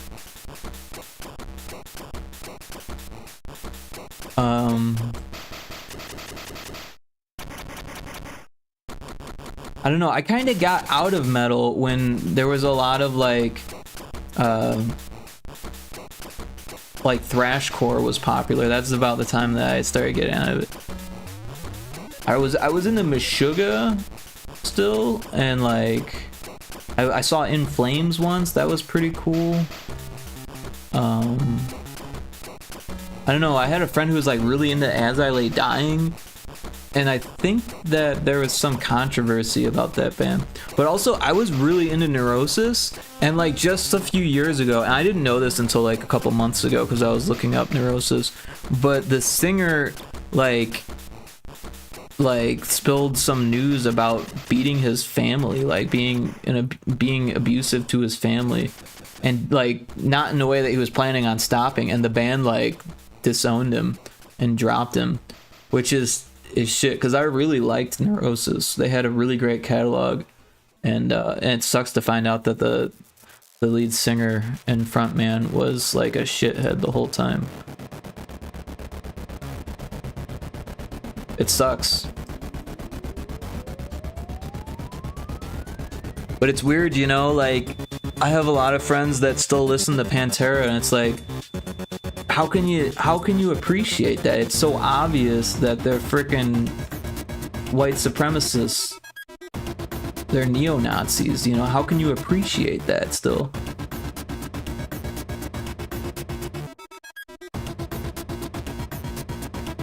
But, you know, when I was a kid, I didn't realize it. I liked them when I was a kid. It's decent music. Oh, was I on the wrong layer for that too? What am I doing with the layers? You didn't know that? Yeah. They're big Nazis. If you look at their I was literally listening to Pantera yesterday without knowing. It's not like super in your face unless you see their live shows. Oh, we got an ad, don't we? Sorry.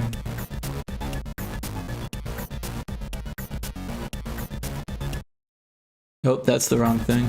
I don't even know what I'm doing anymore. We got the BRB.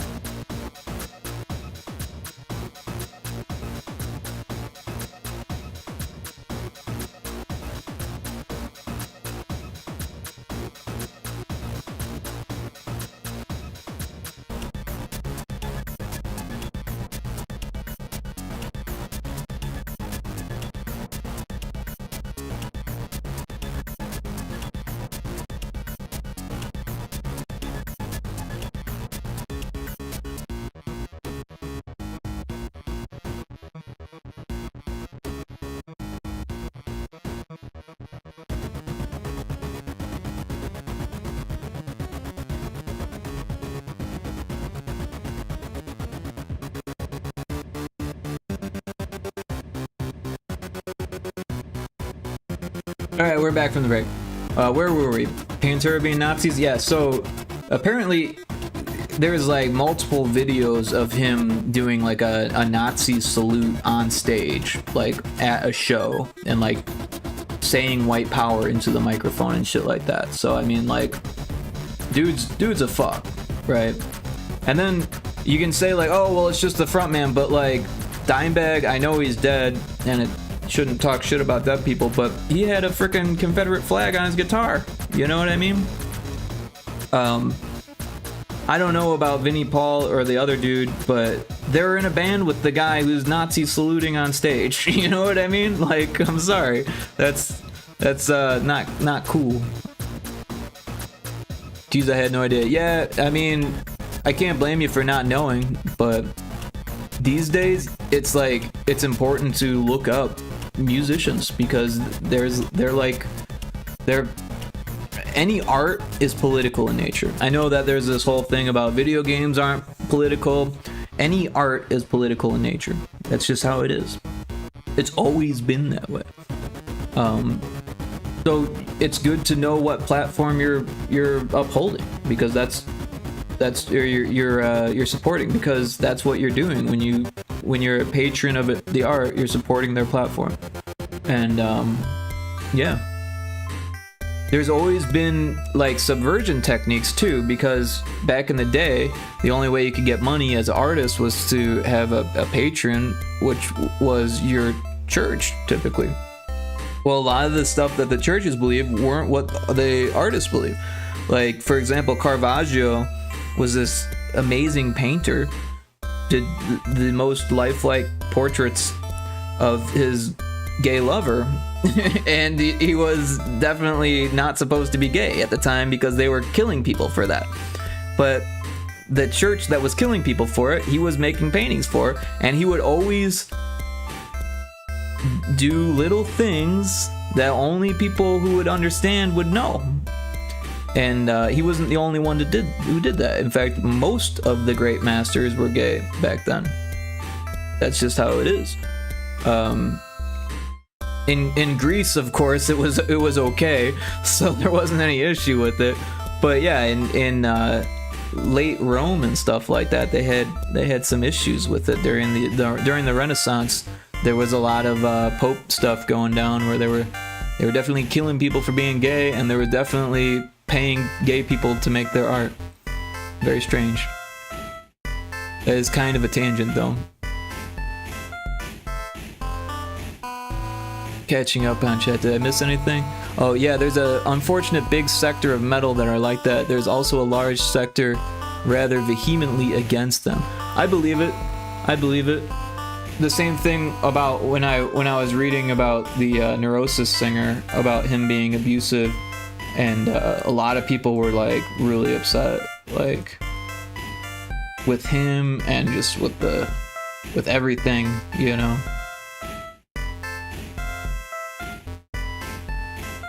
Am I on the wrong layer? I still am, aren't I? I'm just fucking this one all up. Let's get on the right layer.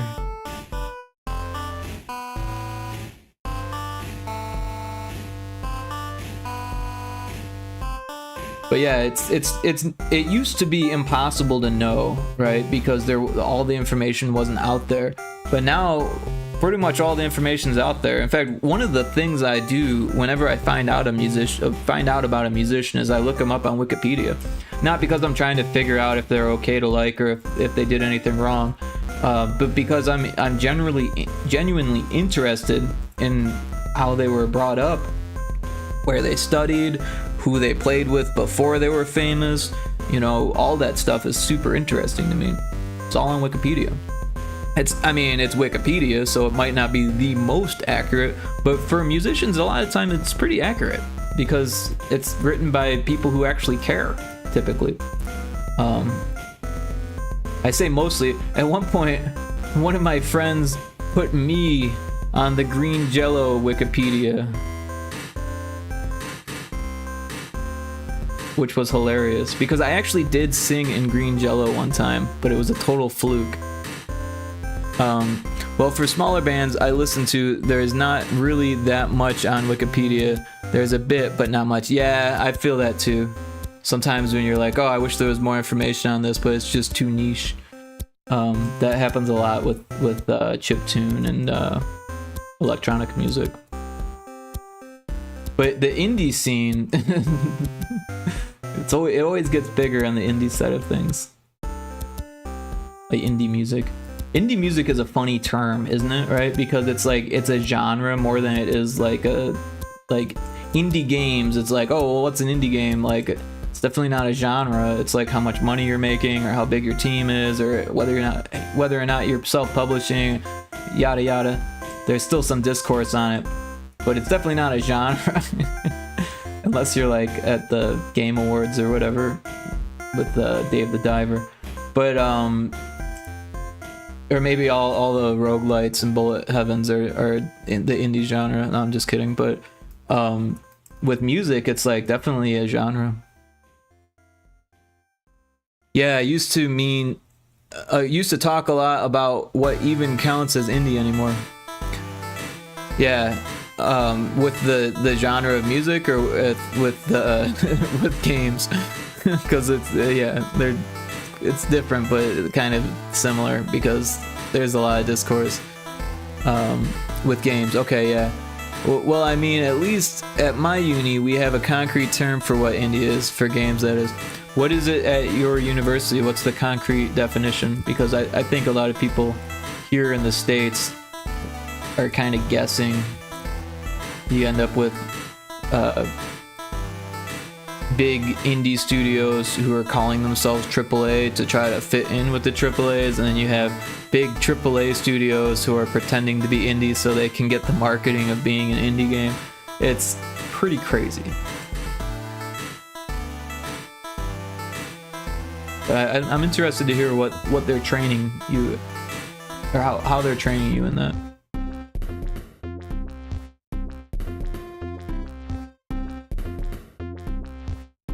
And I think it's funny how with music it's kind of gone out the window. You could be published by Virgin Records and make indie music. Indie games often seem to be not AAA now, though it seems like the old in-between studios have become more scarce. The III or AA. There was a III initiative on Steam the other day. But I do agree that it's a weird thing. It's like, if you can do more than one hit, then you're no longer indie. You're like AA or III, or on your way to being AAA. Like Supergiant Games, they're pretty damn close to being AAA, except that they just haven't expanded like a AAA company would. They just make as much money as a AAA company. But then again, I don't think Hades 2 is doing as well as Hades 1 for whatever reason. Probably because there's people like me who got kind of sick of Hades 1 and they're like, well, I don't want to buy Hades 2. But, and I'm not saying Hades 1 was bad, it just, I don't know. I felt like they didn't respect my time with that one. They just wanted me to keep playing it. Like, it's like beating a dead horse. Like, you beat the guy, and spoiler alert, they want you to play the game again. It's like, what? I just beat the guy.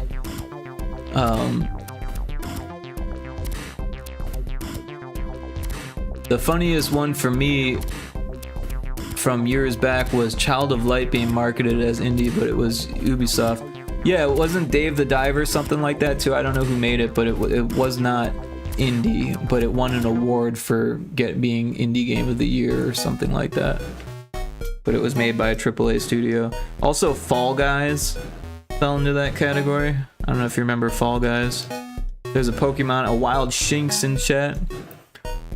Fall Guys was made by, what is it, Mediatonic, which is a subsidiary of a big AAA company. So I don't really know the ins and outs of the names, but that's what I remember. And yet they were like the big indie darling.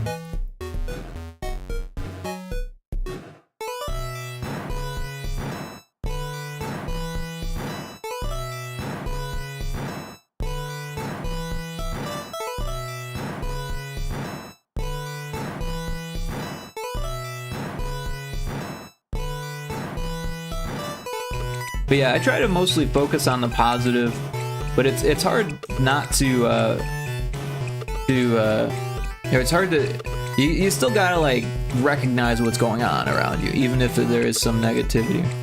I don't mean two devs as a people. Oh, sorry. Well, Dave the Diver was made by two devs. The main developer was indie, but the publisher was AAA. I don't mean two devs as in two people. I mean two studios. Yeah, so that's AAA. If you're published by a AAA studio, that is AAA. That's like Helldivers 2 is AAA because it's published by PlayStation. The studio who made it isn't a AAA studio, but they work for a AAA studio, so the game is AAA. They're getting the money that funded the game is AAA money. Don't get me wrong, Child of Light was really nice, but I don't think a smaller game by a huge company counts as indie. No, I think you're absolutely right there. I think it's the indie or the AAA companies cashing in on the indie trends is what's going on there.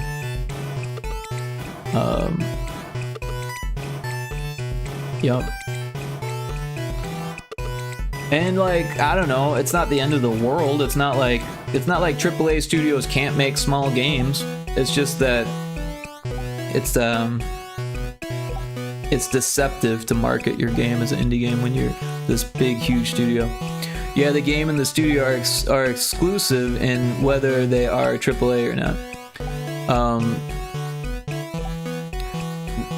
Right, like if you make a game like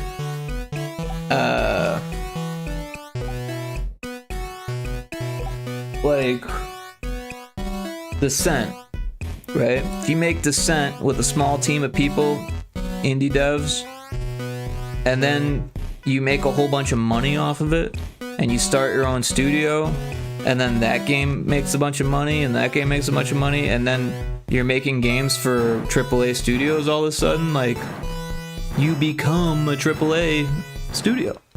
That's how that works, you know? I mean, non-exclusive. Yeah, I kind of figured that's what you meant. If you go back to making games without the funding and all that stuff, then yeah, you can go back to being an indie studio. But a lot of times what happens is your best people, like the guy who made Descent, left Volition, right? Isn't that how that worked? Maybe I'm wrong, but when you're like the star developer, you can do that. You have the clout to go and do your own thing, and that happens all the time. And a lot of times they'll say indie studio owned by ex AAA devs, and that is like the thing to say right now. That's how you ensure a Kickstarter.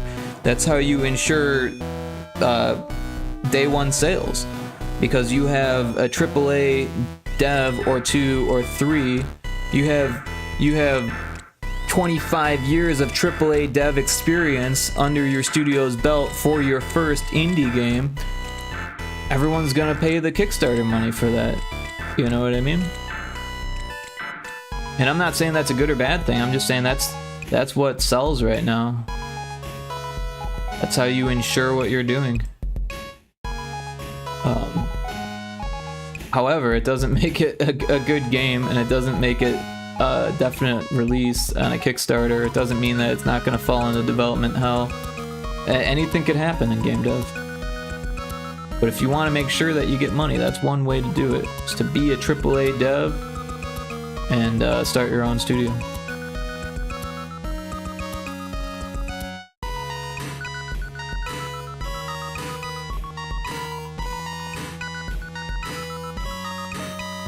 I don't know. I used to be really bitter about not getting into the AAA industry, and nowadays I don't even see it as a bad thing. I see it as a good thing, because a lot of those AAA devs are like are doing just what I'm doing. They're going indie, and then yeah, they can say, "Oh, I worked for Riot or I worked for this company," but a lot of them have to say that they got fired, right? Or that they got laid off. Yeah, I don't have to say that. I didn't, you know, buy a house in San Francisco and then not be able to pay for it because I got laid off the first month that I worked for a AAA studio or something like that, you know what I'm saying? And you hear horror stories, at least in the States, about that all the time. Well, I guess maybe you don't, but the podcasts that I listen to, you hear horror stories about that shit all the fucking time. People, they really want to be in the AAA industry, so they jump through all the hoops and they do all the shit that they need to do, and then they end up like moving there, and they get there and they're like, oh, we were bought out by this company, we just merged with this company, and we're shutting down your department. And you know, that shit happens a lot more than you would expect it to. I hear about it from my lectures, so yeah. Well, I'm glad you hear about it. I'm assuming that you're not based in the States. Maybe that's an incorrect assumption, but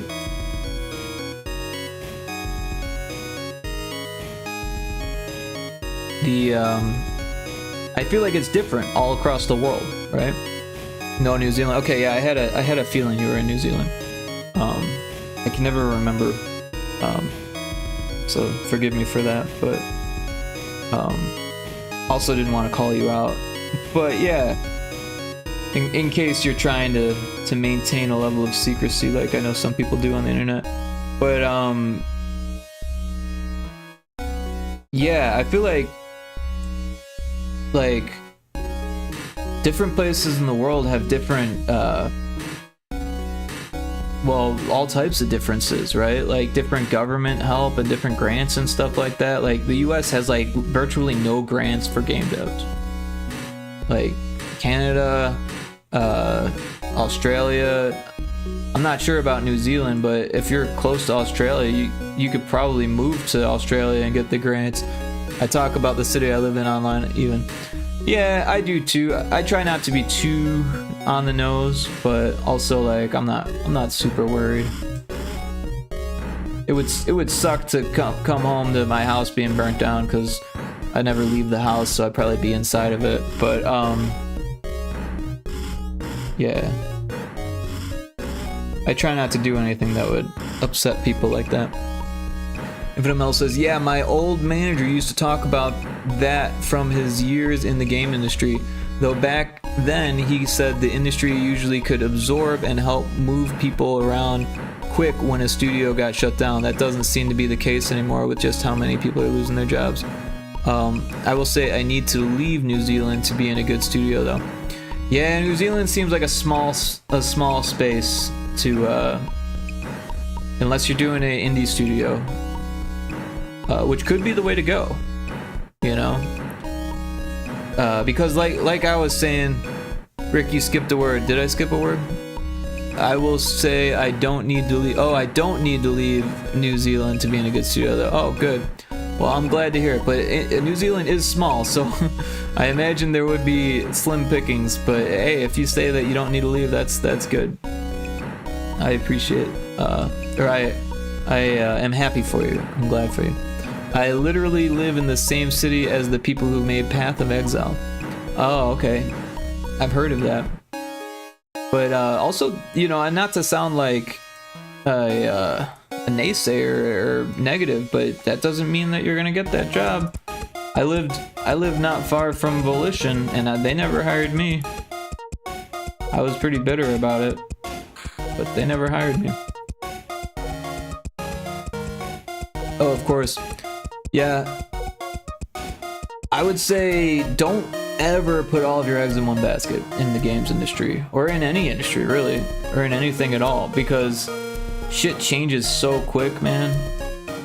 Because I was in college, right, and I was going to this prestigious art school in Chicago that the career counselor knew people at Midway, knew people at EA, knew people at Activision, and all of those companies had like extra headquarters in Chicago. Like they had real estate in Chicago. Well, 2008 happened. I graduated 2009. By 2009, EA, Activision, and Midway were no longer in Chicago at all. Midway completely vanished, Activision was absorbed, and EA no longer had that headquarters. They didn't want to pay for it anymore.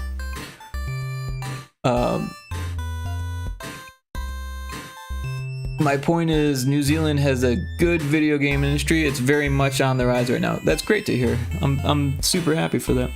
But I'm not putting my eggs in one basket regardless. Yeah, and just don't let other people control your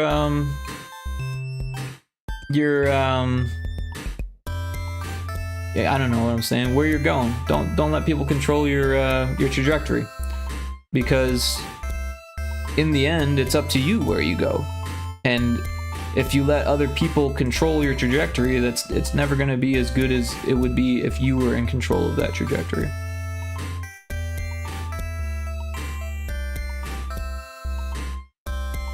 I'm not saying you gotta go indie, but it doesn't hurt to have made something just at least as a test or screwing around. Have some things to show on your portfolio, even if you don't have the funding to fully produce it, or the team or whatever, but just to show that you have the gumption and the drive, regardless of who's paying you. Like, I think that says a lot on a portfolio. I very much want to choose my own path, working for a studio or not. I want to work on my own projects on the side. There you go. That's exactly what I'm talking about. The moment I start job searching, I have a game I want to start working on. Well, you gotta do both. I mean, if you want to land a job in the industry, as far as like working for other people, then yeah, you gotta do both. But there's definitely a lot to be said for maintaining your own projects while you work for other people's projects, and a lot of studios will let you do that these days. That used to not be the case, actually. Back in the day, at least in the States, it was the norm to not be able to work on games outside of the studio that you worked for. And it hasn't been up until recently, until they've changed that. Well, maybe not super recently, but kind of recently. And it always depended on what studio you worked for.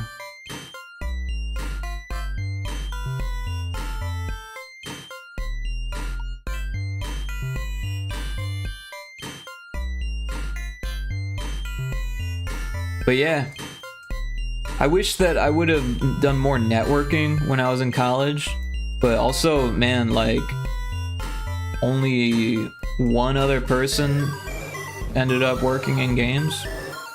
And he doesn't currently work in games, as far as I know.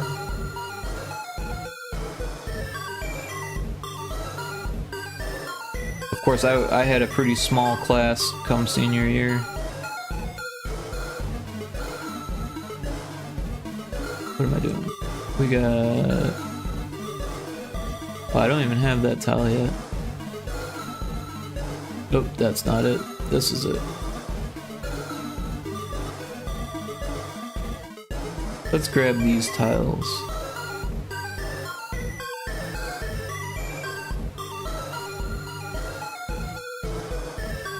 The moment, oh, I read that. My class is looking to shrink a lot by my final year too. Yep, that usually happens with specialty degrees, especially expensive ones with yep, lots of dropouts and hard classes, hard tests, hard teachers.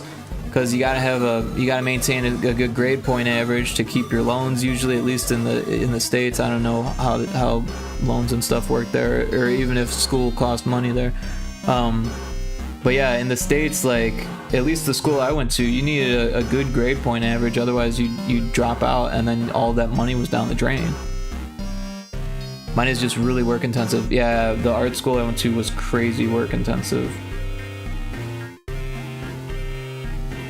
I was doing work all the time, like homework and in-class work, and it was just you couldn't really do anything else. I can't believe that some students had jobs while they were doing it, because yeah. But also I had some friends that dropped out so they could pursue work because they needed to work, you know.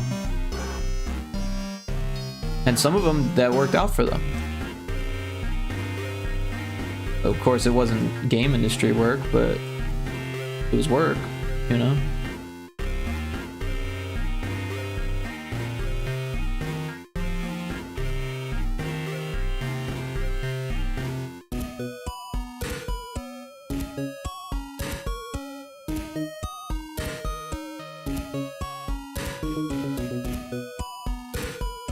Education in New Zealand is nowhere near the cost it is in the US. Yeah, right on. That's good. Yeah, the cost in the US, I don't know what it is now, but I know it's very expensive. The school I went to actually closed down because no one could afford to go there, and they couldn't afford to stay open if no one could afford to go there. Which is crazy because it was open for 100 years.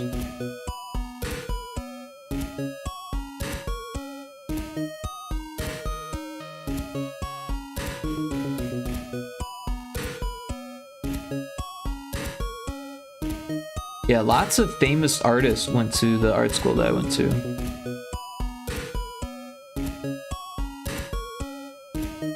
I could name a few off the top of my head, but let's get a list here. I went to the American Academy of Art.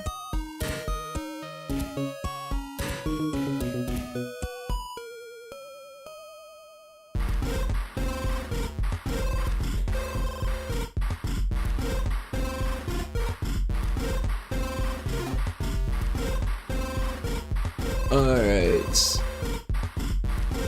The American Academy of Art College was a private for-profit art school in Chicago, Illinois. It was founded in 1923 for the education of fine art and commercial art students. In July 2024, the college announced its pending closure. Notable alumni: Joyce Ballantyne, Thomas Backshear, Bruce Burns, Sandy DeVore, Gil Elverin. So Alex Ross, you might know him,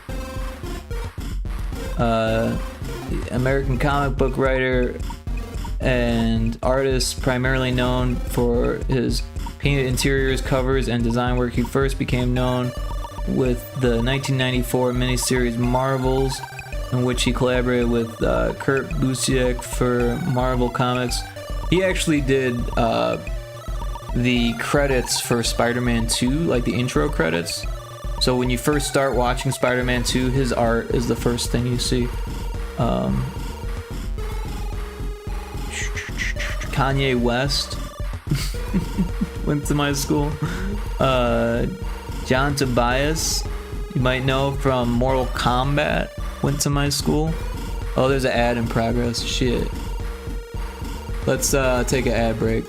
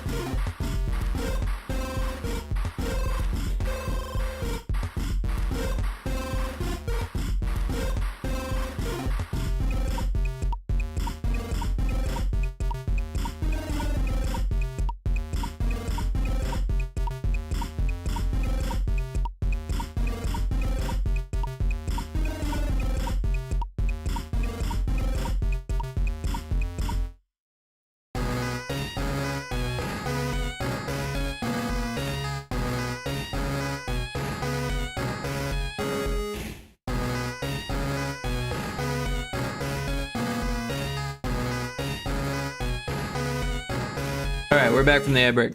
Sorry, I'll catch up on chat here.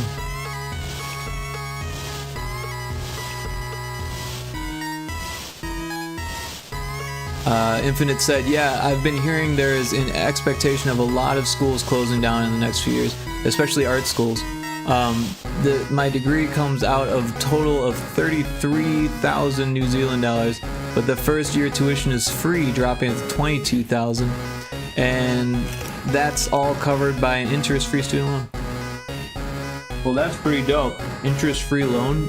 I don't even know what that is. I mean, I do, but that doesn't exist here. What's the conversion rate? Let's find out.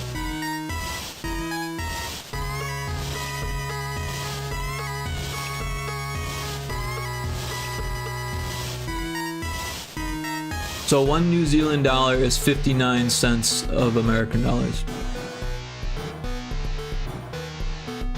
So roughly half. That's crazy. It means you're only spending like, what, 11,000 American dollars? That's nuts. My school was $80,000, and that was back in 2005 I started.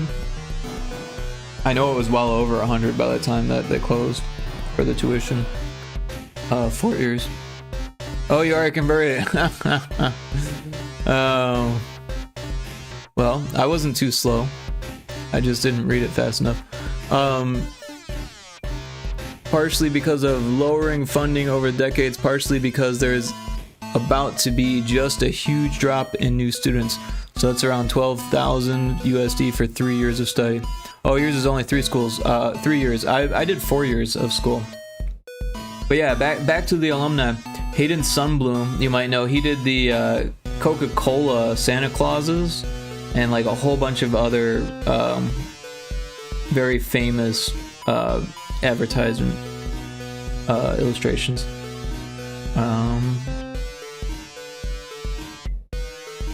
Worked on Neil Gaiman's The Sandman, Swamp Thing, Wonder Woman.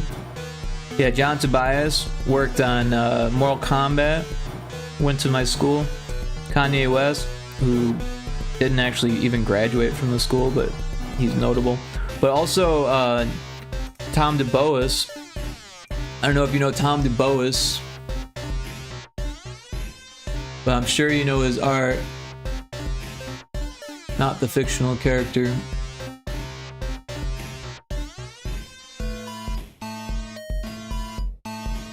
The AI thinks that he did mostly religious stuff because he had like a religious period for sure. But he also worked for Disney.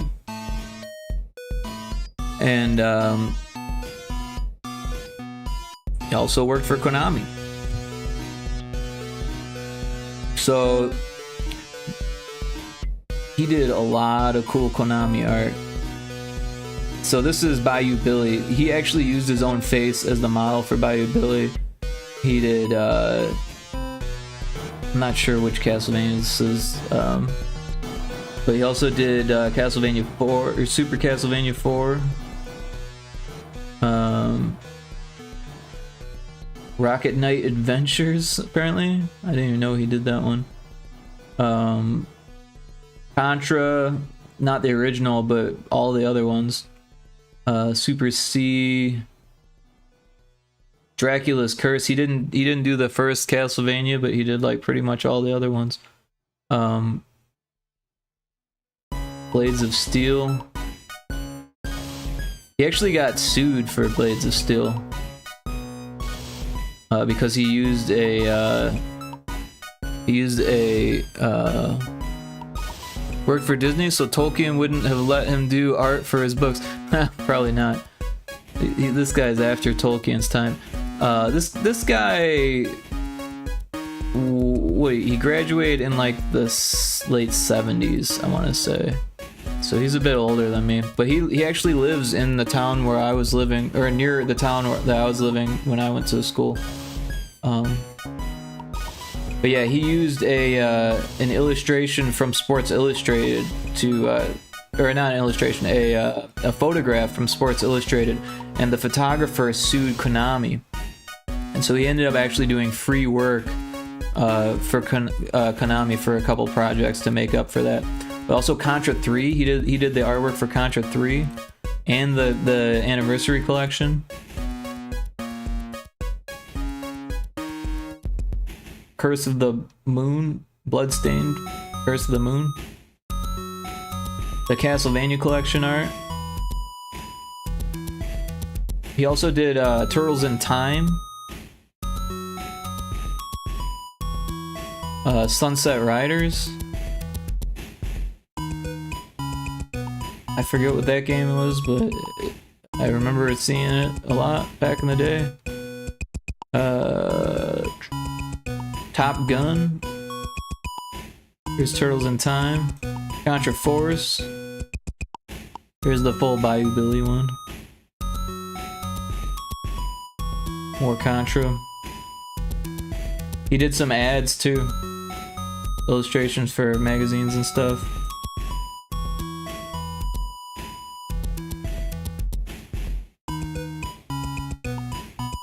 He did, oh wait. Oh, Tom DuBois did the tribute to Konami and, oh no. He did this guy did the same thing as me. He's like, I'm gonna do a Tom DuBois style artwork. But I actually emailed Tom DuBois.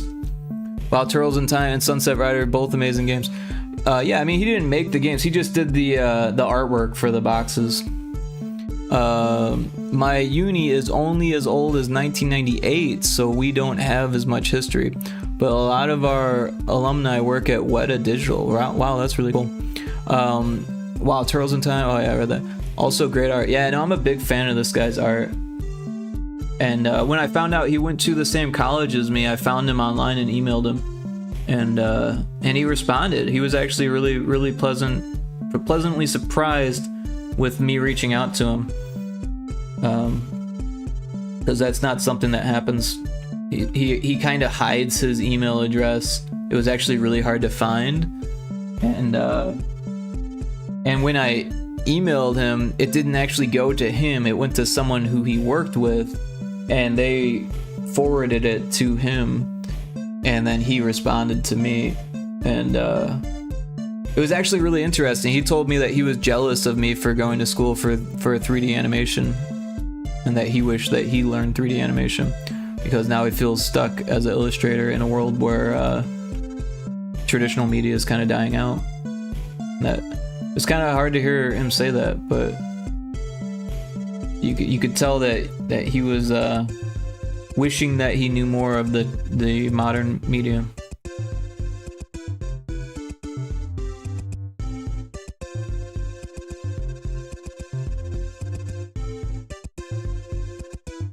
One of my lecturers was working on Path of Exile 2 under my first year, actually. Oh, cool.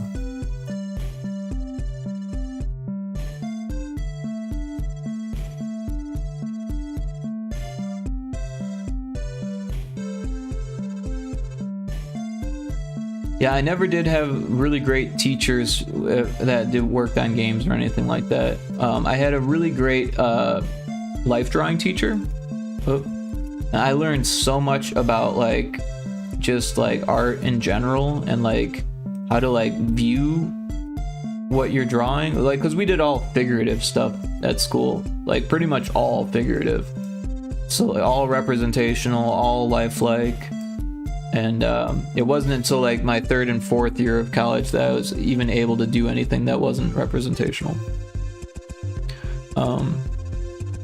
And that was because I was doing all 3D stuff at that point. But I was also taking painting classes and sculpture classes. There's a wild drill burr in chat if anyone wants to try to catch that.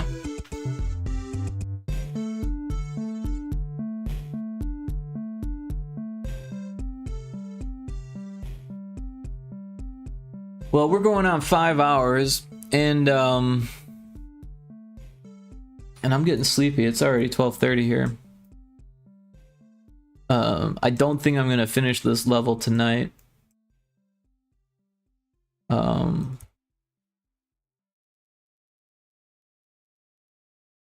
wanted to raid Frankie Pixel Show, but he doesn't stream as long as I do. So he's done already. But we could raid Cryptic. I don't think we've raided Cryptic before. Also, Indie Maniac. But we've definitely raided Indie Maniac at least a couple times. And it looks like he's doing a collaborative stream, so he probably doesn't need the raid as much as Cryptic. Oh, he's doing a collaborative one too. Let's see what Cryptic is up to. He's doing art.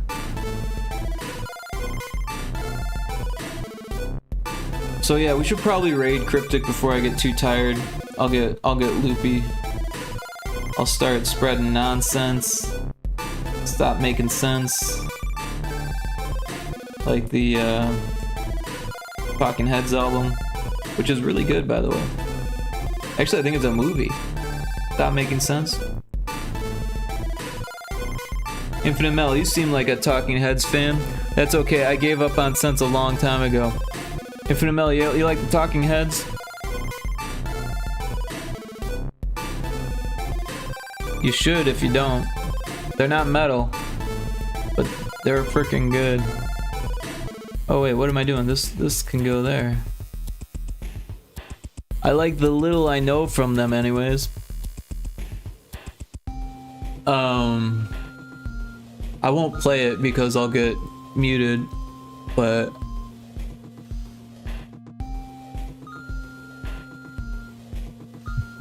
I'll find a clip and you don't need to hear it.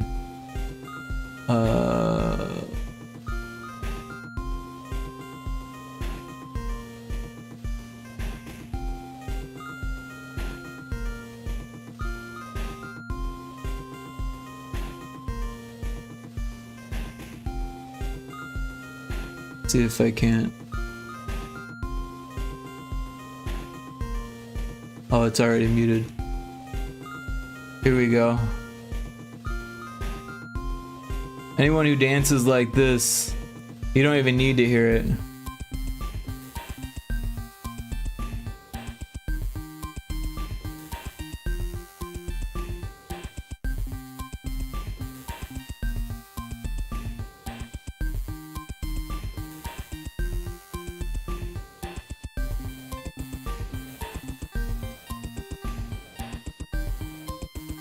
No, this guy's a badass. He actually does solo stuff too. He's super old now. David Byrne. There's that one song, you may find yourself living in a beautiful house.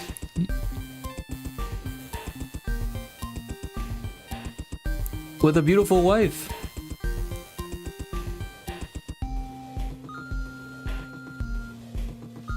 You may ask yourself, where does that highway go to?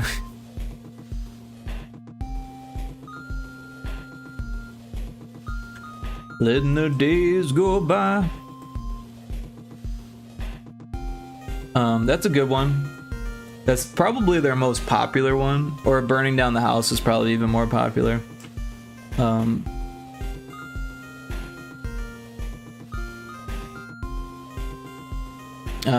But yeah, I really like This Is the Place. This is one of my favorite ones.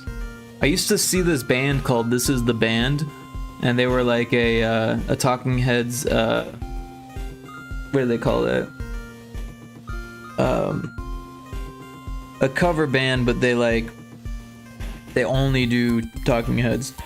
Tribute band. They're a Talking Heads tribute band, and it was great.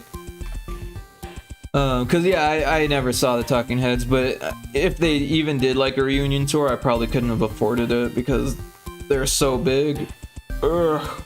Like I remember when Rush did a reunion tour, it was like $200 a ticket or something like that for like fucking shit seats. I paid $200 to see Tool a couple times, but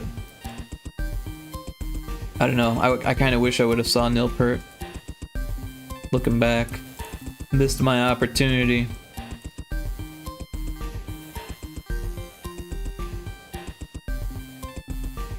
But yeah, but we should probably raid out before I get too loopy here. I don't want to completely sabotage my sleep schedule. But I appreciate everyone hanging out. Everyone's been super cool tonight. It's time for bed. Thank you for the stream. Good night. Yeah, we were just talking about raiding Cryptic, but thank you for hanging out, Kixie. I appreciate it. I'm glad you were lurking and chilling. Or maybe you heard some of the nonsense I was spilling, but it was fun. I'm glad you were here, and I hope you sleep well. See you next time. And yeah, let's get that raid going for Cryptic. We got a raid message. Raid message. Infinite Mill says, have a good one. Oh, Kixie's got the raid message too. Thank you, Kixie. And now I got a raid Cryptic. Cryptic's a cool guy. If you guys don't know Cryptic, he does arts. He's been doing a whole lot of different stuff lately. Right now it looks like he's making an AI companion for his stream. And looks like he's got an ad starting in like 40 seconds. So I'm gonna snooze it. Cause I'm a mod, I can do that kind of stuff. Oh, so cool. Yeah. Let's get that raid going.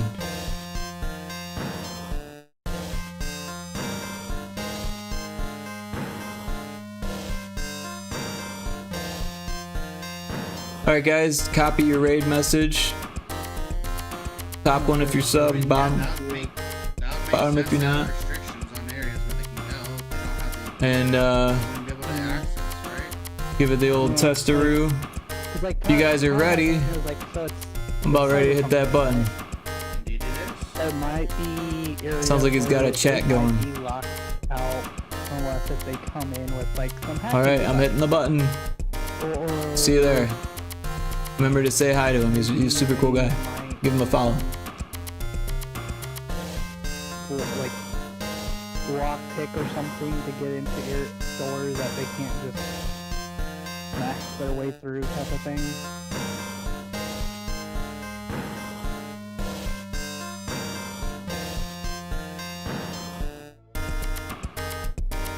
Now the cybernetics part, I don't know.